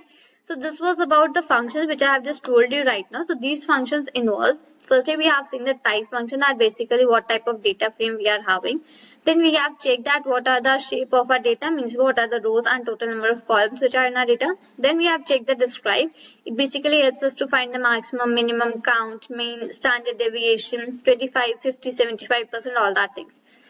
Then even we have seen that info. Now what is this info used for? This info is used for telling me that basically what is the information. Information in the sense that like how many integer columns you are having, how many float columns you are having, how many string columns you are having, and all that things. It just let me know. And what is the total count of number that you are having in your respective columns. So all that things it just let me know. Now then we have seen that what is the null value. So for null value, this is the better way for checking that, tf.isNull.sum. So basically what it just told me, that in your particular column you are having how much total number of null values. So in my roll number I have 0, in my name I have 0, but in my age, class and marks I have 1 null value. So I hope you just got the idea that basically how we use functions to check that what are just data contains and what are the blank spaces, or what is the information, how many categorical columns I have, how many numerical columns I have. I just hope you all just got all of the things. Fine. Just fill the null values in the data which we are having. Okay. Let's quickly go on to those things, and let me just quickly give you a revision that basically previously what we were doing, we were just importing the libraries NumPy and the pandas, right? So here I have just written import NumPy as NP. Right, this is the short form which I have given to this library. Secondly, what I have written import pandas as PD. So for the pandas, this is the short form what I have given, right? Now just let me do just one thing. Just let me quickly run all the cells so that it will afterwards not create any problem for us. Now let's go to the last thing, and what we have seen, we have just checked about the null values, and as I just mentioned that today I'm just going to tell you that basically how to fill these values, right? Now, there are basically several ways for filling these null values. For checking the null values and for filling them, there are several ways. So, just let me add here the text, and let me just quickly write down those ways for you so that you can just get the proper things about it, okay? And I will just put here a hash, sign double hash, okay? And I will just remove this one for a while, and here I will start writing. First one is null, okay? Is null, okay? And the brackets, these brackets, fine. What next I have, and okay, comma, I will just put a comma, okay, is null. Next I have not null, NOTNULL. This is another way for filling the values, fine. Thirdly, what I have? Thirdly, I have drop null, DROPNA. So this is another way for filling, for drop. So basically this drop null is used for dropping a particular column. If you just want to drop a particular column, if it is having many null values and many values like this, so what we do, we just basically drop that column, okay? So for that we have this drop null column, okay? So this drop null, then again comma, and here what we have one more one, and that is fill null, FILLANA, okay? And I will just put this brackets. Fill is also used, and we have even replace. Now this replace is used to replace a particular thing with a like particular column or something like that, okay? And here what I would just write, here I would just even write as, okay, so there we have one more, that is interpolate. Now basically what is this interpolate used for, and what is the functioning of all these? We will be seeing this thing further in the upcoming videos, but right now we can just have this idea that okay, these are the things which are basically used for filling out the null values in the programs, and in the like data there whichever are blank, these are used for filling all of these, right? Now what we have, so now today we are just going to see about this fill now function. Okay, we are just going to see that basically how it works and how we just like can use this function. Fine, I would just put I will just start writing here. So df was the name which we have given to our column, data set, right? Df was the variable in which we have stored our column. Now which column I want to fill up? So let's go here and see. So my age, class and marks, three of them are having one null values in them. Okay, so I just want to fill it with, firstly I will just fill it with age. Okay, I would just write here as age. I would put a dot and I would use my fill now function. Okay, now here inside these quotes I would write that word or that sentence what I want to come in that null value place. Let's say in my age column, in the downside I want that there should be written that missing. So basically that means that for this particular student the age is missing. So I want this missing should be written. So I would just write it as here. Okay, I just wrote missing and I will just put a comma.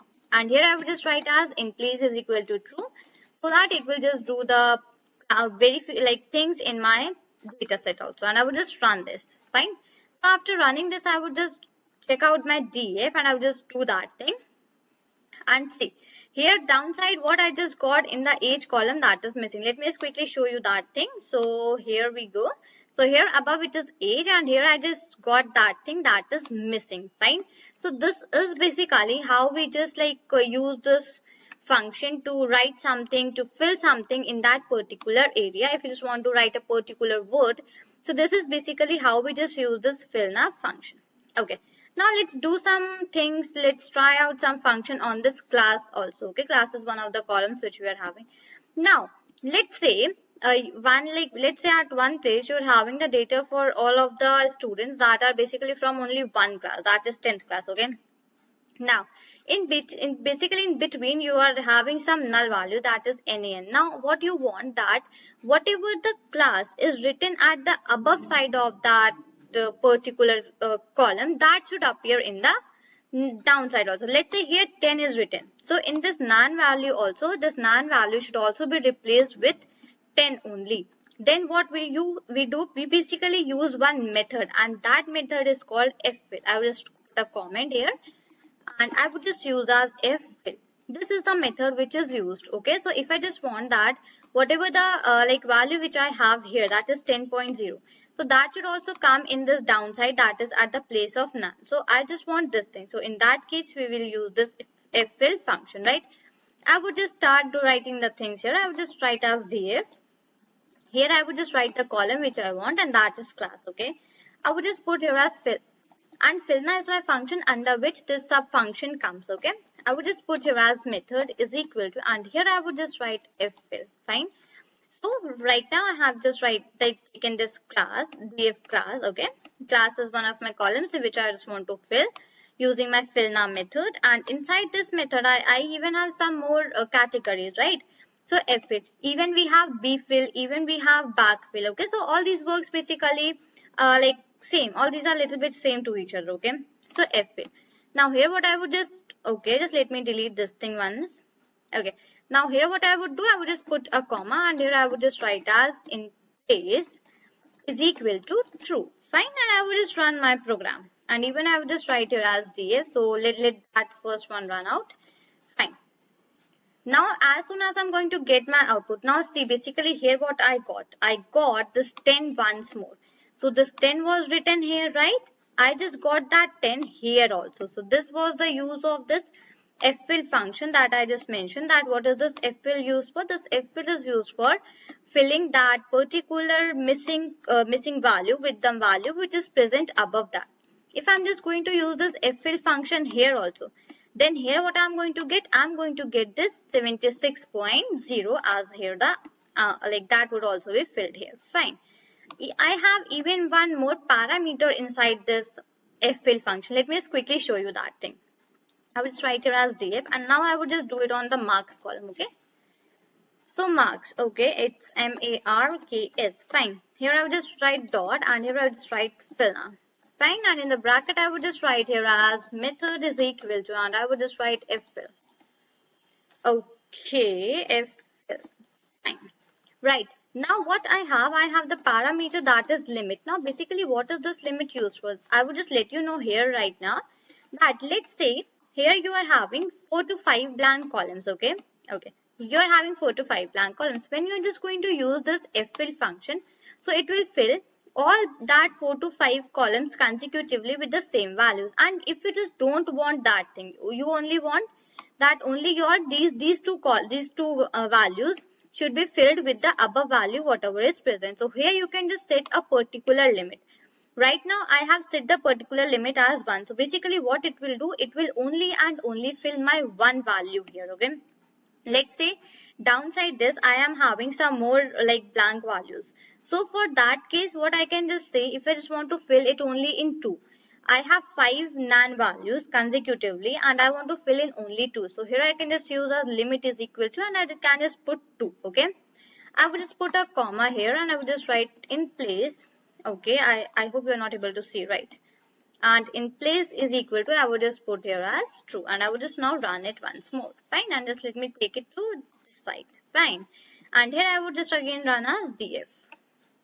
Fine, so now you can just see that it has been filled up, that is from 76.0. My this value is also filled from 10.0 and here I just mentioned missing, so here it is giving me the output as missing. Fine, so this is basically these are the very few ways how you can just fill the values using the fill now function. Now there are several more ways which you can use. We'll be discussing all of them in the further videos, but for now this is the way which you can use for filling the values and for basically for filling the values. Let me quickly recap. So fill now function here, firstly if you just want to like enter a particular word or something, so in that case we use this thing, okay? Next what we have, if you just want to fill whatever the value is present at the up of that particular column, let's say here it is 10. Now if you also want to just fill it with 10 only, then we use the function that is ffill, okay? And we have even one more parameter in this, that is limit. So what is this limit used for? If you just want to give a particular limit that okay, I want to only fill these two consecutive rows among the 5 ones. So it will only fill that fill that particular value in the only 2 only. Fine, it will not take it to after 2, right? So this is the whole idea about using this fill now function and some parameters of this fill function. I hope you just got the idea that basically how we do all of these. Replace some values, okay? Let's say in your data you are having the name as, let's say A, okay? You want to replace that particular name from A to Z. So how we are going to do that thing, okay? If you just want to replace any value or if you just want to replace any like a missing value or non values with some particular numbers, so how you are just going to do that thing, okay? We are just going to see that. Just let me do a little bit of zoom in from my side so that it is properly visible to you. And yeah, now I just hope that it's fine and it's totally visible to you. Fine, let's get started with the things for today. Firstly, what I have done, first I have just imported my first library, that is NumPy, right? So NumPy library is imported here. So for that I have written import NumPy as NP. So NP is the basic short form which I have given to this particular library. Next what I have import pandas as PD. So basically pandas is my another library which I have imported and I have given it a particular short form that is PD. Fine, moving towards the next, what we have done, we have just taken a sample data, okay? So this data is a sample one which I have just taken, even I have just stored it here also. When I just go and double click on this, so basically here you can just see this is my data which I have taken, okay? I hope you're just able to see that data. Fine, roll number, name, age, class and marks. Fine, so this is the way you can just see out your data also from here. And then I've just displayed the data and then some functions. So we just revise about these functions afterwards, but to just let me tell you right now that in the previous video what I have told you that basically these are different ways, these are different functions which you can just use while filling your missing values, right? For filling your missing values, for checking that null values and all that things, right? So from that itself, we are going to see this replace function today. We are just going to see that basically how we just use this replace function when we just want to replace any particular value for that particular thing, a particular point. Okay, so let's quickly go and see out the things here. Fine. Let's start writing the code, and after that we will just take a quick recap that what we have done previously. So just let me, okay, right now just let me do that thing. So here what we were just trying to do, we start trying to fill the null values. Okay, we're just trying to fill that null values. Let's say here we have done that 8 was having a null value. The null value was none. Okay, it was having that value. So here what we have done, we have just used this fill now function for miss, and I just want to write missing in place of that none value in the age column. Fine. So we have done that, and even we just got the output here itself. Now next what was there? Next was there that I was even using my fill now function. And now for that class, for class I had used ffill. Now what was the use of ffill? So I have already told you in the previous video. If you just have not seen that, just go and quickly see about that thing. And after that, even I just told you about that limit parameter itself. Okay, let's go on for today. Firstly, what I would be just doing, I was just writing as the name, the like variable name in which I have just stored my data. Fine. So basically for me that is df, right? I would just here use that replace function, df dot replace. I would just put the brackets. Now here I would just write 2 underscore replace. So that means that which value you want to replace. Okay, 2 underscore replace means that which value you want to replace. Let's say in our case, let's take an example. I want to replace this 8. Okay, so in our data, just let me quickly open the data that area. So basically in this we are having one of the name statistic. That is it. I have already told you, and I'm just repeating it right now also, that I have just taken this as a sample data to show you the functions. After that, we'll be just taking a particular data and performing all the functions properly on that. But this is a demo one. So I'm just showing you that how you can just use these functions in any of the data, whatever you are having. Fine. So the name for here is B, A.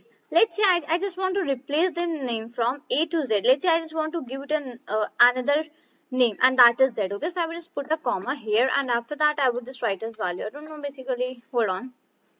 Yeah, so value is equal to, and here I will just put again the semicolons, and I would write that value which I want to appear in place of A. Okay, so A was my name which was written there, and now I just want that the Z should be appeared there. Okay, so df dot replace 2 underscore replace is equal to A, and value is equal to Z. Fine.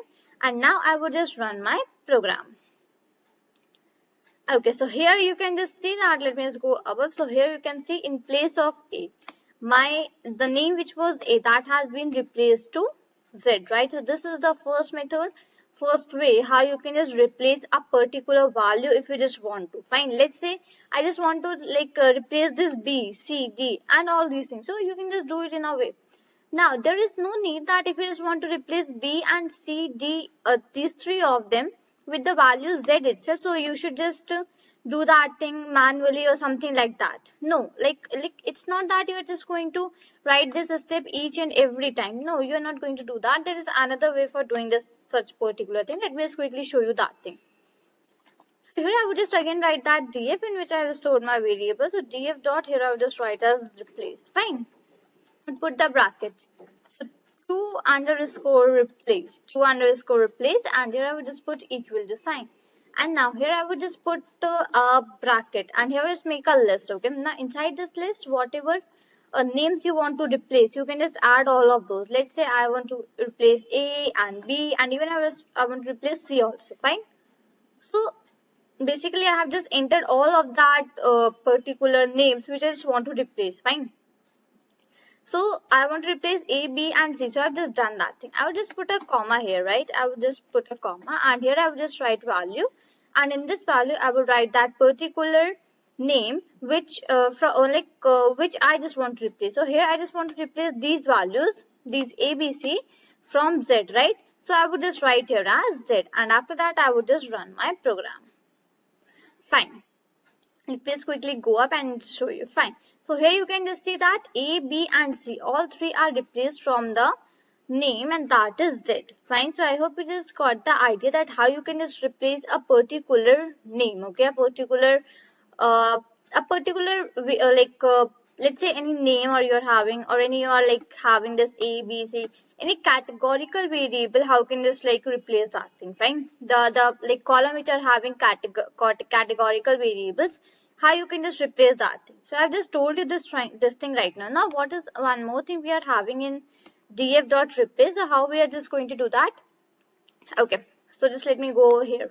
Fine. Now here we are saying that previously what we have written when we have used that fillNav function. So in that we have just written in this age this last parameter with this last value was missing. So here I just wrote missing.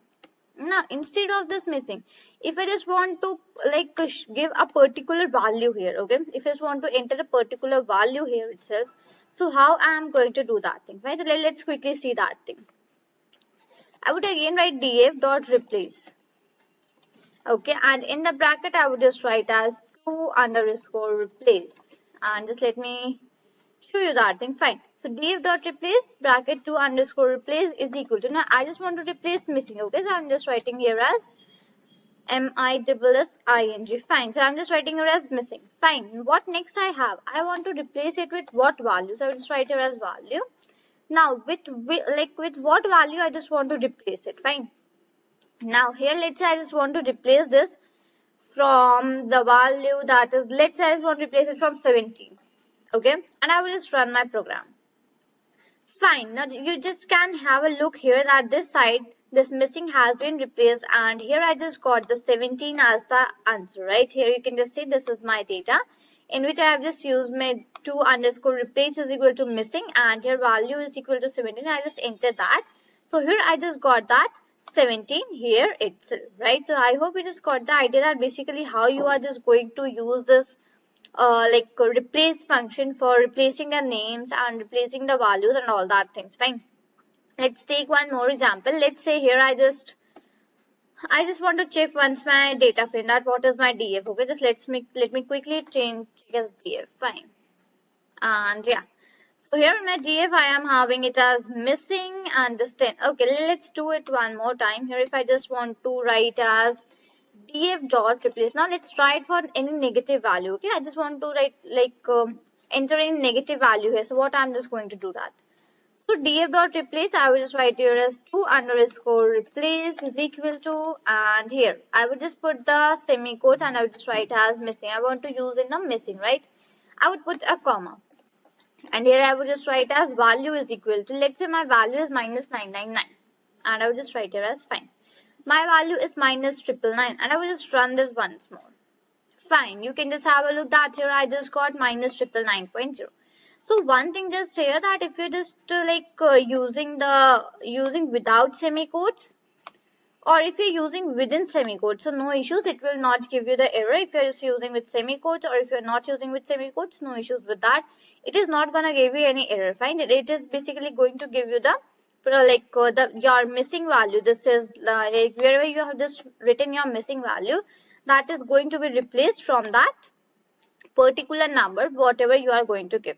Either it is positive or negative, no matters in that case also, right? So this is basically how you just replace a particular let's say column or particular value with another value. Okay, here we have just seen this thing using that missing, and let's say you want to replace any particular name or any categorical variable. Okay, any categorical variable. So this is the basically way how you're just going to do that thing, how you're just going to replace any categorical value with this replace function. Okay, so I hope I just made these things very clear to you that how you are just going to use a replace function whenever you want to replace any value. You are just going to have a null value and you want to replace that particular value. So how you are just going to do that thing. Fine. So I hope I just made everything clear to you. If you have any doubts, you can just rewatch the video. And that's right. So what you just heard, that is interpolate function. Now what is that basically used for? So that is basically used for filling up the null values. Okay, let's say you are having some data. Okay, in that you just got out some null values. Now you just want to just fill up that null values using some other values or some preceding values and all that things, right? So in that case, basically what happens, we use this interpolate function, right? So when I just started telling you about the way for filling the null values, let me go at that particular column here, right? So here I just mentioned different functions which I just used to find out the null values, and even which I just used to fill up that null values, right? So in that we are having one function, that one is interpolate function, right? So now today we are going to see that basically how this function works. Okay, we had already seen about is null function, we have seen about fill now function, we have seen about replace function. Now today is the turn for the interpolate function. Now let me quickly go upside and explain you that what we were previously doing. So here basically what I was having, I was just importing my NumPy libraries. Okay, I just imported that import NumPy as NP, right? So this NP was a short form which I have given to my library, right, to my NumPy library. Next what we were having, I was just importing my pandas library. Now pandas is my another library which I am just importing here, and I have just given it a short form, that is PD. Fine. Now what I would be doing, I would be just running this for a while because I have not executed the down cells. And now what next I would be doing, I would just take some cells here and I would be writing this like some further codes here itself. Okay, for doing that null values. So for like showing you how this interpolate function works, I have not taken in particular data set. So here we'll be seeing that firstly how you can just define a random data set for you. Okay, we are just going to see first that how if you just not have a particular data set and if you just want to try like do a hit and trial on some data in which you can just use that particular function. So how you are just going to proceed on that things. Fine, let me just quickly write here.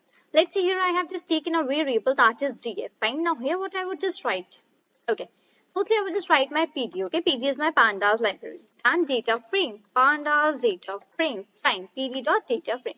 Now I would just put a bracket here, then the is firstly just hold on, okay, so small brackets and then curly brackets. Fine, inside these curly brackets what I would do, I would just start writing the names and like the columns, like inside the columns what you want and all that things. Fine, I would just write here firstly as a, I would put a colon, and inside after this I would just declare a list. Okay, and in this list I would just write some value. Let's say my value is 10, sorry 12, then 10, and then let's say I just wrote 9, and I would even put a comma. Now just let me show you this thing. Now here I would just write none. Now basically what does this none means? This means that I have like written a null value here. I have just defined a null value this side, that is none. Okay, so this is the procedure. If you just want to make a data set for you for a demo like that, so you can just do it in this way. Fine, I will just put, okay, I don't know, basically like actually the font size is very small, that is why it basically occurs like every time. Fine, let me just write here as B. Okay, B, and I would just again put a colon and I would put that brackets, and here let's say my first value is none, my second value is let's say 16, my third value is 24, then 2, then again none. Okay, so just let me again show that to you once more. Fine, so none, 16, 24, 2 and none. Fine, I would just again put a comma, I would again go down and just let me do that thing once more. Fine, here what I would be doing, I would be just writing the C here. Okay, I would just write here as C. Fine, I would again put a comma, and inside this bracket I would let's say define 25, and then I would let's say define 19. Let's say I just want to write a none value. Fine, let's say I would write 5, 9. So these are the things which you can basically do on your own also, right? So if it is not visible to you, so it is like not a very big issue, you can just write it on your own also. Fine, I would just make it here one more, and I would just 1 second, and let me take it to proper alignment. Fine, I would just declare one D or one more side here. Fine, this D, then my colon, and then my large bracket. Inside this, let's say my values are 14, then comma 29, comma let's say my value is none. So here listen to my words. Fine, okay, none, and then I will just again write one more none.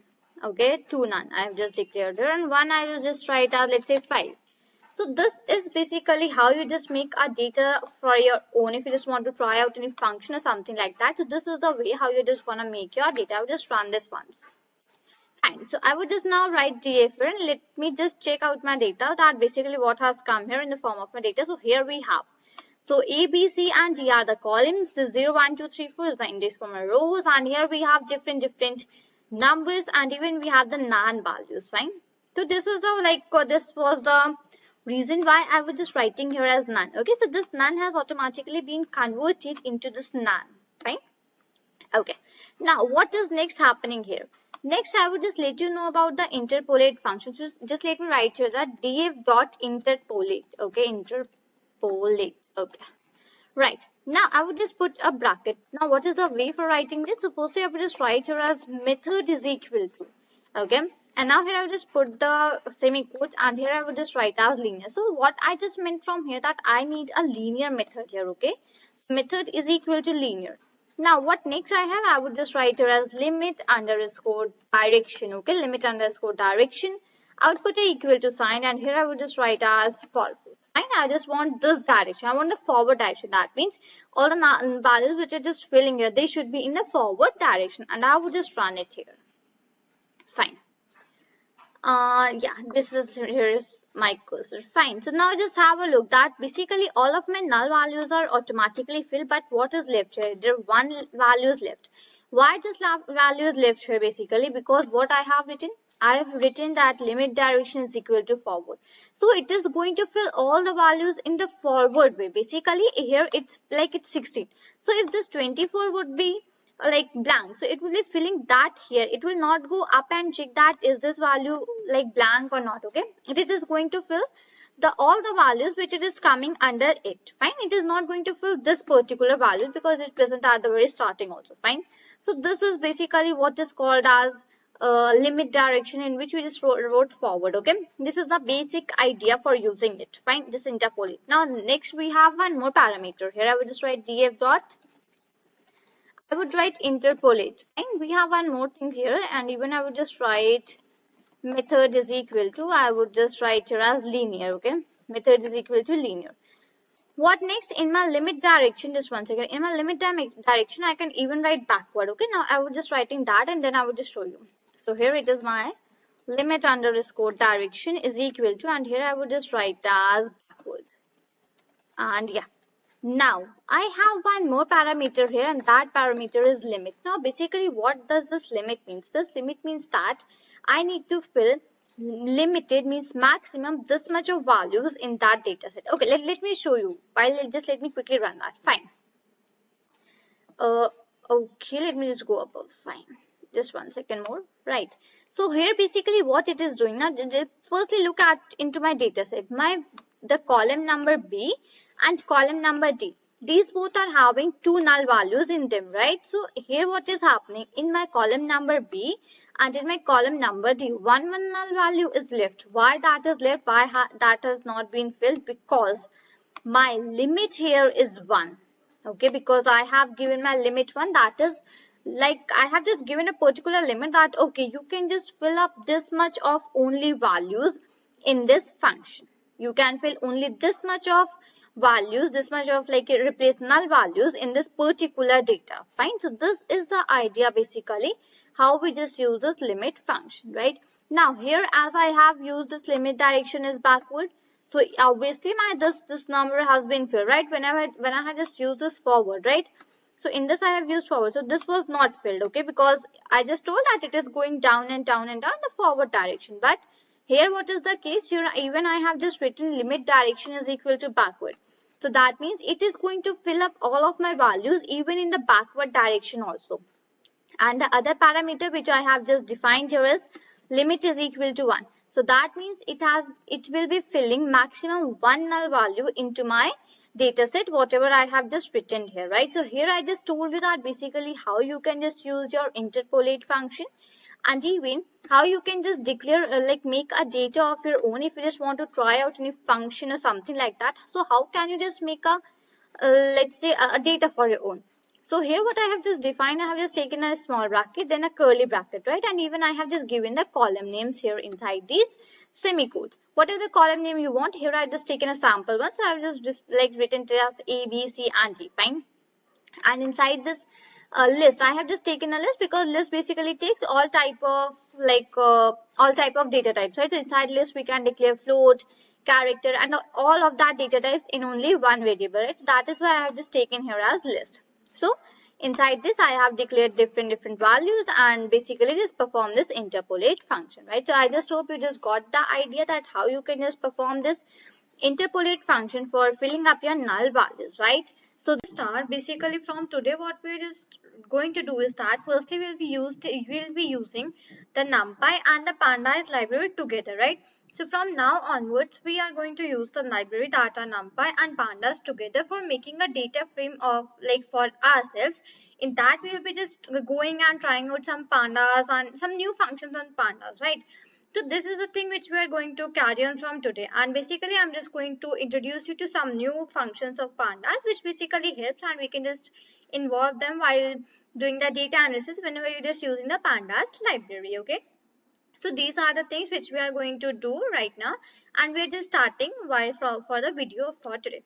And before that, I would just like to suggest you one thing, that if you're just not opened your laptop and open a Google Colab file, so just quickly open your laptops and a Google Colab file in that and just start writing the codes with me itself. Then you will just get the idea more clearly about the pandas library, that basically what it is used for and how you can just use it, right? So this is the main key which you should follow while seeing the videos and just practicing about the topics, right? Let's not waste time a lot of. Let's start with the things, right? So here I have just opened my new file, okay? So here you can just see, just let me show you that this is one of my new file which I have just made here, right? So in that, firstly, whenever we just want to use the NumPy and the pandas library, what we do, the first procedure is that we simply just add both, or like just write both of the libraries and just give them a short form, right? So this is the thing which we are just going to do right now. So firstly, I would be importing my NumPy libraries, okay? So I would write import NumPy as np. Okay, so this is basically how my NumPy library is imported, and I have even given it a short form, that is np, right? Now what next I am going to do here is that next I am going to import my pandas library. Fine. So for that I'm just going to write import. Okay, I would just write single I.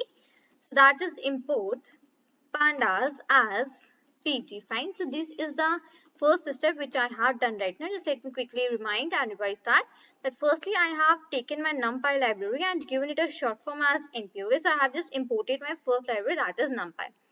Secondly, what I have done, secondly, I have taken my pandas library and I have imported that pandas library and given it a short form as pd. Now I would just run my program for a while, and yeah, basically it did not show me any error because I have not like written a lot of code here, or even I have just written the spellings correct. Now what is my next step here? What I just told, that we are just going to make a data frame of our own using the NumPy library, some NumPy functions, and then we are just going to apply some pandas functions on that, right?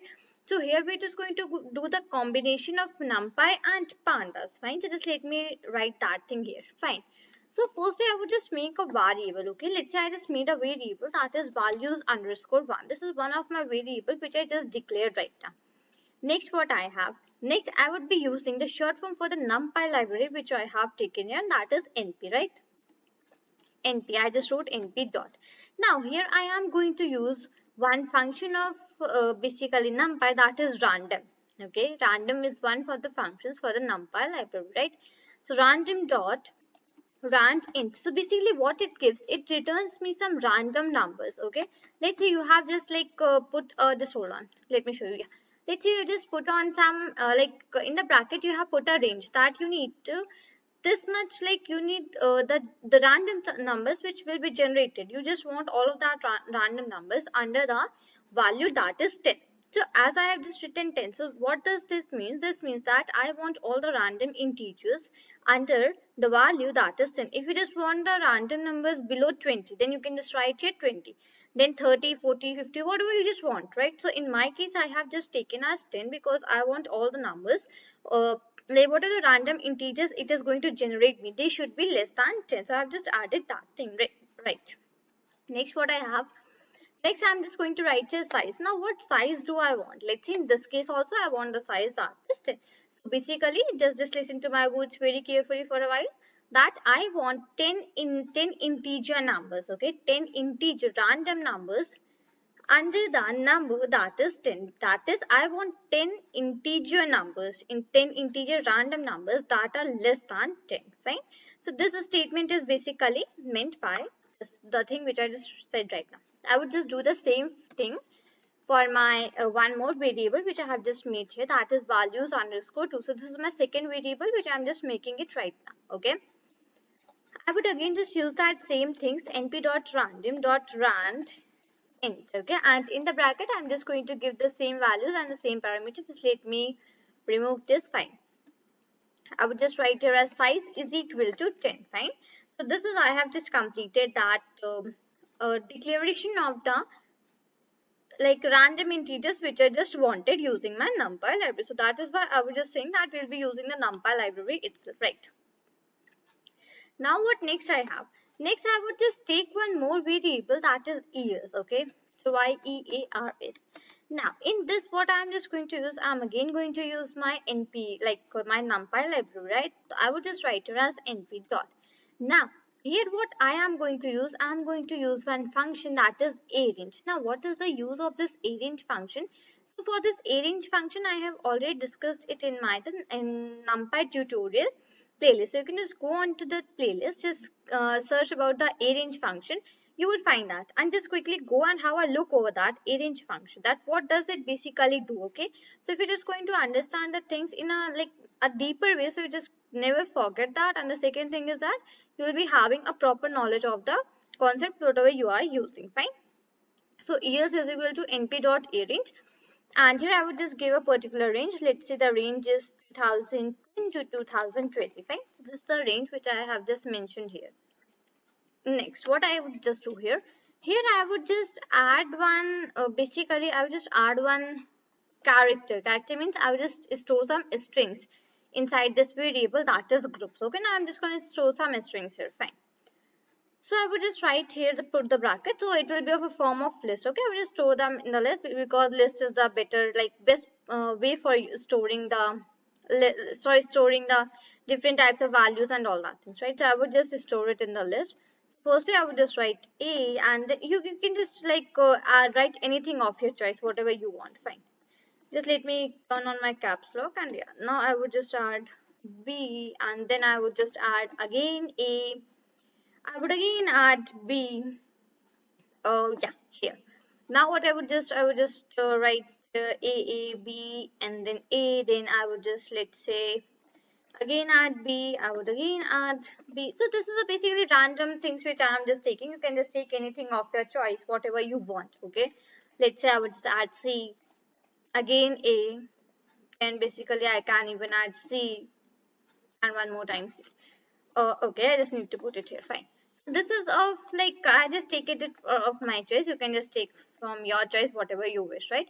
So this is basically how we just like store the values, take the values, like put the values of our choice in a particular data. So for now, what we have done, we have just like used the values underscore one, values underscore two variables, then years, and then groups. Fine. Now if I just want to see this data, that how basically is this data looking. For that, the first step which I'm going to do is that I'm just going to take a particular variable in which I would be storing this data. In my case, I have taken df, right? You want, you can just take any other thing, whatever you want, but for my case, I have taken df, right? I would just write pd dot data frame, okay, pd dot data frame. So this is the procedure that if you're just having any data which you have made on your own, basically if you're just taking any random data right here, as we have done in this example. So if you just want to see that data, so in that case, what we basically use the short form of the pandas library that we have taken, that is pd dot, and then data frame. Now just keep one thing in mind for this data frame, that a d should be capital and f should be capital. Rather than that, other than that, whatever the letters are here, they should all be small. Fine. I would put the brackets, and even I would just put the curly brackets. Okay, just let me remove it from here, right? Now what I am going to do, I'm just going to write the column name. Okay, that under this column I want these things, right? So let's say firstly I just want to make a column that is group. I would just add the semicolons here, right? So group is first of my column which I just want to make, and in this group column, what values do I wanted to add? I want to add all of these like strings, these like string data type which I have just written here. I want to add all of these, right? So what I would do, I would just write here as groups. So I would just write that particular variable name, whatever the data I just want to add, and under this group column, right? So I want to add this a b, and all these strings, whatever we have just taken, these characters which we have taken under this column, that is group. So I just wrote this group, and in front of this I would just add all this variable, right? I would just do the same thing for rest whatever are left, right? I would just take it for year also, comma, and let me just write here as year. Okay, I'll put the colon, and in that, so my variable name is years. Fine. I'll put again a comma. Fine. So what next? Let's take a value underscore one. Okay, so I would just take value underscore one. And in this particular, what I'm gonna add, I'm just going to add values underscore one. So values underscore one was the variable name, right? Just let me quickly check out that thing, right? So values underscore one was the variable name, and I would just do the same thing for the values underscore two one. Okay, I would again put a comma, then the semicolons, the semicolons, and here I would just give the variable name, that is value underscore two, right? I would just put the colon, and here I would just write as values underscore. Fine. So this is basically how you just like make the data. Okay, make the data a random data for yourself, and you just add the things into this particular. I will just write as df. Now df I have just written because I just want to see my whole data, whatever I have just designed it right now. I will just do shift plus enter, right? I'm just getting any error. Let's take that what error we are just getting here. Fine. So it is giving me, hold on. Okay, I'm just so sorry. I just like put these colons in my variables name also. Just 1 second. Just let me remove all of these. I just did not pay attention towards that, so that's why I just missed the things here. Fine. So last one is also left. Just let me quickly remove that. Now just again shift plus enter, right? Okay, my array must all be same length. Okay, fine. So let's see that where it is giving me some error. Okay, so it is saying.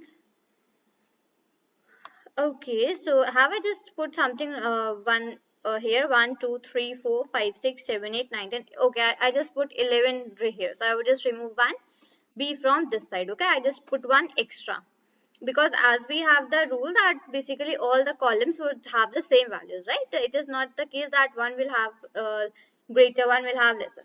So now when I just run my program, I just got the here output, the output which I just the program and the data which I just made right now, I just got that thing. So we have taken the group, we have taken the year, we have taken the value underscore one, and we have taken the value underscore two. So these were the functions which, these were the variable name which we have taken here, right? These were the column name, and inside that we have just put the variables name. So according to that we just got all of the values here. So groups are giving me character values, year value 1 and value 2. These three are giving me the integer values. Fine. So this is basically how you just make that particular or let's say a random data for yourself if you just want to perform some functions or check out some functions, that how basically these work. So this is the procedure that how you're just gonna do that thing. So let's quickly run out one function also. So I would just write now my function which I'm just gonna use here is query. Okay, so I would just put a hash, and here I would just write the name of that function which I am just going to use here, and that is query. Fine. Now what is this basically used for? I will just let you know in a little while. So I would just write here as query. Now inside the brackets, let's say I want all the columns in which the values, the column which is having value 1, in that column the values which are greater than or less than value 2, I just want to extract all of that values, right?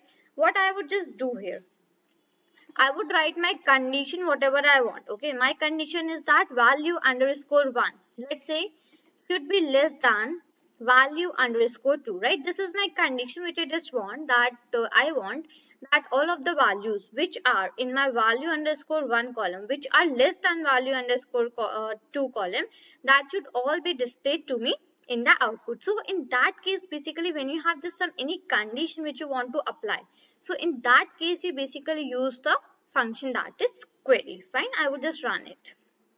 Fine. So here you will be getting all of that columns which are having the value 1 less than value 2, right? So you can just see here that all of the columns which are here, they are having value 1 less than value 2. But here okay, let's quickly verify that 1 and 6, right? Let's quickly go above and verify, right? So in value in column number 1, this row number 1, we are having 4 and 4. Basically, these are equal. Let's go to 6. So in number 6, the value 1 is greater than value 2, right? And let's go more down. So it is the same case in all of these, right? So that is why basically it just resulted me these 5 rows which are having the value 1 which is less than value 2, right? So I hope you just got the idea that basically how you are just going to make that random data if you just want to do that, and then you have how you are just going to perform that query function. Now in the next videos we are just going to see some more interesting functions in pandas only, right? So I hope you just got the idea, and basically what I just suggested in the starting, I would just repeat that thing at the last also, that if you have not watched this video using your Google Colab notebook and typing the code with me, then just do that thing, right? You will get like very benefit in that. You will learn very new things, right? We are just going to see some more functions on that particular data which we had made previously, right? Previously what we have done in the previous video, we had just like use the NumPy library, right, with the pandas library, and we have just like made a data set. Let me quickly show you that thing. Yeah, so these are the steps which we are following in the previous video. Firstly, we have imported the NumPy and the pandas library. Next, what I have done, I have just taken the help of the NumPy library in these three, and basically I have generated some random data from here, some random values I have just generated, right? Next, I have just taken one more variable, and other than that, we have just stored all these values in this particular variable, that is df, and I have just read the whole data using my like pandas library, right? And we just got this thing as the output. Let me show you. Yeah, this was the output which we have got, right? And even we have just seen the query function. Now today is the time to see some more functions in this pandas library itself, whatever you can just perform. Okay, so I would again suggest you that please open your laptops and open a Google Colab notebook in that and start writing the codes with me, right? Let's begin. So basically the first function which we are going to see today is that if we just want to make a new column. So let's say in this the data which we which the values which we have made here, right? In that which how many columns we are having? We are having 4 columns. Now let's say you would just want to add one column. And let's say you just want to add one column at the second position. Now here position basically comes from group is having the position as 0. Okay, year is having the position as 1. Value underscore 1 is having the position as 2. And this value underscore 2 is having the position as 3. So these goes from 1, 0, 1, 2, 3 and like that. Whatever the up to n, whatever the values, whatever the columns you are having. Right. So let's say I just want to add one new column at the second position. So in that case, what I am just going to do right now. Okay. Let's see that.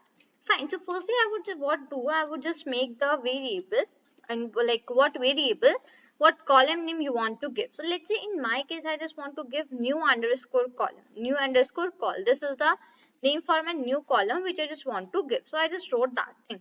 After that, I just want some random integers. So in that case, we have already seen previously in the video. Right now, I'm just also going to show you that firstly, I'm just use my random, and here I would just use the rand int. Okay. And in the bracket, I would just give the like a condition that particular from this number, all the numbers which we are having, which will be getting, that should be less than 10. So I have just entered that particular number in the brackets. Fine. This is what I have done.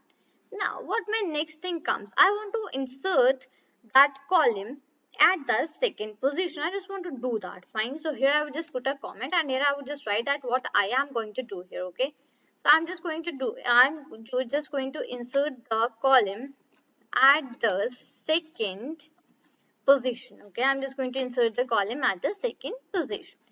So here I would just write df dot insert. Now insert is the function which I am going to use to insert a particular column. Fine. So I would just write here as insert. I will put the colon. So basically what my insert function does, my insert function helps I want to insert the column at the second position. So insert function helps to insert a column at a particular position, right? So I would just write df dot insert. Okay, now I would just put the bracket. Now firstly I would just write the parameter that at what position you want to add that. I would just want to add it to the second position, right? So I just wrote here as 2. Now what next? Just let me remove that, right? Now what next? I would just write the column name, right? So my column name is this is the variable name in which we have stored our random integer, right? That is 10. So in that case, I would just put the colon, and here I would just write as okay. Just one second. Just let me remove that. I would not put a colon. I would just put a comma.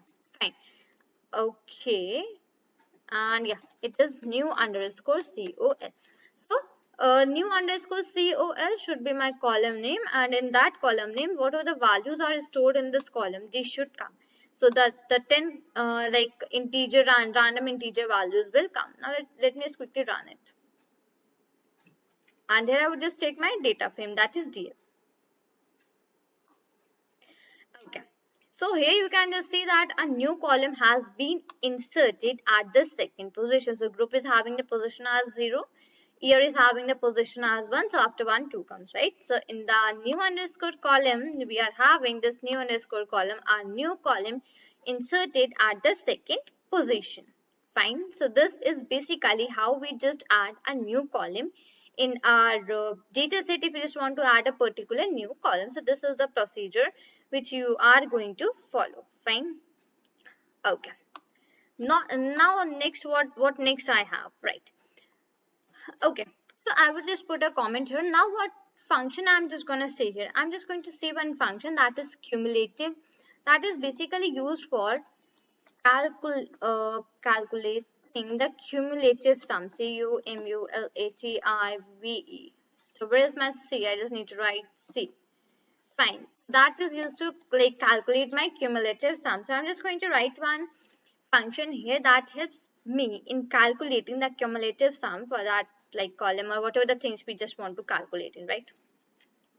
So here I would just firstly write my data frame name. So that is df. Okay.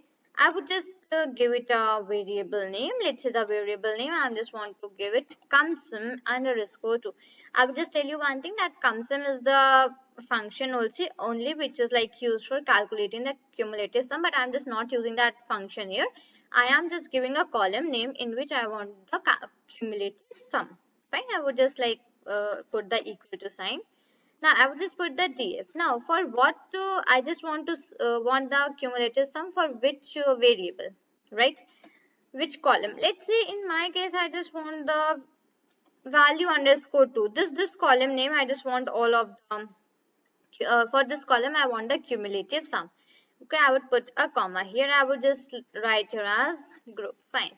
Now what next I have, and here I would just use as group by. Okay, I would just write group by, and I just want to even group by it from a particular like for a particular one. So group is one of my columns which we have taken, right? So I just want to group it by group, and here I would just add my function name, that is cumsum. cumsum. So that is the function which is basically used for calculating the cumulative sum, and here I would just write here as df because I just want to see the my output. Okay, I just have some error here. Let me just quickly check that error, that what is the error which we are getting. Fine. So at last there must be some error. Yeah. So bracket is not closed. Fine. Let's run that. Okay, str object has no attribute cumsum. Okay, just let me check that. What? Okay, fine. Just let me close this one here, and I would just remove this. I just forgot to close that group, that side. Okay, so just let me show you that thing here, right? So here we have this cumsum underscore 2, and in that basically what I have the cumulative sum for all of these columns, right? What are the columns we are having? I have the cumulative sum for all of these, right? So this is the procedure. Basically, if you just want to calculate the cumulative sum for a particular like column, a particular data set, so this is the procedure which you are gonna use for doing that thing, right? Now let's move towards some new functions, move forward, right? Okay, now what here I have one more function. Okay, now I'm just going to learn one more function, that is sample. Now what this function basically does? So it is used. So I'm just writing the things also, right? So you can just get the proper idea, and even you can just have a note of all of these things with you also, right? So sample is a function which is used when want to, okay, when want to select a random sample from a, oh, from a, okay, I would just write it down. Random sample.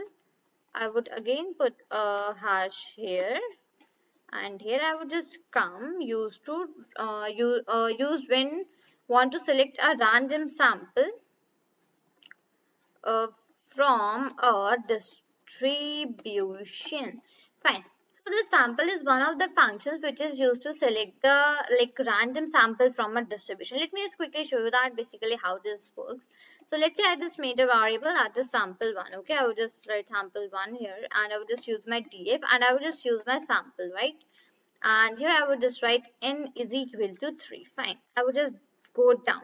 Okay, and here I would just write as sample one, and now I would just run it. Fine.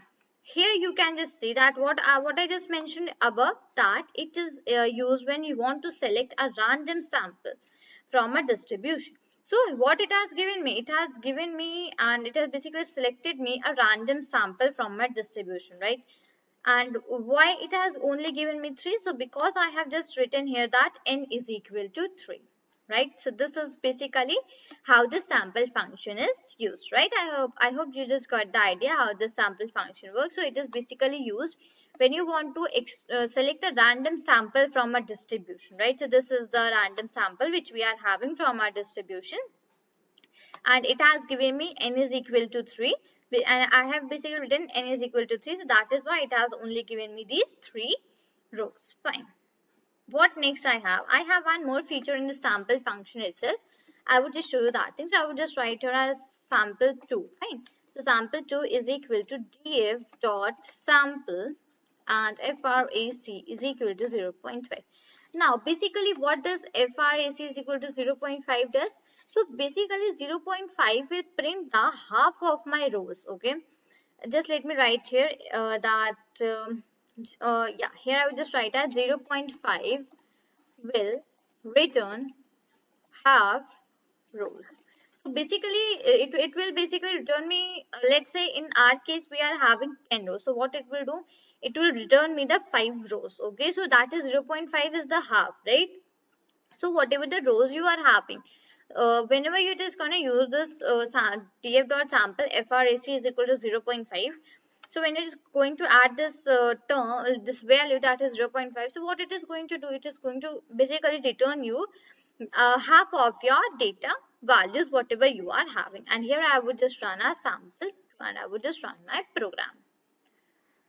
Okay, so basically what it has generated, firstly it has generated me some random distributions from my data set. As you can just see, it is 7, then 8, 4, 9, 2. It has just basically generated me some random values from my data set. Next what it has done, it has basically, here what it has done, it has displayed me half of my rows, that are total we are having 10 rows, right? So in that case the half is 5, so it has basically returned me all the 5 rows whatever I am having this side, right? So this is the whole idea about using some functions in Pandas. So the functions which we have discussed to this, so the first function was basically, which was the first function, insert. We have, yeah, so we have started from the insert. So insert was first of the function which we have seen, that basically if you just want to insert a column at some position, so in that case how you're just going to use this insert function. Second, we have seen the cumulative sum, that if you just want to find out the cumulative sum, then how you're just going to do that thing. Okay. Third, we have seen about the sample, that it is used basically when you want to select a random sample from a distribution. So here you have given the particular n value, that okay, you just want only this much values. Okay, and if you just want the half of your data set rows to be displayed here using the sample function, so you are just going to use your frac is equal to 0.5. So it will basically return you half rows of your data set whatever you are having, right? So I hope you just got the whole idea, that basically whatever the functions I just explained, you just got the idea that how these functions work. And I'm again repeating that I'm using all of these things and just telling you about all of these things in a very detail. And I basically hope that you are doing all of these things with me only, right? Basically now today what we are going to learn is that we are going to learn that basically what are the isIn and then log, then ilog, rank, and the percent change functions in the pandas, right? So these are the topics which we are gonna see today, right? Let me just quickly show you that previously what we have done. So I have just made one new file here, but just let me quickly zoom in and take you to the previous file also that we have seen in the previous video, right? So I would just do that thing here. Yeah. So this was the file which we have just seen in the last video, and we have just done till basically we have seen about the return half rows, right? We have seen about this frac function. Right now today I'm just going to tell you about the isIn function.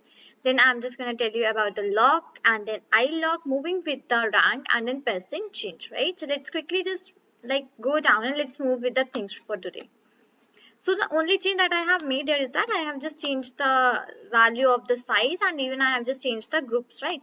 Other than that, I have made none of the changes here, right? So this is previously all the same things, right? So here all of the columns are appearing, that is group, year, option 1, option column, option 2, and comes in 1. These were the options which we have taken, right? Now just let me go down here. Fine. Now just let's quickly move with the isIn function, right? That basically how to use this isIn function. So I would just put here a hash, and here I would just write isIn. Okay, so ISIN. Now how to just use that function? Just let me write here as years. Okay, years was the variable which we were having, right? Now if I just want to get the like data of some selected years only, let's say that years are 2006. Let's say another one is 2009, and let's say the third one is, let's say, 2013. These are the years for which I just want only data, right? Only these years. So here I would just use I would just use my isIn function. So df and then df dot year, okay, year dot, here I would use isIn, okay, and in the bracket here I would just use as years. Now years is a variable in which I have stored all of these 3 years which I have just taken right now, okay, and I would just run it for a while. Now basically it will give me the data only for the years which I have asked. So that were 2006, 2009 and 2013. So basically it displayed me all the result and all the columns and rows for all of these 3, right? So this is basically how you just use a isIn function. Now if you just want to get the data for any particular point or any particular field, any particular date or particular like let's say any particular value. Because in that case basically we use the isIn function. Now moving towards the log. Now firstly what does this log function do? It select in this we need to select by labels, okay? And basically in log what we do, we select by labels. Now what does this labels mean? So basically labels means that you need to give the name of your column, that for what column column values you just want, okay? So that means that here you just need to select by the labels, okay? So for that, what I would just do, I would just write here df dot. Okay, here I would just use log, LOC. Okay, in the bracket I would just use colon 2. Now you can just use, let's say here I would just use colon 4. Okay, colon is to 4. Now I would put a comma here. Okay. Now after that I will just put the bracket, and now here in this bracket I would just write the columns for which I just want the values. Let's say here I just wrote firstly, let's say I just wrote here as a group. Okay. And let's say I just put the second column as year, and now I would just run it for a while. Okay, so what it is saying, it is saying me too many indexes. Okay, just let me go above for a while. Oh, not this one here. Fine, just let's see that what's the thing. Okay, let's not do it for 4, let's take it to 2. Okay, colon and okay, so it is again showing me indexing error, too many indexes. Okay, let's see that what it is basically giving us. So bracket and then bracket, this bracket is okay. So df dot log colon 2 comma, and okay, so here this brackets need to be removed. Okay, this should be in one single bracket only, and now I would just run it for a while. Fine. Now what, see what it has given me. It has given me the 3 rows and 2 columns. Columns are the 2 which I have given here, and rows are 3. So basically here we have just seen this thing in the NumPy arrays and even in the string slicing, that basically whenever we just do not put any value here, so that means it will start from the starting, right? So it has taken 0th index, it has taken first index, and even it has taken the second. So it is just showing me these 3 ones. Now let's say here I just put as 4, okay, and now I will just run it here. So here now it has given me 4. So see, my rows became 4 here. Okay, my rows became 4. So I hope it has got the idea. So columns would be only 2, but it is totally changing my rows. Now here I just got 5 rows, fine, because I have just wanted from 0 till 4. So that is fine, right? I just hope you just got the idea that basically how this lock works. Now quickly move towards the I lock, right? So here I would just put a comment and here I would just write I lock. So I lock is equal to 9, right? And now here I am just writing that what is basically do. So it basically select by position, okay? It basically selects by the position, that what position you are given. Previously we were just giving the column names, right? That for this column and this column I want. But in iLog we do not give the column names. We only give the positions, right? As we were given previously for the lock. Okay, let me show you. So here I will just write df dot ilog, and in the bracket I would just use colon 3, and let's say my other one is colon 2. Fine. Now it will just, what it will do, it will select me 2 rows and then it's, sorry, 3 rows, and it will give me 2 columns, right? So the first one is here is for the rows and second one here is for the columns. Okay, if I just increase it to 4, now just see, now it will just give me 3 rows and it has just displayed me the 4 columns, right? So this is basically how you just use your iLog function. Now moving towards the next. Now next what I have just here is that I have 2 more functions, right? I just mentioned that the first one, now the next function is my percent change. So in that case I would just write pct underscore change. Okay, this is the function, right? So now basically what does this function do? This function is used to calculate the percent change. Okay, so I would just write here used to calculate percent change. Okay, this is the function which is used to calculate the percent change. Okay, now just let me show you an example that basically how it does. So here I will just write df dot, I would just take, let's say, option underscore 2 is my very column name which I have just like taken. Okay, option underscore 2, and here I would just use dot pct underscore change. Okay, and I will just put the bracket and now I would just run it. So this is the basically function how you just use dot pct change. So now it has just given me all the percent change values for my column option number 2. Basically here is option number 2 is one of the columns which we have taken. So it has just displayed me the result for all of these right here. Okay, now moving towards the last function for today, and that one is the rank function. Now basically what does this rank function helps us to do? So it is used to assign, I will just write it is used to ASSIGN. Okay, it is used to assign okay, rank to the values, fine. So this is the function which is used to assign the rank to the values. Let's say here I just want to make one variable, one column in which the rank would be stored, right? So here I would just write df and then rank. Okay, this is the column which I would be making, right? I would write here as is equal to df, in bracket I would just write as option underscore 1. Okay, option underscore 1, and here I would just put a dot and it is the rank. Fine, here I have just used I just want to use my rank function for my option 1 column. Okay, and here I would just print as df and I will just run it. Now see, I just got a new column and that is the rank column, and here I just got the rank of all the option 1 column, that was option 1, right? So option 1, here I just got the rank for all the option 1 values whatever I am having here, right? Now I hope you just got the idea that basically how this rank function works. Now I have just one more thing to let you know in this ilog function, that this is one more way you can just use and basically access this ilog. So what I would just do, I would just create one code line here in the between. Fine. Just let me show you one more method with the use of ilog function. Sorry, with the use of log function.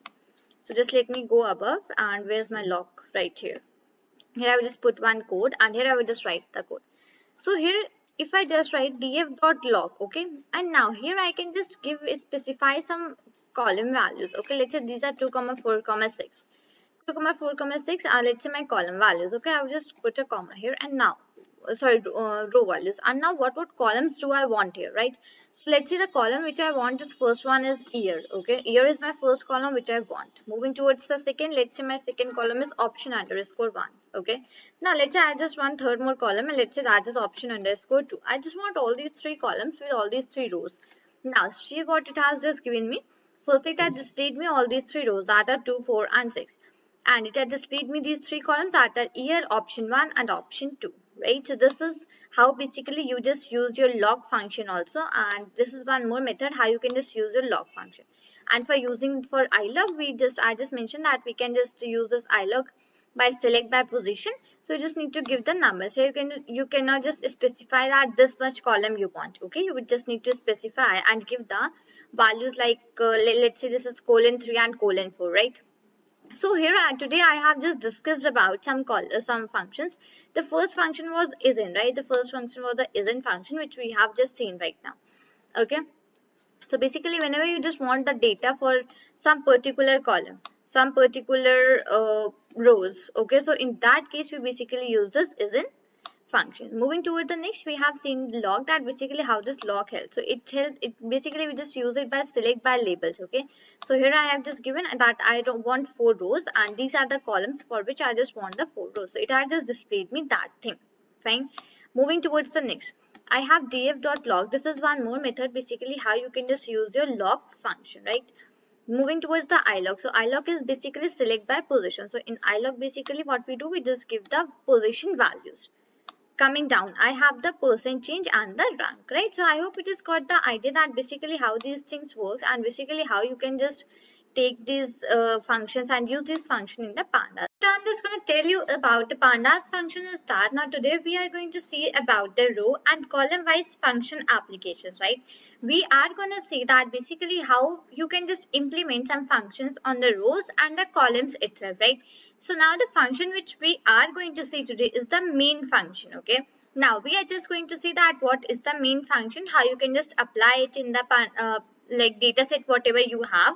After that, there are some parameters in the main function also, right? So how you can just apply that parameters and set some values to it, right? This is the whole idea that what we are going to discuss today, right?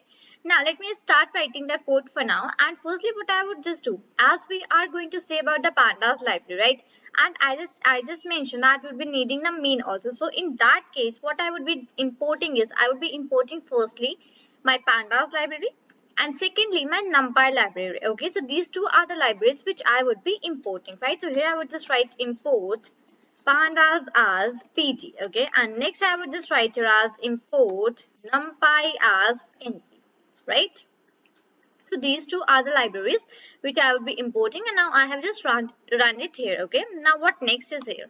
So now here for like showing you that basically how this main function works, for that I would be taking a data which I would be making on my own using the pandas library. Okay, so for that I would be using pd.dataframe. Now you all know that basically how we just make these data frames, right? Because we have already seen that in the previous videos, that basically how you can just make a data frame on your own, right? So for that I would be just giving a name, and let's say that is df. Okay, in my case I have taken the name for my data frame as df. Okay, now what next I would be having here, I will be writing the name of my library, that is pandas. Now for pandas I have given a short form, that is pd, right? So I would be writing here as pd. I hope you are just listening to my words very carefully and even writing the codes with me, right? And if you're just not doing the same thing, so quickly open your laptops and start writing the codes here itself with me. Okay, then you will just get a proper idea that basically how the things work. Okay, how you can just like think, that basically what function where to use in which data set. Let's say this is the most confusing task that you need to just think of, that okay, what function should I choose for this data frame so that I can just get some meaningful result. So okay, so that thing just come with the practice, right? So just now let's practice the thing. So here I have just taken the variable that is df. Okay, so I have written df is equal to pd dot, and now here I would be firstly writing as data frame. Now inside the brackets I would be like using a random value. Okay, so just let me show you that thing. So here, okay, so that would be np.random. Okay, I would be writing np.random.rand. Okay, so that is basically used for taking some random numbers. Okay, and in the bracket I'm just going to give some limit. Let's say 6,2. Fine. Okay, let me just come back to it though, so that you can see. Fine. Okay, fine. Okay, you have just done this thing right now. Now I will just put a column here, and now here I would just add the columns. Just let me do one thing. Just let me zoom out for a while so that I can just write, because of it I'm not able to write. Okay, This much is okay, I guess. Okay, so I would just write here comma. So here I would just give the name for the columns. Okay, so columns is equal to, now I would just make a list here. Okay, my list would contain the name of my columns, whatever I would be just putting here. So the first one is, let's say, for the first column I would give the name as first. Okay, I would give the name second for the second column, and even I would just give the name for the third column, THIRD. Now I can just zoom in back so that you can now just have a proper look over that what I have just written. Okay. Just let me quickly delete this one. Fine, so here I have written df is equal to pd.dataframe np.random.rand n. I have given the 6, 2 as the values, and here for the columns I have given 3 names for my column, and that are first, second and third. Now you can just give n number of column names, whatever you just wish, but right now I have just given the 3 that are first, second and third, right? Now I would just come to my next line, okay? Now in this next line, what I would just write, I would just write df dot apply, and in the bracket I would write np dot mean. Okay, np dot mean. Right, so this is how basically you just use your mean function. Okay, so I have just write df dot apply, and in the bracket I have written np dot mean. So np is basically my short form for the numpy library, and then this mean is basically that mean which we calculate, right? So I would just write a print statement here, print, and inside the print statement I would just write df dot apply, and just let me show you that thing. So print df dot apply, and in the bracket again I would just write as np dot mean. So it's np dot mean, right? And here I would just run my program. Now here what I would be, okay, I just shape of pass value 6, 2 in this is imply. Okay, 6, 3. Okay, fine.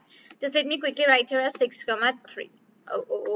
Just I need to go here. Okay, I'm sorry because I was having 3 columns, right? So in that case, I just need to write that one. Okay, now here just saying me that, okay, I need to just close the bracket here.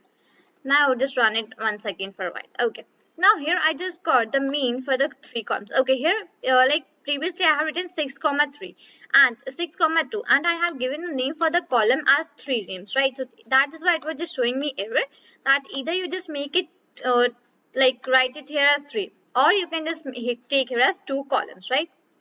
So I just made that 3. Now here it is giving me the mean of all the 3 columns which I have just made right now. So for the first column, the mean is 0.19 something. For the second one, it is 0.45. And for the third one, it is minus 0.17. And the data type is float, right? So this is basically how you just can calculate a mean. So here I have just taken a random values, right? I have just taken some random values. Now if you're having a data set, so in that data set also the procedure applies the same, that you can just find out the mean using this procedure which I have just told you right now. Now I just mentioned that we will be discussing about one parameter also, right? Now that parameter is the access parameter. Now what will happen if I just like write the things? Okay, let me just write a comment here, that here I'm just writing by passing access parameter operations. Here I will just write operations. Okay, operations. Operations can be row wise, wise. Fine. So basically whenever we just pass the access parameters, so with that the operations can be row wise. Okay, now I will just show you that basically how we just pass the access parameter into this mean. Okay, so for that what I would just do, I would having the same data set which we have used previously, right, which we have made on our own, that was random one. So I would just write df dot apply. Okay, in the bracket I would write just 1 second, first let me show you that what I am writing here. So just 1 second, just let me zoom out. Okay, so here df dot apply, and here I would just write np dot mean. Okay, df dot apply np dot mean, and now here I would just give the parameter that is access is equal to 1. Okay, and I would just print the same thing. So inside the print I would just write df dot apply in the bracket np dot mean. Okay, and I would just run it for a while. So here I just got the mean for the same. Okay, so here just let me quickly see. Right, so here I just again got the mean for the same. Now here if I just write np dot mean comma access is equal to 1, and now if I just run it for a while, now what then see basically what happens. Now here it is giving me the mean for each and every row separately.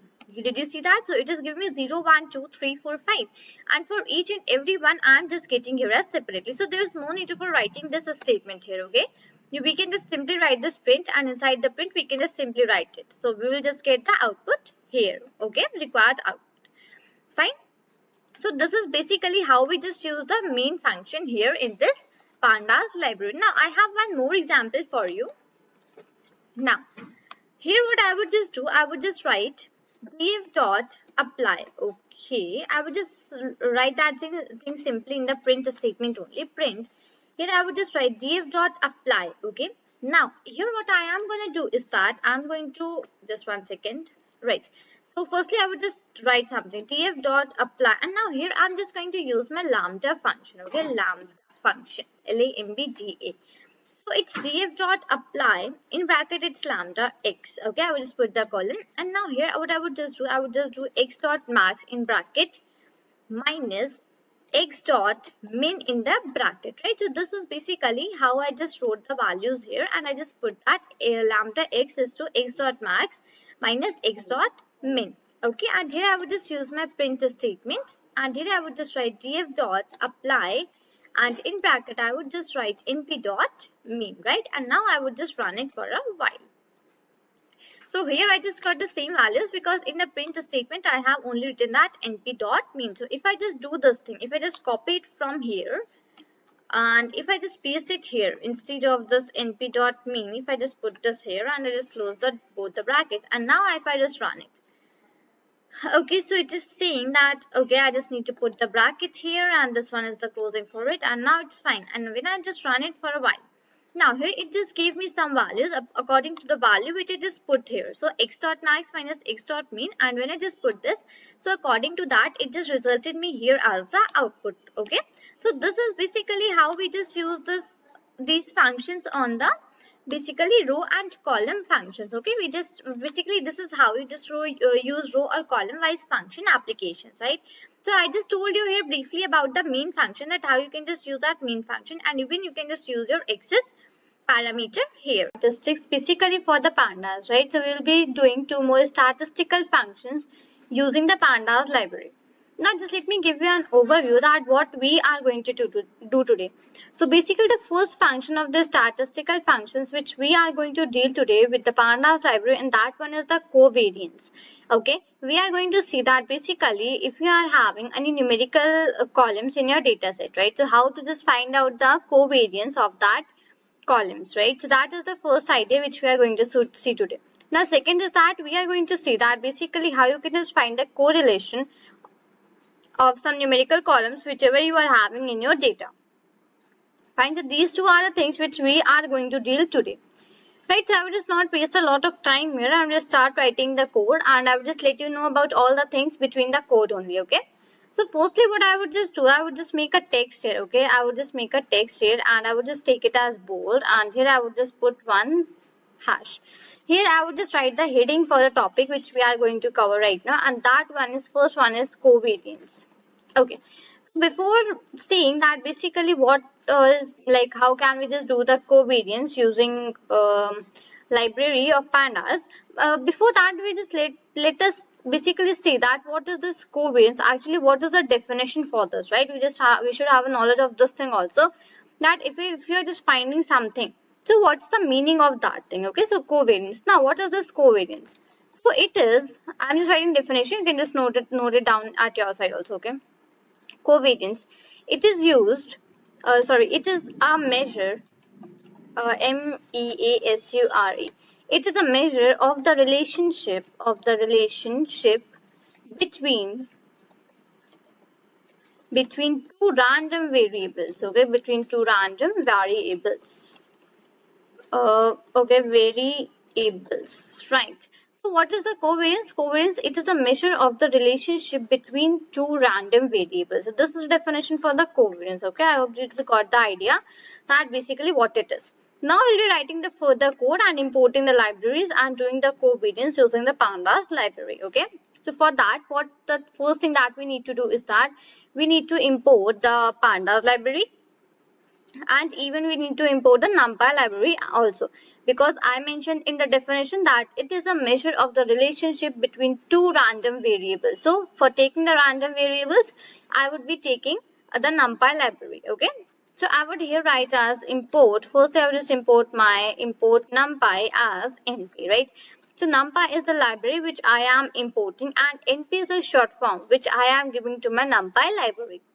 So wherever I just wrote NP, so that will automatically mean that okay, I am using my NumPy library at this place, right? So import NumPy as NP. Second, I would be importing my import pandas as PD.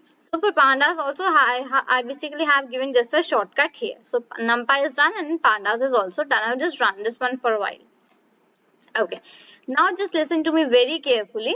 So again, I am today telling you that how you can just make a random data on your own. So just listen to me very carefully that how do we do that thing, right? So here what I would just do, I would just take a variable, let's say that is A1. Okay, that is a variable which I have taken here. Here I would use my pandas library.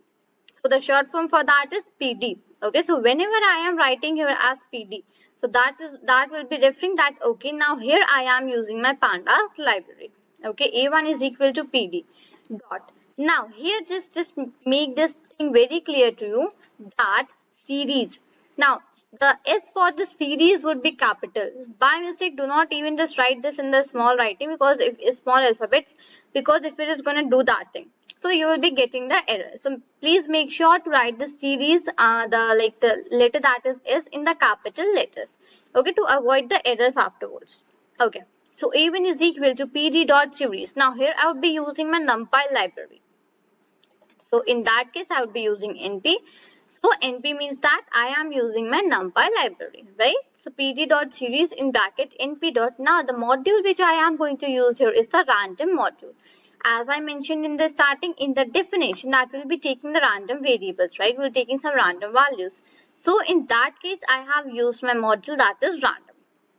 Okay, done. Now, so A1 is equal to PD dot series in bracket NP dot random, right? And I would just put dot here. Now, I just want some integer random values, right? So in that case, I will be using rand n. Okay, rand n. And then in the bracket, I would be giving some values. Let's say I want 8 random values. Let me just come back here. Okay. So in the bracket, I would be giving that number, whatever random values I want. Let's say in this case, I want 8 random values. Okay. So in that case, basically inside the bracket, I will give the number as 8. Come down. Here I would take as A2. A2 is equal. Now A2 is the another variable which I have made here, because I want the covariance between two variables. Read the definition very carefully above. It is a measure of the relationship between two random variables, right? Here just keep this thing, this word in mind, that is 2. Okay, so here in that case only I will be taking two variables, and in that I will be taking two random modules, right? So I will just use PD dot series. Now again, make sure to write this S as capital. In bracket NP dot random dot rand n, and in bracket 8, right? So this is basically how you just use your random module, even your pandas module, and even your NumPy library, right? Okay. Now what next comes is here, I just need to find out the covariance between these two. Okay, so for that what I would be doing, I would be writing here as print, and inside the print I would write A1 dot cov bracket A2. Now what I just wrote it here right now. So this means that I need the COVID A1 is the one of the variables which I have taken. So I've just wrote that variable here dot COV. Now COV is here referring to my covariance. It is telling me that okay, you need to find the covariance here. So in that case, basically I am using COV. Okay, so this COV is referring to my covariance, and here I would just run this program for a while. So here I just got some numerical values. Sorry, yeah, it is a numerical and the float value. So it is something about negative of 0.1917 and so on. Is so much long. So basically this is the covariance between these two variables which we have taken right now. Okay, so I hope I just made this thing very clear to you. that if you want to find the covariance of two variables, so how you are just gonna do that thing. Fine. Now let's do one more trial here for a while. I would take one more variable. Okay, I would write one more program. There's one more procedure for doing this thing, so I'll just let you know that thing also. Let's say here I just take another variable, that is b. I would use pd dot data frame. Now this, whenever I just wrote something like data frame, pd dot data frame, so that means here I am going to give some column names on my own. Now just keep this thing in your mind, that whenever we are just like writing pd dot data frame, so that means you are going to give the data on your own. You are going to give the name of the columns on your own. Okay, just keep that thing in mind. So here I would just write np dot random dot rand rand n. Okay, so first one is the rand n, and here in the bracket I would just give a limit, that basically how many rows and how many columns do I want. Okay, let's say I want here 8 rows and 4 columns. Will that be okay, right?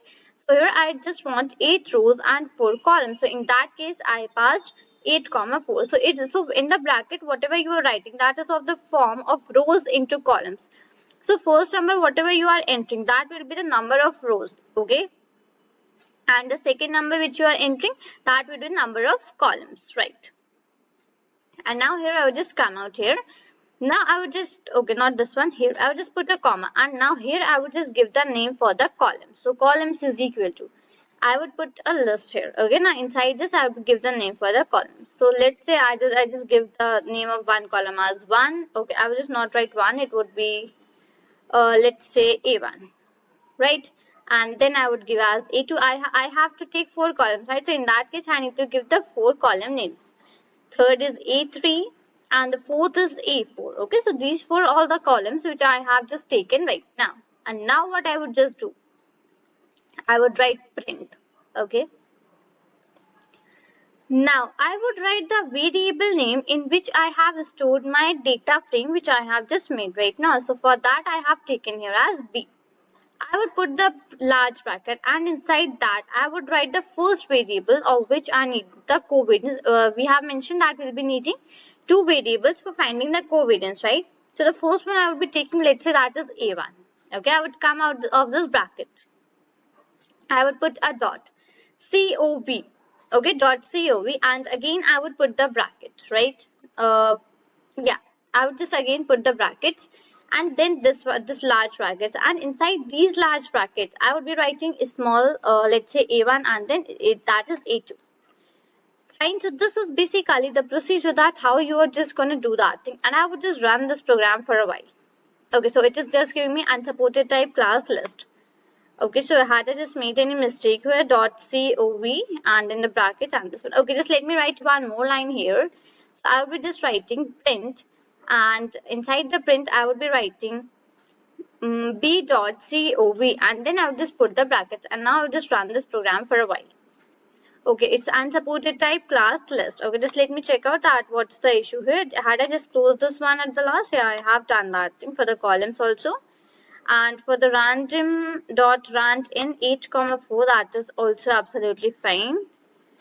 So okay, this bracket has been closed, this bracket is also closed here. Okay, okay, in the in B also, if I just put something like, okay, just let me check that thing.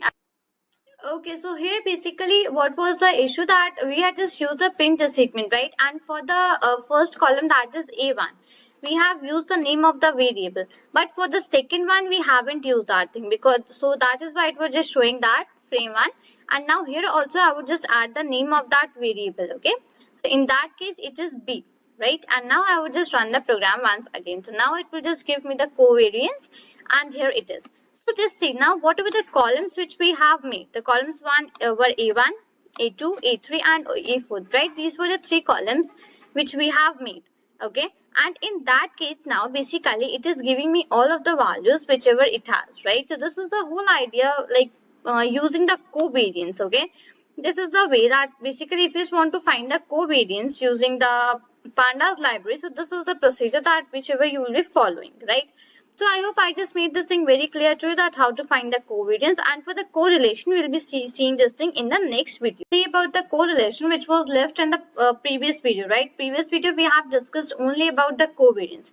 Now we'll be discussing about the correlation today. Okay, so then now just let me quickly give you an overview that what we have discussed in the previous video. So in the previous video we have seen that what is covariance. So we have seen the definition that it is a measure of the relationship between two random variables, right? Then we have imported the libraries, that was NumPy, and the second one was the Pandas, right? Then we had taken the variables, first variable was A1, second was A2. And then we had basically used a random module for taking some random values and finding the covariance between these two variables. So this was somewhat covariance which we have found out, right? And next we have seen one more example in which we have taken another variable, and in that basically what I have done, I have taken b is equal to pd.dataframe, okay, and np.random, and even here we have just specified some columns also.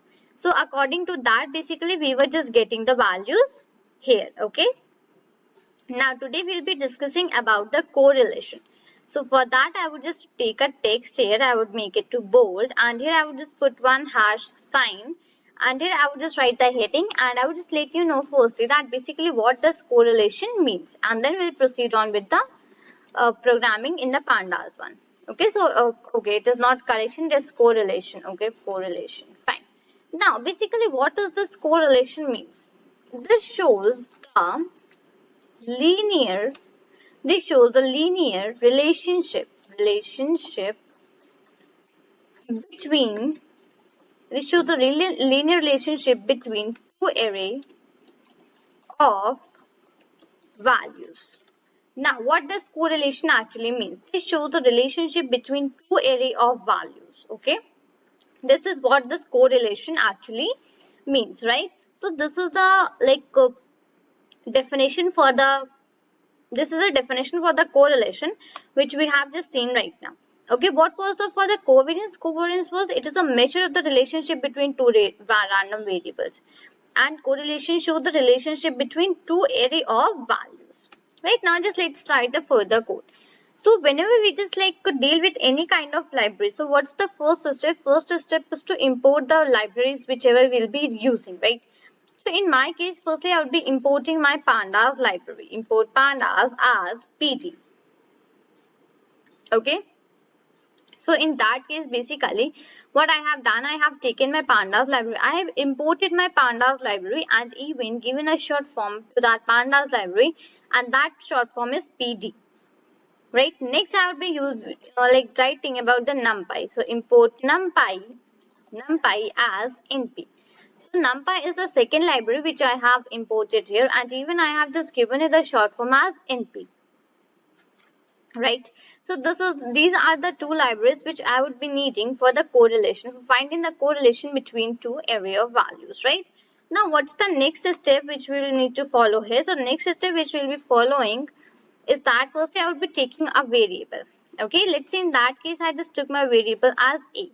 Here I would be writing that pd. So pd means my pandas library, and then I would be writing it as data frame. So a is equal to pd.dataframe. I would put the bracket, and for the bracket I would just write to np.random.randn. Okay, because random is one of my modules, and from that module I have used my one of the function, and that is randn. Okay, so for now I have just used, I'm just gonna make the data frame on my own. I'm just not taking any data set for right now. So for that I have just used my pandas library pd.dataframe. Okay, and in the bracket I have written np.random.randn. And now here let's say I just gave some rows and columns. Okay, so for the rows I have 10, and for the columns I have 5, right? So if I have just given the number of rows and the columns, so in that case I need to give the column names also, right? So here I would be just writing co columns. Okay, so columns is equal to, I would make a list here, and inside that list I would write the name of the columns, a, then c, and then b, and at last I will be taking here as e. So these are the 5 column names which I have taken. So the first one is A, second one is B, third C, followed by D and E, right? So this is done. Now what is left here with me? So here I would be writing print. Okay, now inside the print I would be taking the variable in which I have just made my data and stored my data. So in that case, so print and then A. I would put the brackets. And now here I would be writing the name of my first column, for which I just need to find the correlation from the second one. Okay, in that case the name of my column is A. Now I want to find the correlation, so here I would just write CORR. Now this CORR actually means that I need to find out the correlation between two numbers. Okay, between two given columns, I need to find out that what is the correlation. So whenever this CORR is used, so that means you are going to find out the correlation between the two numbers. Sorry, between the two columns, two given columns, right? So here print A and then dot CORR, and here I would put the bracket, and here even for again I would just use the name of my variable, that is A, and inside the bracket I would use the name of the column. So let's say in that case it is B. Okay, and here I would just write print A dot CORR, and then the bracket is closed, right? And now I would just run this program for a while. So now here just have a proper look that here what I got the columns and the values, right? Here what I just got, I just firstly got A, B, C, D and E, 5 columns which we have written here in the program, in this one. Okay, and now what else I got the correlation between between this and this, right? So this is basically how you just find the correlation between the two given columns. Let's say I just changed this value from A and B, I just make it to C and then D. I just do these things. Now I would just run. Now you can just see that my final correlation has also changed, and even the values here which were here, that are also being changed. Okay, so this basically depends on the column which you are giving. Okay, so I hope you just got the idea that how to find the correlation. Let's take one more example here right now. Okay, so what I would be just doing, I would take another variable. Let's say that is B. Okay, so for that I would again be writing the data frame. So pd dot data frame. Okay, into bracket I would be taking np dot random dot rand in, and here I will be giving 8,4. So 8,4, right? Now here after that I will be giving the name for the columns. So columns is equal to, I will just come upside, just 1 second, right? Now here columns is equal to, I would make the list, and inside this I would declare the name for the columns. Let's say first one is A1, then second one is A2. Here I need to declare 4 because I have taken 8,4. Okay, A1 then A2, and okay, I will just put a comma, and then it is basically A3 and one more comma, and that is basically A4, right?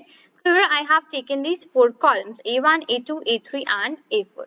Now what I would be doing, I would be writing the print statement, and inside the print statement I would be writing firstly the name of the variable which we have taken. Okay, so in that case basically the name of my variable is B.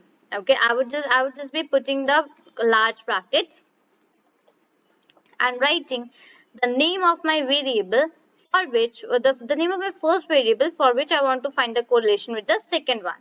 Okay, so column. So the column name here is A1. I would put a dot here, and see I would just write CORR. So that means here I'm gonna find my correlation between the two given columns, whichever I'm gonna take here, right? So dot CORR, and now I would just again put the brackets, and inside that brackets I would again write firstly the name for the variable which is here, and that one is the B in our case, right? And here I would just write the name for the second column, and that one is A2. Fine, here I would just print the correlation. So print, and then here I would just write that B dot CORR, and then I would just close the bracket, and now I would just run this program for a while. Just 1 second. Yeah, A dot correlation. So, fine. So now just have a look that here I just got some other values, and even my correlation is also being changed here. So let's say let's say here I'm just noting that is 0.64. Now if I just changed my columns, okay, in that case here I would just write the A3, and for the second one here I would just write as A4, and my correlation 0.64. Now I would just run this once more. Just have a look that here my correlation changed. I got some negative value minus 0.25, right? So this is basically how you can just find the correlation for your data whichever you are having. Now just this thing is there that it basically only works on the numerical data set. That thing you all be knowing. Okay, so I would just like to just write here one comment. So I would just put the hash sign and here I would just write if any non-numeric column if any non-numeric column is present in data frame if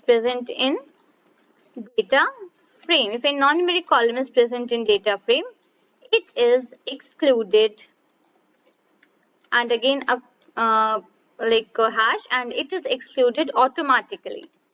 So this means that if there is any non-numeric column which is present in your data frame, so basically that non-numeric column is excluded automatically from this from this data, from the final output which you are getting right here. Okay, so that is automatically been excluded. You need not to just exclude that on your own, right? So this is basically how you can just find the correlation for the for some numerical columns which you are having in your data set. And I hope for the covariance also it was very clear to you that how to find the covariance. So these were some statistical functions which we have tried tried doing this using the pandas library, right? So I hope I just made this. We are going to learn one more function in pandas, and that function is basically dot rolling function. So before that, I would just put a text here and I would just write the spelling so that you can just have a proper look that basically what is the one which we are going to discuss. So I would just write here. So basically whenever we just use this function, that is rolling function. So in the starting we put a dot. Okay, so I would just put that dot also. So it is dot rolling function in pandas, right? So basically this is the function that we are going to discuss today. Now the first thing that comes in mind that basically why is this function used and what is actually the role of this function in pandas, right? Because we have several functions in pandas, correct? Now firstly I would just let you know that basically what does this actually rolling function does. Okay, so for that also I would just make a text here, and now here I would just put double slash, and even I would just take the bold one also. Fine. So now here I will be writing that what actually this function does. Okay. Now the role of this function is actually, so I would just write here, this function can be applied to series of data. So whenever we are having a series of data, okay, so this function can be applied to series of data. Now what is the procedure for applying this function? So the procedure for applying this function is that you need to specify. So here I will be writing specify the window. Now window is one of the parameter which we have in this function. Okay, window is one of the parameter. So specify the window is equal to n, and basically comma window is equal to n argument. As I just mentioned that it is a parameter, right? So specify the window is equal to n argument and apply the appropriate statistical function, okay, okay, statistical function on top of it. Fine. Now basically the first thing that basically for what type of functions this for what type of data this function can be applied. Okay, so the answer to this question is that this function can be applied to series of data. Okay, I would just request to all of you to listen to me very carefully, very clearly, that because this is not a very common function. Okay, this is a function which is a little bit different. Okay, so just hear to me very clearly. Fine. So this function can be applied to series of data. Now basically what does this series of data actually mean, right? So for that I will be just taking an example right now, then I will be telling you that what does this actually series of data actually mean. Fine. Second thing is that specify the window is equal to n argument. Now basically in this function, that is dot rolling. Fine. We have a window. Okay, now that window is actually the argument, okay, the argument which we passed, right? So basically we had several functions, right? Inside the several function we pass the arguments, we pass the parameters, right? So window is also one of them, and apply the appropriate statistical function on top of it.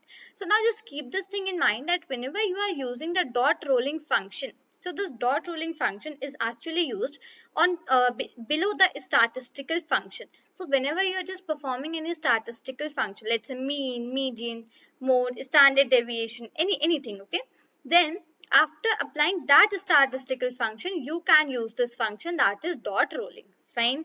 This is the whole idea about the rolling function. Now what I will be doing is that I will be just start writing the program for today, so that you have a better overview that what actually this function is, right? So firstly, my first step is to whatever whenever we just like do any perform any function on pandas or numpy, the first step is that we need to import that library, correct? So here I am importing import pandas as pd. Fine. So pandas is the name of my library which I am importing, and pd is the short form which I am giving to my pandas library, correct? Second, I even need a numpy library because I am going to define a data on my own. Okay, I'm just not going to take any data set for now. I'm just going to define my data on my own. Okay, so in that basically I would be using the random module. Okay, from the random module I would be using some functions. So that comes under the numpy library, correct?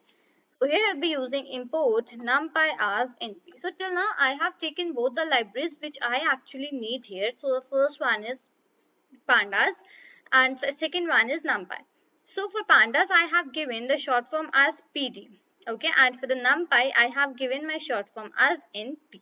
Right, now it's my turn to like declare a data. Okay, because I'm not going to take any data from any particular site or any csv data or any json data. No, I'm just not gonna take that thing. Fine. So here let's say I just take a variable. Let's say the name of my variable is a. Okay, let's say I just took that. After that, what I'm just going to do is that I'm going to define my data, right? So that will be done only through the pandas library, correct? So in that case, I just use the short form for my pandas library, and that is pd here. Fine. Now I would just use my function, and that is data frame. So data frame is one of the function that is used to define the data on your own. Fine. Bracket. Now, as I mentioned that I would be taking a data on my own, so I would be needing some random values, right? So for needing that random values, what I would be doing is that I would be using my NumPy library. So in that case, I would be writing np dot. Now here what I will be doing, I will be firstly calling my random module, okay? Now np dot random, and from the random module, what function actually I want here? So I want the function that is rand in, this one, okay? So this is basically how I just gave the things. Now what dimensions do I actually want? So let's say they are 10, 4, right? Now that is okay. So in the first line I have just taken a variable. Let's say that is a. And I have defined my data frame using my pandas library. That is the short form for pandas is pd. So I just wrote pd dot data frame. And in the bracket, I basically like initialized my random module and some random function from that module. Fine. Now I would just come to my next line. Now here I would just put a comma. There are some more parameters which we need to define. Okay. Now basically I would even be taking the parameter as index also. Okay, index. Now what index actually I just want to give here? So I'll be just using my pd dot. Now pd dot date underscore range. Now pd dot date underscore range. So this is what actually I am doing here. So basically I just want some like date values value for the dates also here. Okay, so in that case I am using pd name for my pandas function date underscore range. Date underscore range is one of the functions. Okay, in the bracket. Now in the bracket I'm just going to pass one start date. Let's say that is, let's say I just wrote 1/1/ and let's say I just wrote it 2000. Fine. And now what I will be doing, I will be putting a comma, and here I will be adding one more parameter, that is periods, and here I will be writing here as 10. Fine. Basically now after this date, that is 1/1/2000, I want 10 more dates. Okay, so this actually means this thing. Fine. Now next I would again be putting one comma and just coming down. Now basically what columns do I actually want here? Okay. So columns is equal to, just let me quickly, fine. So for giving the name of the columns, what we actually do, we define the list, right? So we define the list and we just give the name of the columns inside this list. Let's say the first name for my column is, let's say 1. Okay, I would give the name in the numerical 1, and then let's say 2. Here I would be writing 3, and okay, I would make that h is small, and let's say the name for my fourth column is 4. Okay, now basically here I have written this 10 comma 4. Now why I have just declared here only 4 columns, because I have written 10 comma 4. Now 10 are actually the rows which I want, like I just want 10 rows, okay, and 4 is actually the number of columns which I want. So here I declared 4. That is why in this column parameter I just passed 4 name for my columns. Okay. If I have defined 5 or 6 or 7, whatever, so in that case I have defined that much number of columns here. That is okay, right? So I would just come down now. Now here basically firstly I would use my print statement, and now it is a turn to use the df function. Fine. So what I would be using, I would be using df, and here I would be using a. Okay, because I have just made my data in the a. Now a dot, and now I will be using my dot rolling function. So a, and then I would be using dot rolling, ROLLING. Fine. And inside the bracket I would be passing that parameter which we had seen. Okay, and that is window is equal to 3. Let's say I just wrote here as 3. Fine. And what else it was written there, that I even need to perform the one statistical function also here, right? So let's say I just perform my function, and that is me. Fine. This is basically how we just use the dot rolling function. Now just come here and see that basically these are the results which I got from my dot rolling function. And now basically why it is showing me here nan values for the upper two, because in this parameter I have passed window is equal to 3. So basically because of that thing only, it is giving me here these two nan values for the 2 columns, for the all for the 4 columns. It is giving me nan value for the 2 rows, and other than that you will just see that all are filled and basically they are just replaced by their means, right? So this is basically some random values and all that thing. So this is basically how we just use a rolling function in Python programming using the pandas library. Let me quickly revise that what actually the rolling function in pandas is. So basically this is a function that can be applied to series of data. Now the data, like the type of data which I have just made here, this is actually what is called a series of data. Okay, now you just got the idea that actually what, like in real, that what is the series of data. Fine. And the parameter which we need to pass is that specify the window is equal to n argument and apply the appropriate statistical function on top of it. So basically it is written on top of it, but you can like apply with this only, right? That is also the procedure correct way, and even you can just define one parameter above, and then also you can just define that statistical function. That is also true. Whatever the like way suits you, you can just apply that thing, right? So now I hope you just got the idea that how does this actually dot rolling function works in the pandas library, right? We had seen one function, and that was dot rolling function, right? We had seen that what actually that function was, how to use that function, on which type of data that was applied, what were the arguments that were in that function, right? Now today we are going to see the one more function that is a little bit similar to that function only, and that is dot expanding function. So I would just put a text here, and I would just write the name for the function that we are going to use today. And here I would be taking, okay, now just basically keep this thing in mind. Now just listen to me very carefully. I'm just telling a very important point here. So whenever you just use a rolling and expanding function, so make sure to add one dot also, because this is in their syntax only, right? Let's say you have a name of a function, right? And now you cannot change that name and the format for the function, right? You cannot specify that a built-in function on your own. Let's say you have a function and that is, let's say, mean. Okay, mean is one of the functions, right? Now you just cannot write that mean function and to you just put means or a mean or something like that. You cannot do that thing, right? So in this functions also, that is rolling and expanding, they properly have their own format of writing, that this is only the format in which they should be written. Okay, and that is basically using that dot. So name for the function is dot expanding function.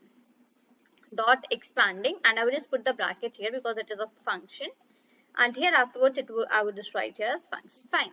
Now dot expanding function. Now actually what does this function has in it? What are the arguments in this one? So I would just put 2 hash here, and here I would just remove this bold text. Fine. Now the first line is the same, that this type of function is also applied on the series of data only. So let's quickly write that. So this function okay, so this function uh, can be applied on the series of data. Okay, so this is also a function that can be applied on the series of data. Now basically here the name and the argument is a little different. Okay, basically previously the argument was windows, right? Now here in basically we have the argument that is min underscore periods, right? So this is the argument here which we are having.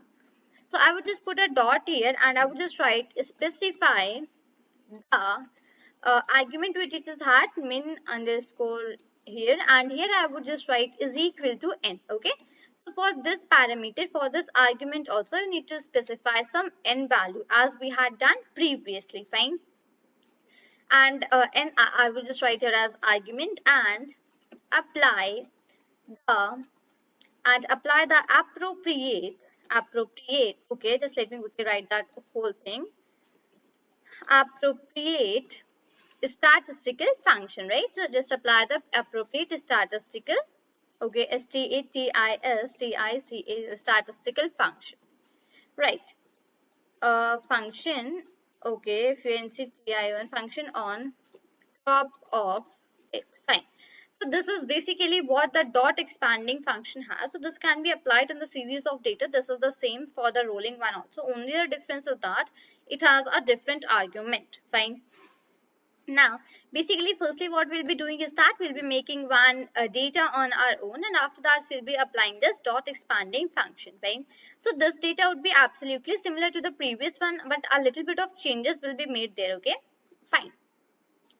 So let's say here what I would be doing is that I would be writing the first I would be importing my libraries, right? Because as we all know, and even I just tell in like every video, that what is basically the first step that you should do whenever you are just going to use any library, right?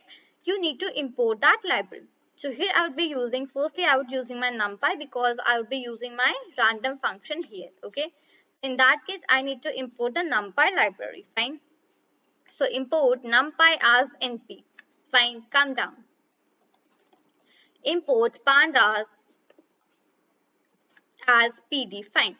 Basically now here what I have done, I have taken 2 of my libraries that I would be needing today, and that are NumPy and Pandas. Fine. And I have given them the short form, that is, let's say NP for the NumPy and PD for the Pandas. And now I would just run my program. Right. So what next I will be doing? I will be taking one variable. Let's say that is b. Okay. Now b is equal to, whenever I want to make my own data frame, whenever I just want to make my own data. So in that case, basically what we do, in that case, basically I use my Pandas library, right? So for my Pandas library, what is the short form that I have given? So that is PD. Fine. So I would be using PD dot. Now what next I would be using? I would be using one function, and that one is data frame, right? You all remember that basically when we need to define any data on our own for some function or for some program, then what we use the function that is data frame, right? And now I would just put the bracket. Inside the bracket, what I am going to do is that I will be firstly using my NumPy library. Okay, so in that case I will be writing NP. Now next I want to use my module, random module, from which I will be taking some data, right? So in that case I will be using random. Fine. Random dot rand n. Fine. Random dot rand n. Now, how many rows and columns actually I want here? So let's say I just want 12 rows and I want 5 columns. 12 comma 5. Fine. So now this is the like number of rows and columns that I want. So I would put a comma and then just come down. Fine. After that, I'm just going to define the index here. You all know that what is actually the index. So in this, I'm just going to specify the function that is date underscore range, right? So pd dot date underscore range. Right, so this is the function that we'll be using. Now I would put the bracket and let's say now here I would be defining some date and let's say I would be defining okay 2 slash and let's say 2001. Fine. So I just defined 2 slash 2001. Right. And now here I will be giving the parameter that actually how many values after this I want. So I just want the 10. Okay. So let's say I just wrote is equal to 10. Now come to, okay, just let me quickly put a comma here and now come down. Now the turn to define the name for the columns, right? Now I want to define that what name for the columns actually I want to give. Fine. So I would put the list here, I would make a list. In that I would define, let's say 5. Now why actually 5 I will be defining because basically when above side whenever I just use my random function, okay, that is number of columns and number of rows actually I want. So in that the first number which I passed actually that is for the number of rows and right, and the second one which I passed is for the number of columns you want. Okay, so I want 5 columns. So each and every column will also be having one name associated with that, right? So in that case, I need to pass 3 column names here. Okay, I need to write the spelling for the columns, otherwise spelling for the columns correct, otherwise it will just show me the error at last. Fine, so that is A, B, C, D and E. These are the names for my 5 columns which I have passed, and yeah, now I would just come down and here I would just use my print statement. So print in the bracket, what I am just going to do, I would write B dot expanding. Now what is this actually expanding? So dot expanding is the function that we are going to use today, that we are just learning today, right? Inside the bracket I will be passing the parameter min underscore periods here, and now I will be giving it a value. Let's say my value is 3. And now what statistical function I need to perform? So the statistical function that I need to perform is min, and I would put the bracket, and now I would just run my program. Okay, shape of value passes 12,5, indices imply 10,5. Oh, okay, so just let me quickly write here 10,5 and now it should be okay. Fine. Right, so here basically now you can also have a look that basically now what I am getting, I am again getting the both the same and null rows, that is basically non values in both of these rows, and other than that all are filled up here. Fine, so now I hope you just got the idea that basically how actually this expanding function works, right? And what is the why we just use this expanding function, what is the procedure for using this expanding function, correct?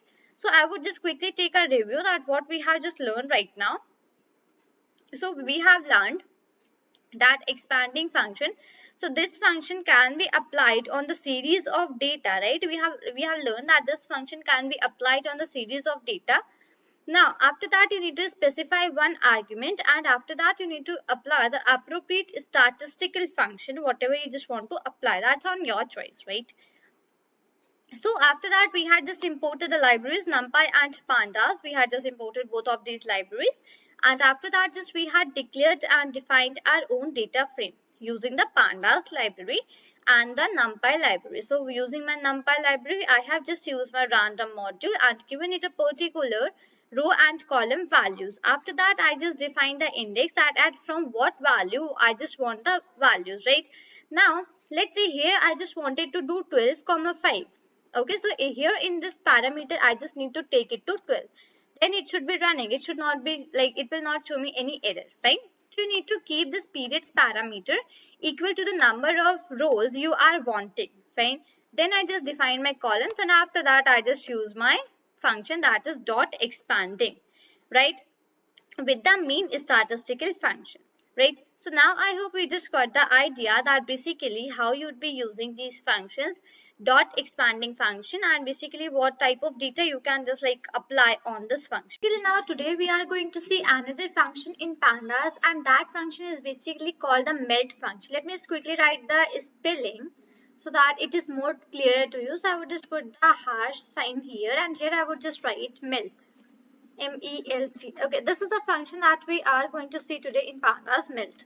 Right. So previously we had seen the dot expanding and the dot rolling functions, right? We had seen that basically what is the use of actually dot rolling and dot expanding function in pandas, right? We had seen that basically they are used with some statistical method, right? Now today is the turn that we are going to see that what actually is this melt function, right? So let me just quickly put a text here so that I can just like put some definition or some use of this melt function, right? I would just like write here for that. Fine. Okay. So basically it is a function. So I would just write it is a function. It is a function used to convert data, wide data frame, wide data frames to narrow ones. Okay, actually melt is a function that is basically used to convert wide data frames to narrow ones. Now, basically what we just meant from the term that is wide data frames. So it actually means, let's say you are having, and wide actually is called, let's say we have length and breadth, right? So whenever we just talk about the wide function, so that means the breadth. Let's say we are having 4 or 5 columns, so that one will be treated as a wide data frame. Okay, so now we just convert that wide data frame into a narrow one. Okay. This is the whole idea in this melt function, that what actually it does. Fine. Here what I will be doing is that firstly I will be making a data frame. Okay. So df is equal to pd dot, and here I will be writing as data frame. Okay. This is the function that I would be using here. df is equal to, now pd is the short form which I will be giving to my library. So I just need to import that also. I just like write here import pandas as PD, right? So pandas is one of the library that will be importing, because we are going to see the function of the pandas library only, right? So I would just run this program for a while, right? Now here basically what I am doing in the second line, that I have just taken a variable. Okay, let's say that variable is df. For you, you can just take any variable, that depends on your choice. Okay, here I have taken df. Now df is equal to pd dot data frame. Now PD is a short form that we have given to the pandas library, right? So df is equal to PD. Now dot data frame. Now dot data frame, this data frame is a function that is used to create your own data frame, right? So basically now I am going to create my own data frame. So for that I will just put this round bracket and then the curly brackets, right? So the first thing that I am going to do here is that I am going to give the name for the column. Okay, so for the A column, and then I would just again put the column. Again I would just make this like curly bracket, right? So actually what I am doing here is that I am declaring the dictionaries. Okay, dictionary inside a dictionary. Fine. So you all know that basically whenever you just write something inside the curly bracket, so that is treated as a dictionary. Fine. We remember about the data types, correct? So this is done. Now here inside that, let's say I just like basically, let's say I just took 0 is to and A, okay, comma 1 is to B, okay, comma 2 is to C. Fine. Let's see, these are the things which I have just put here. I will put a comma and come down to the next line. Fine. Here I would take capital B, my another name for the column. Okay, I would put the colon here. Then I would put the curly brackets. Fine. Then here basically I'm just going to give some values to my, let's say my 0th index will be having the value as 1. Okay. My first index, let's say, would be having the value as 3. Okay. And let's say my second index will be having the value as 5. Right. That is done. So again I would just put a comma and just come down. Right. Now again I have one of my columns, and that one is the C. This is my third column which I am defining. Right. I will put the colon. Again I will put the curly brackets. Again I am going to define some value. Let's say my 0th index will be having the value as 2. Fine. My first index, let's say, will be having the value as 4. And let's say my second index will be having the value as 6. Right, this is done. So this is basically how we can just define a data frame for ourselves, right? I would just run this here. and I would just print that df. I want to check that basically how my data frame actually look like, right? So here is my data frame. So A, B and C are the three columns, and in these columns basically whatever the like numbers we have given, they are coming here into the form of rows, right? Now basically have a look that B and C, that what about B and C, right? So just let's do one thing. First apply the melt function here that we are going to see, right? Now, how to apply that function? So that function is directly applied using the pandas library. Okay, for that you basically like you need not to apply it using the variable in which you have stored your data. You simply need to apply that function using the pandas library. Fine. So here I am just writing pd dot. Okay, now pd is the short form for my pandas library that I have made, and pd.melt. So here I just use my melt function. Now inside this melt function, firstly I need to give my variable name in which I am storing my data. Fine. So in my case that is df. Fine, df comma. Now basically in this melt function we have a parameter, and that parameter is id underscore vars. Okay, id underscore vars. id underscore vars. Okay, this is one of the like column, one of the parameters that we have in this melt function. Okay, now basically inside this, let's say I'm passing my column a, right? So I would again put one comma here. Now another parameter which I have here, value underscore vars. Okay, first one id underscore vars. Okay, and second one is value underscore vars. So I would again okay, not here at the last, so just let me quickly go here, right? So here inside it I would just write capital B. Fine, and now I would just run my program here. Now basically see that like previously it was a column, that is right. Now this one has changed to the variable, and here everywhere only B has come, and this value, this C1 has been changed to value, and it is 135, right? So this is basically, this is a changement in the data frame, right? Let's see one two more things in this, and then you'll be having a more clear idea. So pd dot melt. Okay, again I would be using inside the bracket, I would be using df comma id underscore vars. Okay, id underscore vars, and in the bracket I would be writing, okay, let me put equal to sign here. Okay, and here I would be writing a. Fine. What next? I would put a comma, and here I would write value underscore vars. Okay, and now here I will be putting my both of the columns. Okay, B column and even the C column, right? And now I would just run my program here. Okay, now just have a look that basically in the variable, in the third one, okay, in the second column, that is variable, I got B and C both. Previously I would only getting B, because here I simply wrote value underscore vars is equal to B, right?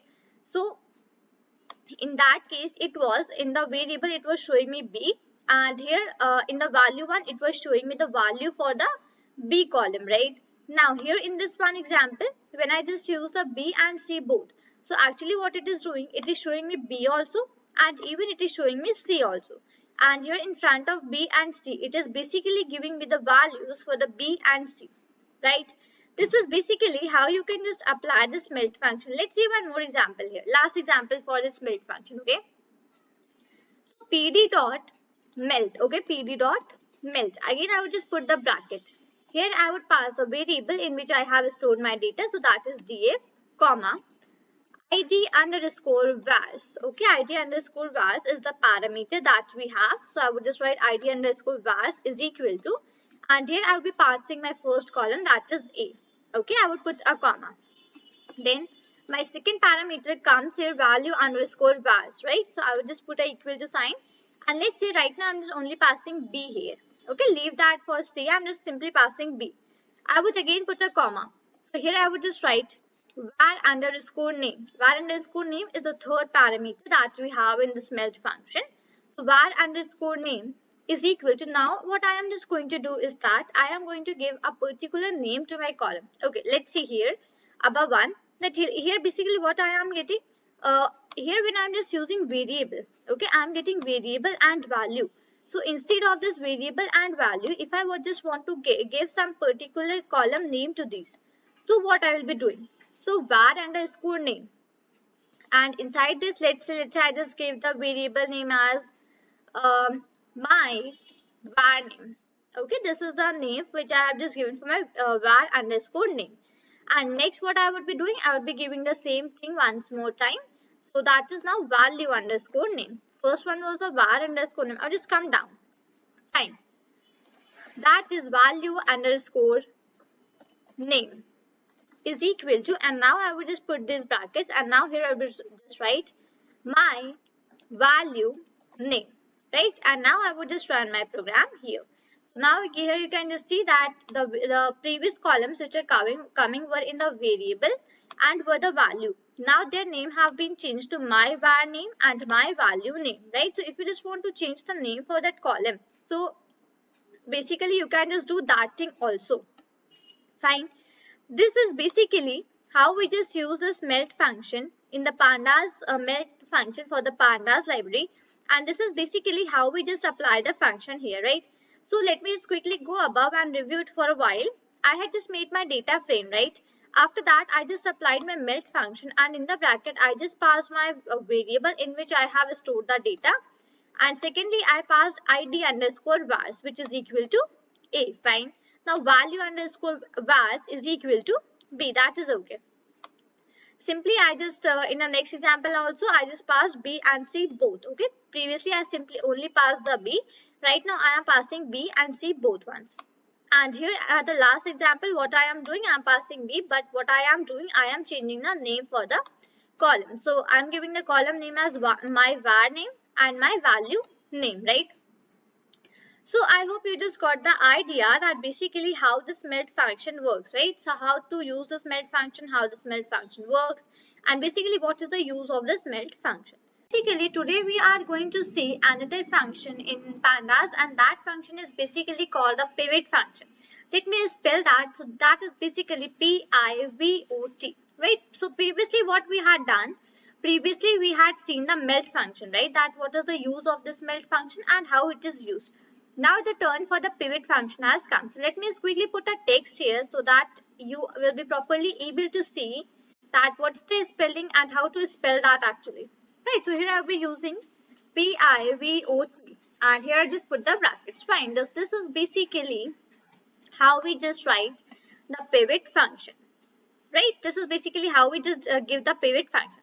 Now, what is the use of this, right? That basically why it is used and basically how it is used, that will be seen while coding, right? While we just using that function, then we'll be see. But why it is used actually?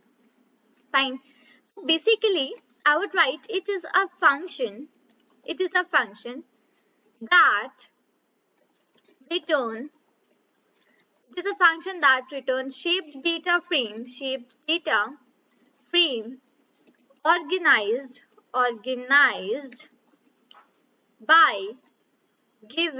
organized by given index okay, index slash column values. Fine. So what is this actually? A pivot function.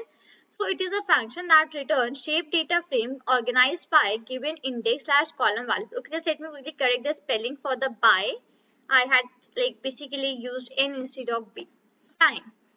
So it is a function that returns shape data frame organized by given index slash column values, right? This is basically a type of a data frame. Basically it returns a shape data frame which you have basically organized using the index and the column values. Let me show you that basically how it actually works, right? So just come here, and firstly I would just import my pandas library because this is the library which we are going to use today, and this is the first thing that whenever you're just going to use any library, so we need to import that library, correct? So here I am just writing import pandas as pd. So pandas is one of my libraries that I am importing, and pd is the short form that I am giving to this pandas library, right? And here I would just run my program. Fine. Now what I would be doing is that I would be taking a variable that is df. Okay. Now in that df variable I would be assigning, I would be just making a data frame on my own, right? So for that basically we just use the pandas library only for creating the data frame. Okay, so I am writing pd dot. Now data frame is the function that we'll be using. So df is equal to pd dot data frame. Fine. I would put the bracket. I would make a dictionary. Fine. So here, yeah, this is the curly brackets, and curly brackets denote that basically you are going to make a dictionary, right? That thing we all know, correct? It's fine. Now here I would be adding one column name. Let's say that is A. Okay, let's say that is A. I would put the colon, and in this basically what I would be doing is that in this basically column that is A, I would be passing a list. Okay, I would be passing a list. 1. Okay, let's say I'm just passing some numbers into this list. Let's say first is 1. I would write this one again. Let's say again I would pass 1. Okay, again let's say I would just pass 2. And I just write a single number 3 times. Okay, let's say that 1 also I wrote 3 times.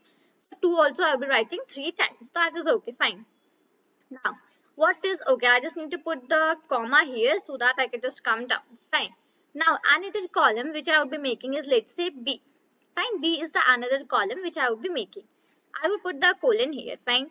And in that B column, let's say I just pass the values A, comma B, comma, and this is C, A, comma B, comma C. Again, I would pass the same things. That is A. Oh, okay, just let me quickly see that basically what is happening, and I will just put the things here. E, comma, B, comma, C. Okay, A, B, C, A, B, C, that is done. So again, I would just put one comma this side. So I would just write C. Okay, now C and then colon. Again, I would just declare a list, and here I would be passing some values, let's say. Okay, let's say my values are 1, 2, 3, 4, 5, 6. Let's say these are the values which I am passing here. Fine. Come down. Now I will be declaring the D. Fine. D is my another column which I am making. So here in this D, basically what I would just do, I would write let's say P. Okay, P, and then let's say Q, comma, comma R, comma S, and let's say comma T, and comma U. Let's say these are the some other things which I just passed, right? And now I will just not pass anything else, right? So this is basically here I just made one column, one data frame for myself. So in that basically I took I took 4 columns, A, B, C, and D. Fine. And inside that column, in each column, I pass 6 values. Okay, 6 values or strings, whatever, right? And so in the one, I just A column, I just passed 1, 1, 1, 2, 2, 2. In B, basically, I passed A, B, C, A, B, C. In C, basically, I passed 1, 2, 3, 4, 5, 6. And in D, basically, I passed P, Q, R, S, T, U. Fine. Okay. Now, basically, let's see how to use that pivot function. Okay, so I would just write df. Okay, df. Now, basically, you remember the met function was the function that was used directly by the pandas library, correct? Now, this pivot function is not the function that is used directly. So for this, you can just use this function using a data frame also. Okay, using the variable in which you have stored your data. Using that variable also, you can just use this function. Okay, so df dot. Okay, df dot pivot. Right, and in the bracket, I will be passing index is equal to. Fine, index is equal to. Let's say I just pass the index as A. Okay. Second thing come about passing the column. So columns is equal to. Yeah, here columns is equal to, let's say I just pass B. Fine, and I would just come out here and even write the C. And now I would firstly run it for a while. Okay, now see that basically what it is happening. So on the B1, B, A, B, C. Okay, this is basically what I am first getting, and then here I am getting 1 and 2. So basically what was the pivot use of the pivot function? So it is a function that returns shape data frame organized by given index and column values, right? So index value I gave A and the column values I gave B. So according to that only it basically resulted me the output. Fine. Let me take one more example here. Fine. So df dot pivot. Okay, df dot pivot, and in the bracket I would be passing index is equal to, let's say index is equal to A. Okay, I just pass the index is equal to A, comma, I would take the columns. So columns is equal to, let's say B. Fine. Next what I have one more parameter, and that parameter is basically the values. Okay, so values is equal to, I would pass a list here. Okay, and in that basically I would pass C and D. These two I will pass here, and now I would just run my program. Fine. Now just see that basically this C and D are the values which I am getting here, right? Other than that, I am getting columns A, index is A and the columns is B. So here is my index and here is my column. So in that basically I am getting all the values for this, and other than that I am here getting all the values, right? So this is basically how the pivot function is used, right? Let me quickly take a recap for this pivot function, that it is a function that returns shape data frame organized by given index slash column values. Okay, so this is basically it returns a shape data frame which we organize by giving the index and the column values, right? So the procedure for doing is that firstly we need to import the library that we'll be using. Okay, so in our case that library was a pandas library. Okay, so I just wrote import pandas as PD. So PD was a short form that I have given to this pandas library, right? Now, sorry, moving towards the next, basically what we are doing, I am just making one data frame, one like data for myself. Okay, so in that case basically what I have done, I have taken the variable that is df. Okay, so df is equal to pd dot data frame. So PD is the short form for the pandas library that we are using, and data frame is the function that we'll be using, right? So df is equal to pd dot data frame, and inside this basically I just passed a, b, c and d as the 4 columns. Okay, just let me quickly make it correct. Okay, a, b, c and d are the 4 columns, and in that basically columns I'll pass the values. Let's say here okay, just 1 second, right? 1 1 1 2 2 2, then ABC, then 1 2 3 4 5 6 and PQRSTU. Okay, after that I simply use my pivot function. So df dot pivot index is equal to A and columns is equal to B, right? And at last I simply use df dot pivot index is A, columns is B, and what values we are having? So values we are having for the C and D, right? So this is basically how you can use your pivot function in the pandas library. Fine. So whenever you are just doing a data analysis, so in that case basically you can use this pivot function, right? I hope you just got the idea how to use this thing. Today we are going to say about the NUnique function. Okay, this is a basically function which is in the pandas library. So today we are going to say about this function, that actually what it is and what is it actually used for, right? And we'll be making the data frame on our own. We will not be just like taking any data set from the internet or from anywhere, right? Okay, so let me just quickly write a text here so that I can just like write the heading that what is the function that we are going to discuss today. So that function is basically called as NUnique function. NUnique, this one. Okay, so this is the function name NUnique, right? Okay. Now, what actually this function does, right? Why actually we just use this function? What is the use of this function actually, right? So I would just put one text here, I would make it bold, and I would just add double hash here. Fine. Now here I would just start writing that actually what is the use of this function. So actually, I would just write. Okay, I would just just let me clear this correct spelling. Right. This function counts. This function counts the number of unique. Okay, this number. Just let me quickly remove one I. Fine. So this function, basically this function counts the number of unique entries over rows or columns.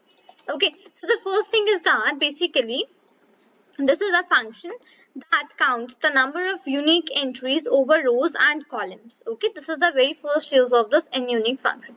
Now basically it is there's one more use of it. So it is okay, I would just like go back once again, right? Here only I would just include it is basically it is very useful. It is very useful for the categorical features. Okay. Categorical one are the one FATURES, right? So categorical features are the features that basically what they have. These features actually have. Just let me quickly now. I just don't like. Sometimes I just do not get this thing, that why actually this thing happens.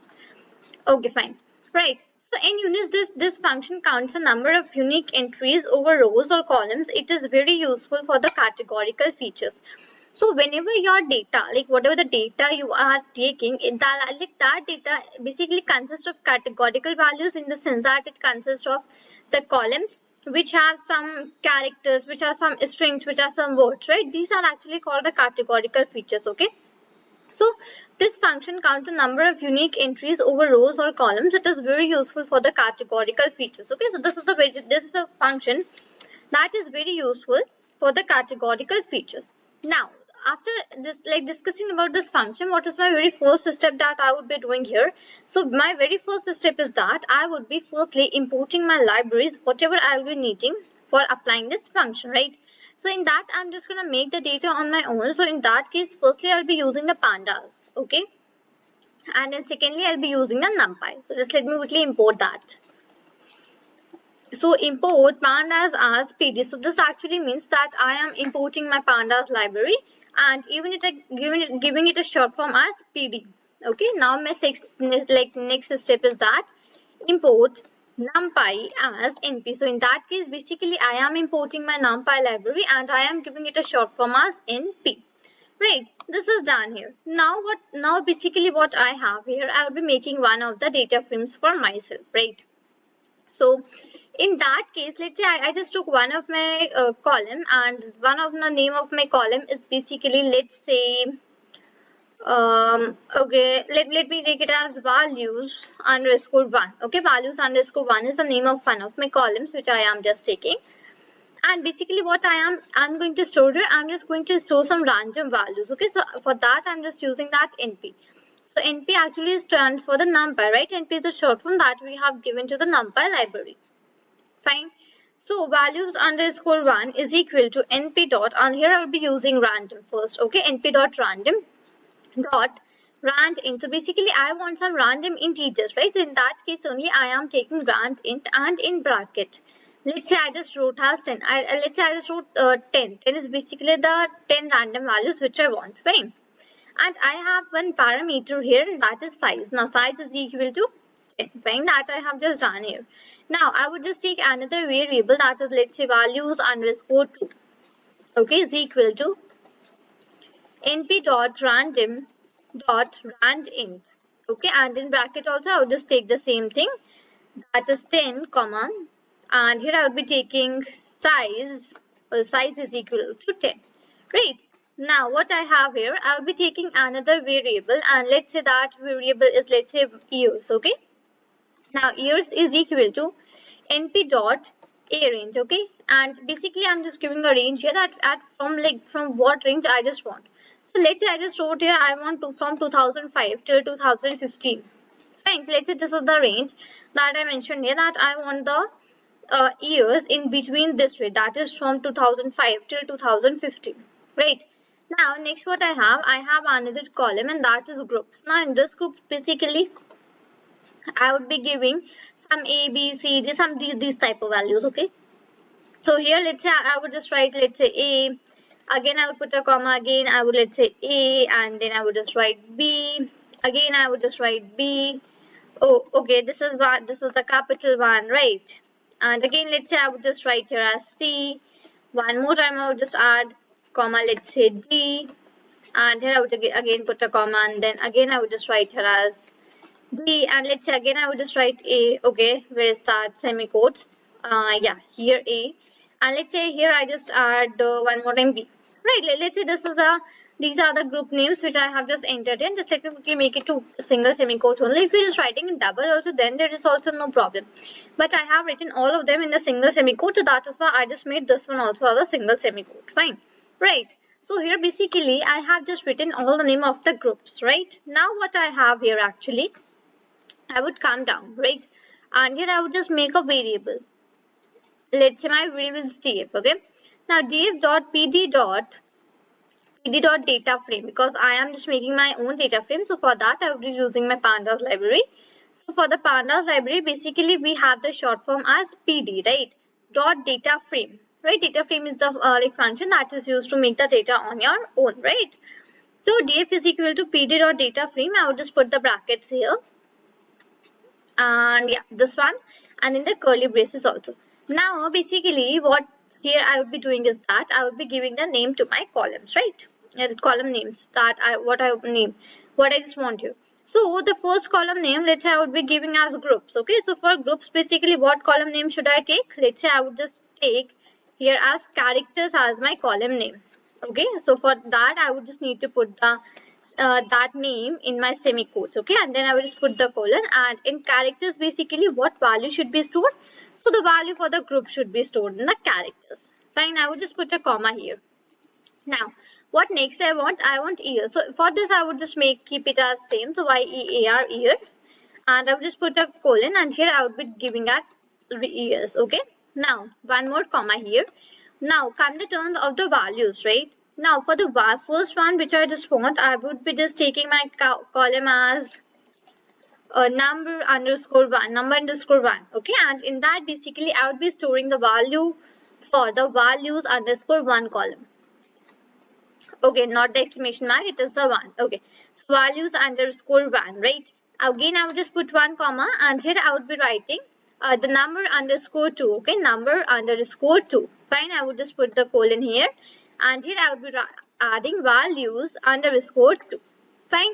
So here I just declared all the things for my column, and here basically it ran basically done. Now I would just print here as df and see my whole like data whatever I had just made here. Okay, so just have the look over data that first I am having the characters column, then I am having year, number one, number two, right? So these are the columns that I am having.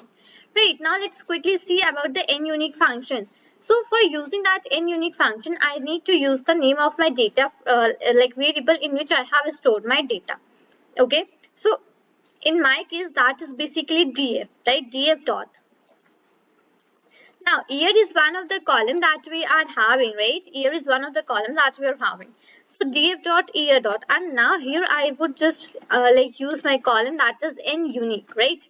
And I would just put the bracket and now run it. So now basically it will give me that in my year column. Okay, the column which I am having in year, that column, basically how many unique values are there in this column, right? So just have a look on this year. So that basically I have just mentioned the range from 2005 till 2015, right? So basically it had displayed me 10 year here, that is 5, 6, 7, 8, 9, 10, 11, 12, 13, 14, right?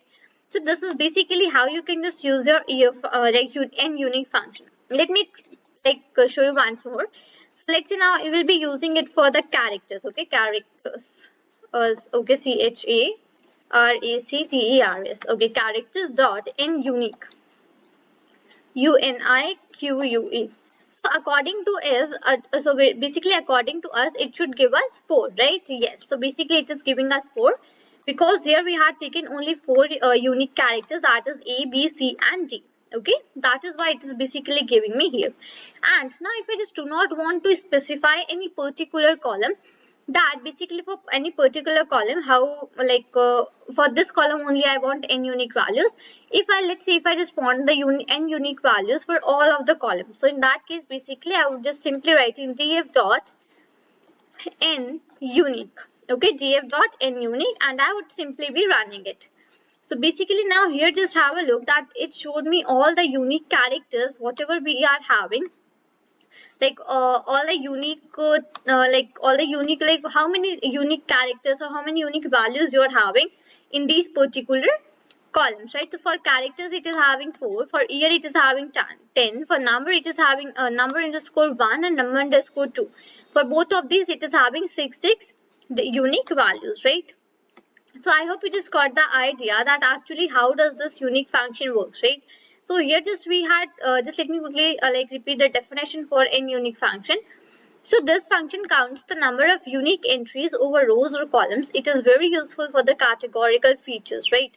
Now here it is basically after that we just imported the libraries, made the data, and then we simply applied the NUnique function.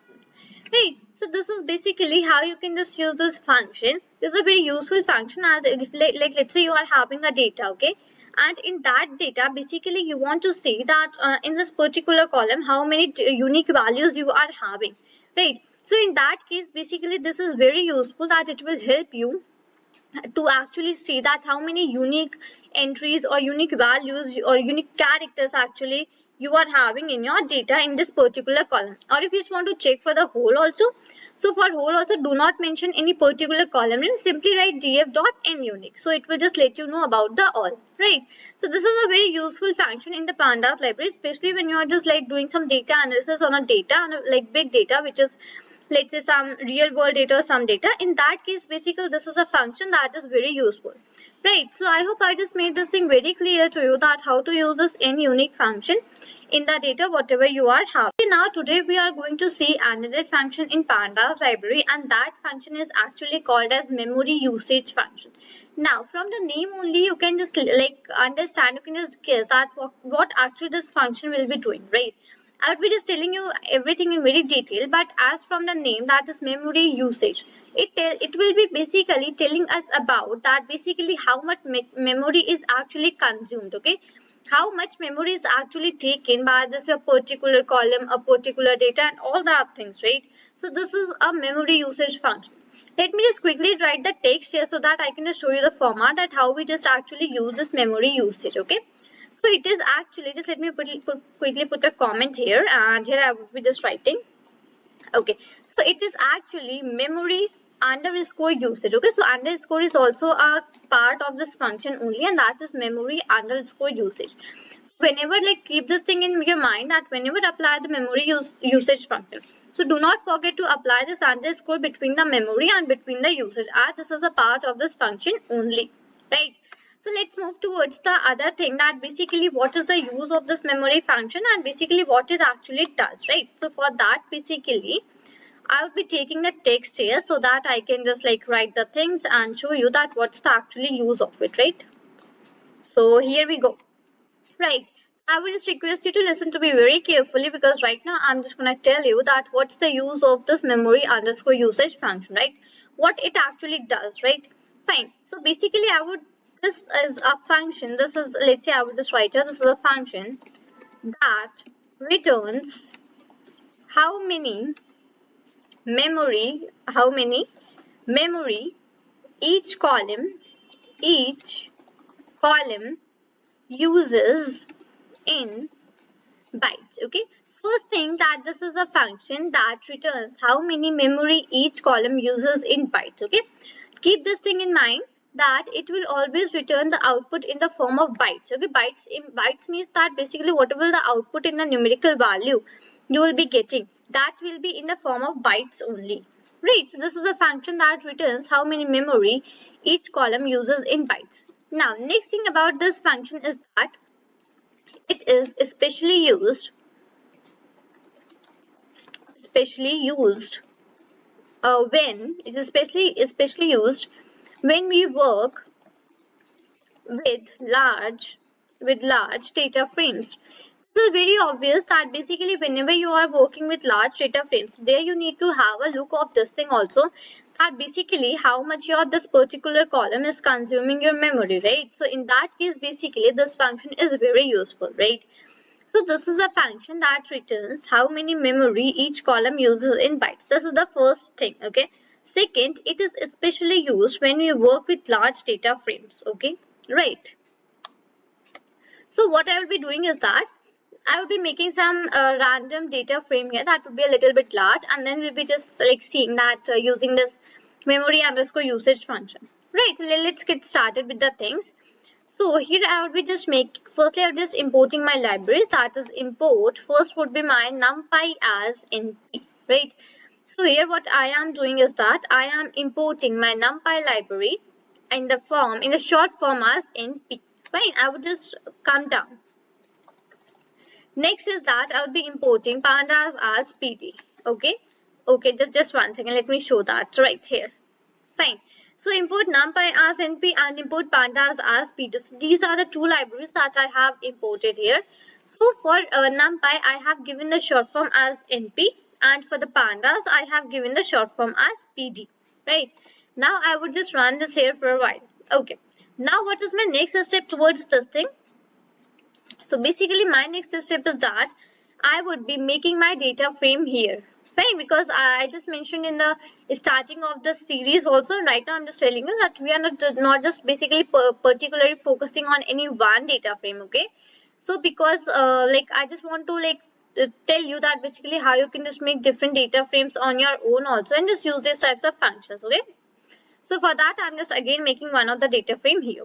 So I would be just writing df underscore memory. Let's say this is the name for my data frame that I have taken, the variable in which I would be storing my data. Fine, df underscore memory. Now I put equal to sign, and then basically I would be using pd dot. Now this pd is actually the short form for the pandas library, and why I am using it here? Because PD is a short form that is given to my pandas library, and whenever we just make the data frame on our own, okay, whenever we just make the data frame on our own, so in that case basically we use the pandas library. Fine, so df underscore memory is equal to pd dot. Now here I'll be using data under data frame, right? Bracket. I'll just put the curly brackets. Let me just show you that thing. Right. Now what I actually have, I'll be putting these like semi-quotes, and then let's say I just define one of my columns, and let's say the name of my column is 1 only. Okay, 1 is the name for my column, and in that basically what I just want to store. So in this one, I want to store some random values, right? So in that case, I would be using np dot. Now, whenever I just know, like you need to use a random module, okay? So in that case, basically, I need to use my random module with the help of my NumPy library only, right? So in that case, basically, whenever I just use a random, so before that, I just put a dot, and before that dot, I simply write the short form that I have given to my NumPy library, and that is np, okay? So 1 colon here, np dot random.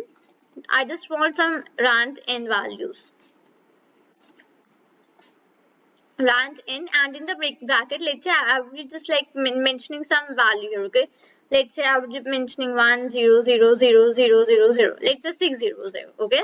Let me count. Fine, because I mentioned that we need to take some like large data, and that basically it is used, right? So for that I'm just taking it here. Fine. Okay, I just put this comma right here, and now what I would be just doing, I would be same, I would just declaring another column here, okay? Now my second column would be named as 2. Okay, first would be named as 1, second would be named as 2. And in this basically I just want some random value. So in this also I would be using my random function, right? So for that what I need to do here is that I simply need to use my NumPy library, right?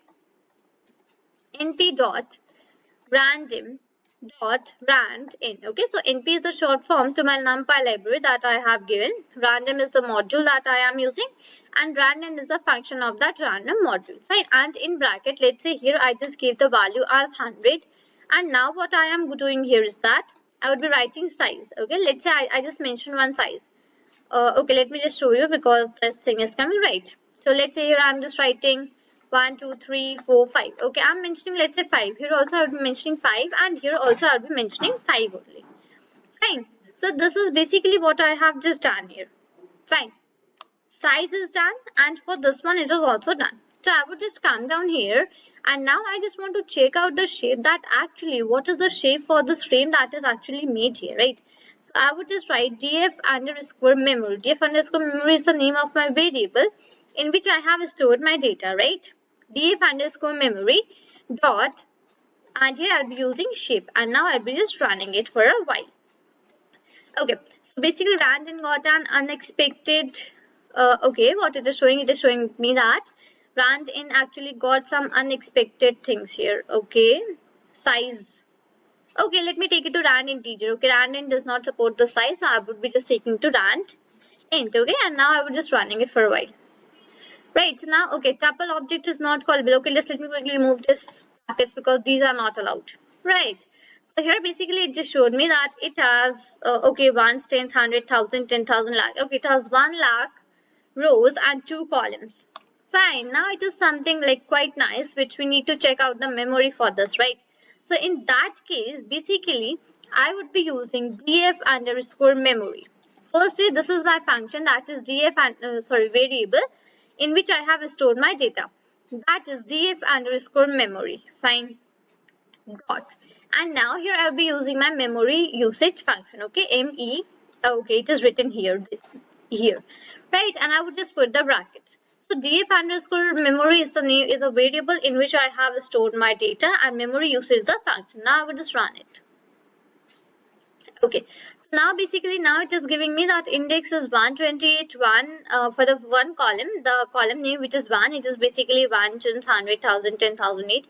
So it is giving me some values here, right? So this is basically the memory in bytes, right? It is the memory in bytes, that with this much of memory it is used by these columns that are 1 and 2, right?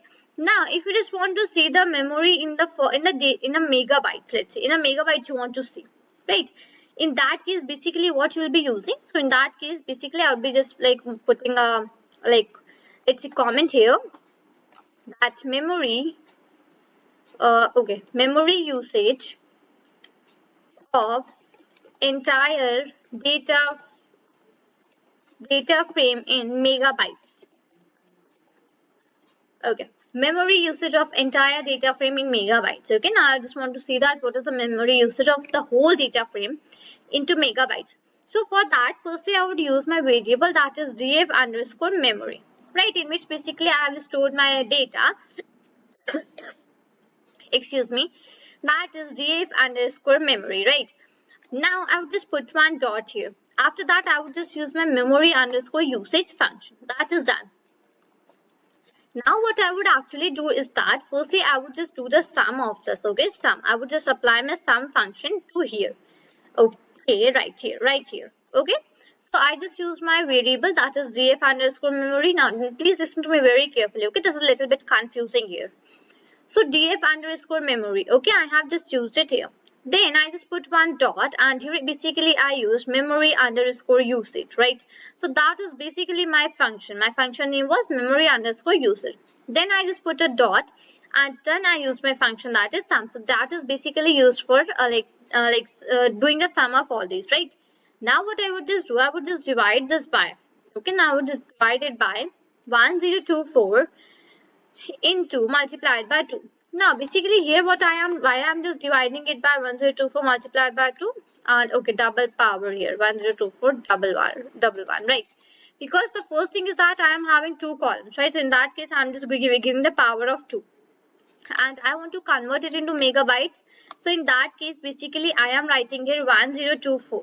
Okay, so now I just put one comment here, and I am just writing here that converting into megabytes. Here I am just converting it into the megabytes, right? And now I would just run this program for a while, right? Now here it is giving me the whole memory usage in the bytes, okay, for the megabytes, okay, memory usage of entire data frame in megabytes. So this is the whole value which it came here, right? So this is basically here I just use my memory usage function for finding out the memory into the megabytes. So for that basically I just divided by 1024 to the power 2, right? So this is basically how we can just use this function that is memory usage. So this is a function that returns how many memory each column uses in bytes, right? It is especially used when we work in large data frame, right? So I just told in the starting also, right now I am also repeating that whenever you are dealing with the large data frames, okay, so in that case basically you need to see that like what is the memory that your columns are having and all that things, right? So in that case this memory underscore usage function is very useful for you, right? So here I just explained you about this memory usage function. I hope this must be very clear to you that what is this function, how to use this function, where to use this function, what are the various ways to use this function. Basically today we are going to see two functions. The first function is the select data type functions, and the second function is the replace one. Okay, now today we are going to see both of these functions in the Pandas library, that basically how actually they work and what is the use of these functions, how they work, and basically how to apply them, right? So firstly what I will be just putting here is my text, and I will be taking the bold and I will just putting one hash here. So just let me quickly do that. Right, so here what I would be doing here is that I would be using my function. So firstly I will be writing the name of my function. So here it is select and then data type.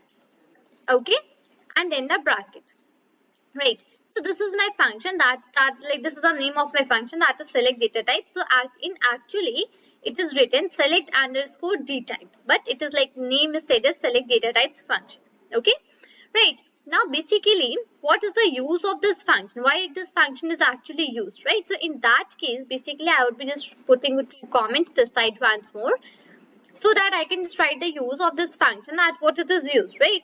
So basically first thing is that it returns a subset, okay? It returns a subset of the data frames frames, right?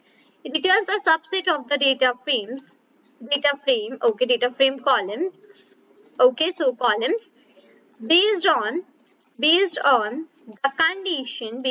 condition, okay, DION, based on the condition set on data types, right? So basically, select data types is a function that returns a subset of the data frame columns based on the conditions set on data types, right? Now basically it is basically used to return us the data types, that basically here you can just select a particular data type, okay, and then you can just see the output for this, right? So what I would be doing is that I would be taking the previous column that we were using in the one of the function. Let me quickly show you that thing. Previous data, this n unique function, right? So I will be just taking this whole, okay? I will be just taking this whole. So I will be just copying it here and Control C, and here I will be just pasting it here in this file. Okay, so I will be just explaining you that actually what is in this data, so that you can just like even get a recap for this one, right? But we have discussed it in very detail in the n unique functions also. Fine. Okay. So here I have taken one variable, that is values underscore one. Okay. Okay, before that, just let me quickly import the libraries that we'll be using. So my first library that I will be importing is the NumPy libraries. Okay. So import NumPy as NP. Right. So here basically I have imported my NumPy library and given it a short form as NP. Correct. Now secondly, I have just importing my pandas library. Okay. PAN pandas library. Okay, just one second. Right. Import pandas as PD. Right, so pandas is my second library that I am importing here, and I'm just giving it a short form as PD. Okay. Now I would just run it here for a while. Okay, now I would just explain that what is actually in this data frame. So in this data frame, we are having one variable, that is values underscore one. Okay, in that basically I am using my NumPy function. Okay, NumPy library. The short form for that is NP dot random.randint. So random is one of my you can call it as module that I am using, and from that module I am using one randint function. Okay, np.random.randint, and in bracket I am giving here as 10. So let's say I just want 10 random values.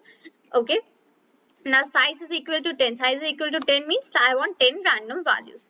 Same thing, I'm just doing it for values underscore 2. So values underscore 2 is my second variable, and for that basically I am using my NumPy library, that is np.random is my module that I am using, and randint is the function of that particular module, right? So here in bracket 10 comma size is equal to 10, right? That is done.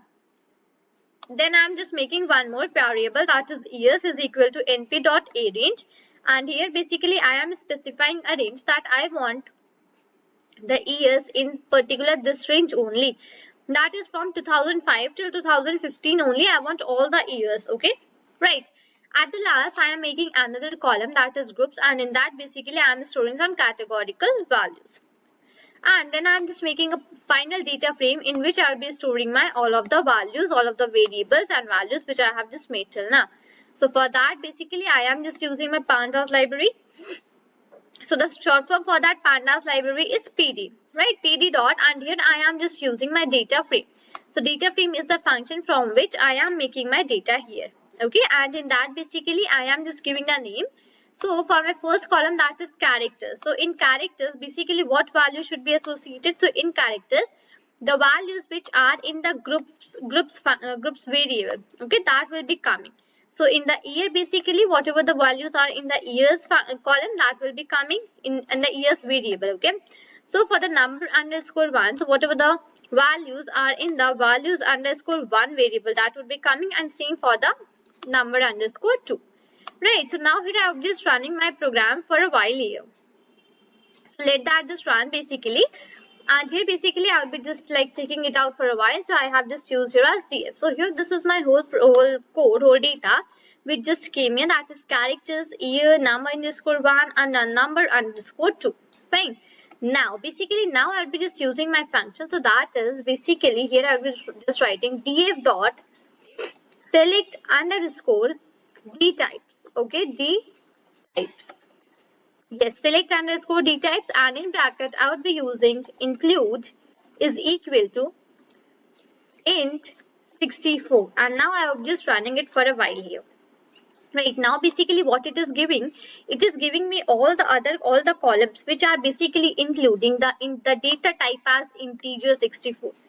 So basically now what it has actually returned me, it has actually returned me all the numerical columns that I am having, because here I am having integer and string, only two types of data types I am having here. Okay, so in that case when I just wrote include is equal to int 64, so basically in that case it returned me all the columns which are having the integer values. Right now basically we have another, means we have one more parameter here that I would again use. So it is df dot select. Okay, select. Okay, df dot select underscore d types, and in bracket second parameter is exclude, exclude. Okay, and now if in the exclude I wrote int 64. Now what it will do, it will simply return me the categorical one, because it will exclude the int 64. Exclude means to remove, right? Not to show the columns that are having int 64, to show the columns that are having other than integer data types, right? So I have only one column associated here, and that is basically characters. Okay, so characters is one of the column that is having categorical values, means string values other than the integers. Fine. So here basically it resulted me about this one. Right. So I hope you just got the idea that basically how the select underscore d types function work. Now my second function that we'll be discussing right here is the replace. Right. I just mentioned that here. So let me just quickly put the heading here, that is replace, R-E-P-L-A-C-E. Right. So replace is the function that we'll be using. Now what is the use of it? So you all know that basically what will be the use, because from the name only we can just understand that basically what this replace one is used for. So just let me quickly write that it returns it returns a subset. Basically it returns us okay, not this one, let me write it in another way, that it allows, okay, it allows to replace the values in a data frame, okay. So replace actually is one of the function that allows to replace the values in a data frame. Let's say you have one value, let's say here the example which we have taken. So in this data we have character in A, B, C, D, right? Now if I just want to replace it from some other name, let's say A is having one of the value is A. Now I just want to replace it with some other value. So in that case basically what I would be doing, in that case I would be using a replace function. Okay, so I would just write here df dot replace, okay, R-E-P-L-A-C-E, okay, and in the bracket firstly I would write the value which I want to replace. Let's say A is the 1, okay. Now from which in place of this A what you want to write. So let's say in place of this A I want to write let's say AB, okay. In place of A I want to add AB. I would just run it. Fine. Now just have a look that wherever I just used the A, okay, here A was present in the first in the 0th index, in the first index, and in an 8th index it was present, right? A was present. So now it has been basically replaced by the name, and that is AB, because here in the function I just use A. So the first parameter, the first value that you are going to give is the value that you want to replace, and second is the one that you want to replace the first value from this value. Okay, so that is AB. Let's take one more example here. Okay, let's take one more example. So here I would just write df dot replace, and in bracket let's say I just want to replace B. Okay, let's say I just want to replace B with the second. Let's say I just want to replace it with second. Okay, and now I would just run it. Okay, name for the replace is wrong, spelling is not correct. Okay, let me just correct that spelling, REPLACE.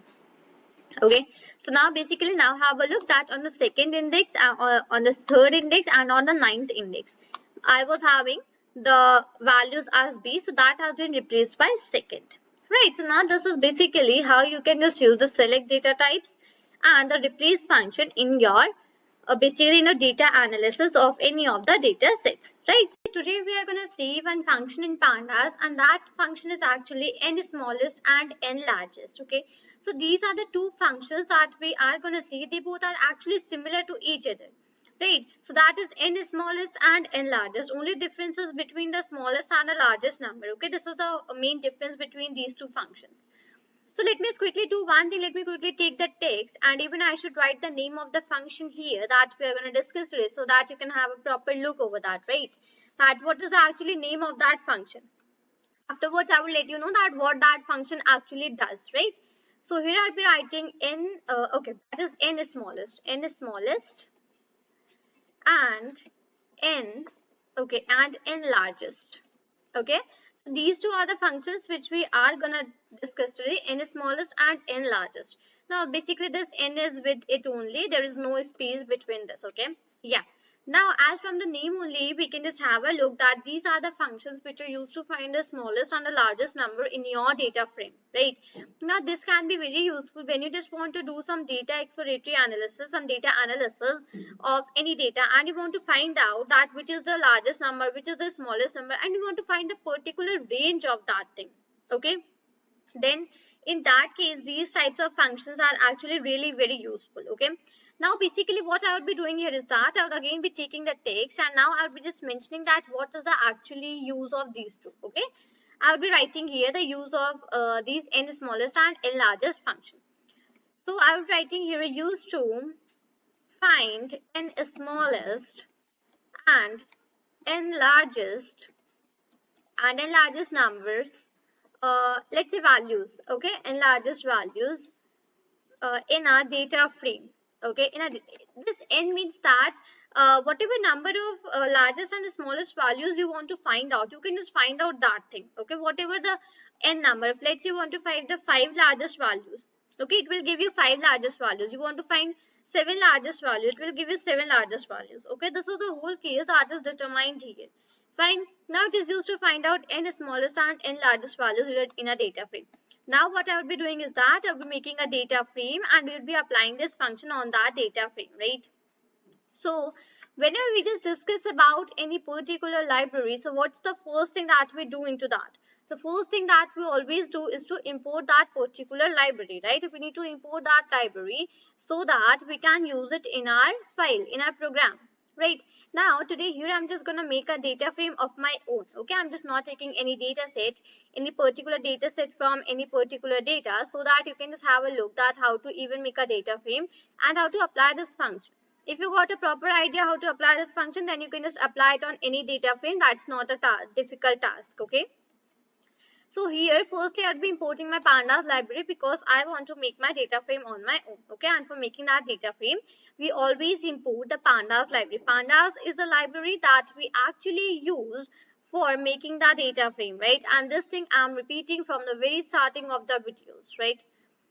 So here I'll be writing import pandas as pd. Fine, now we are here. What I have just done, I have taken my pandas library. Okay, I have imported my pandas library as pd. So as pd means that I am basically giving it a short form. Okay, now whenever I want to use this pandas library, I would not write whole pandas at that place. I would simply write pd, and that will actually refer to my pandas library. Okay, this is the meaning of the very first line which I have written.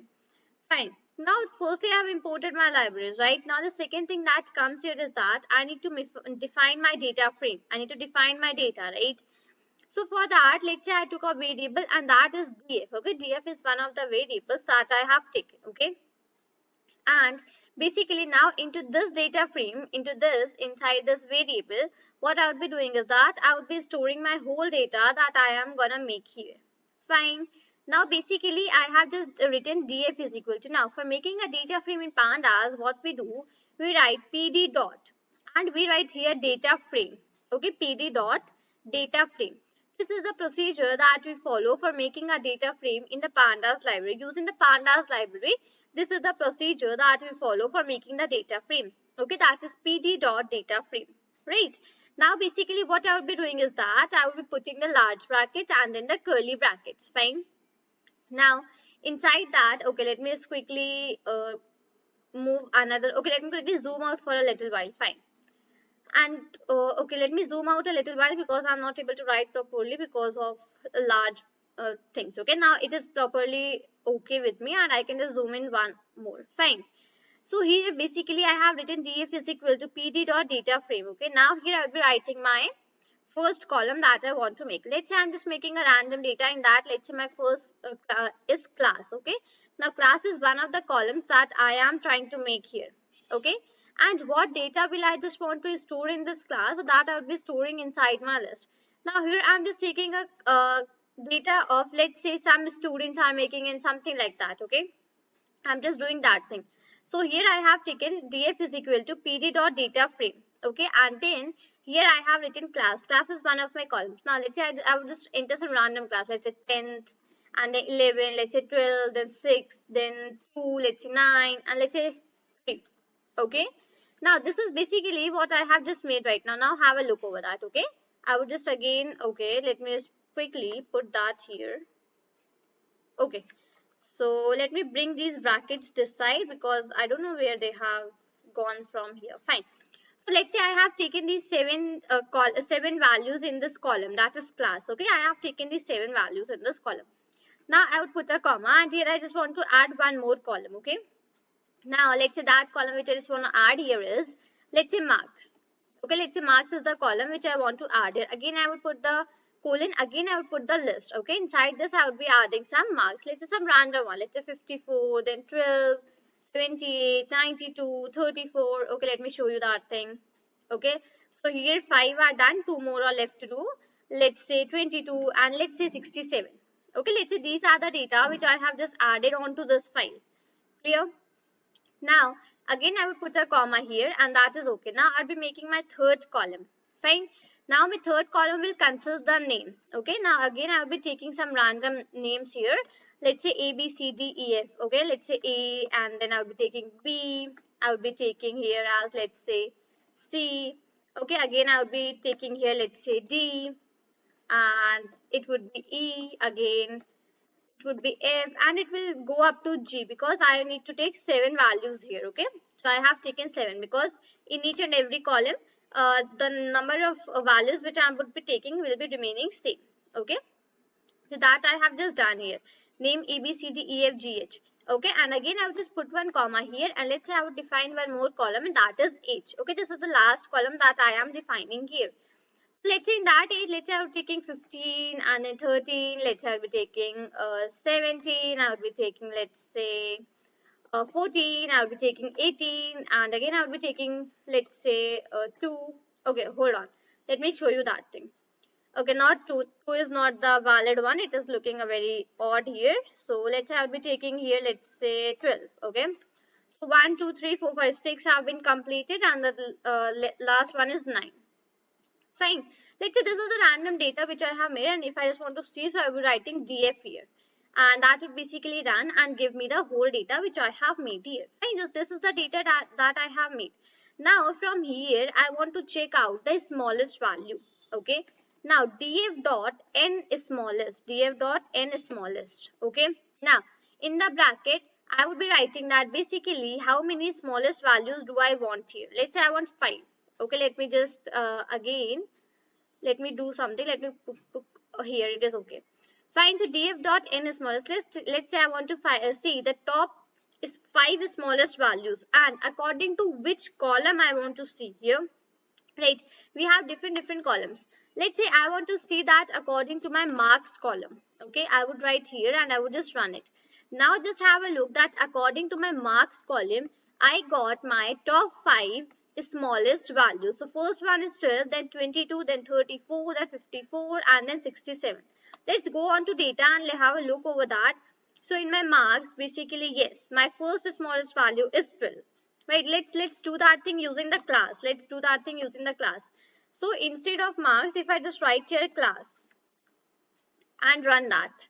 Okay, C is capital, I guess, right? Yes, C is capital. I need to make this C here as fine. Now basically I would be getting my top 5 smallest values according to the class. So that is 2, 3, 6, 9 and 10. So yes, the class is smallest is second, then third, then sixth, and then 9, then 10, 11, 12 like this. Okay, this is how we can find out the top smallest values whichever we want in our data. Fine. Now if I just do the same thing for the finding out the greatest, that is the largest. Fine. So in that case, I'll be writing df dot n largest, df dot n largest, okay, and small brackets. Now here I will be putting 5 comma. Now 5 is the number of rows which I want here, okay, top 5. Now after that, let's say I want to now sort it according to the age. Okay, now according to the largest age. Now what it will be coming? Now the first, which is the largest age, that would be coming. After that 17, after that 15, after that 14, after that 13. Fine. So the largest age which we are having in our data set, that is 18. Fine. This is basically how your largest and how your smallest function works. N largest and n smallest. Removing from 5, if I just write here 2. And now if I just run it here.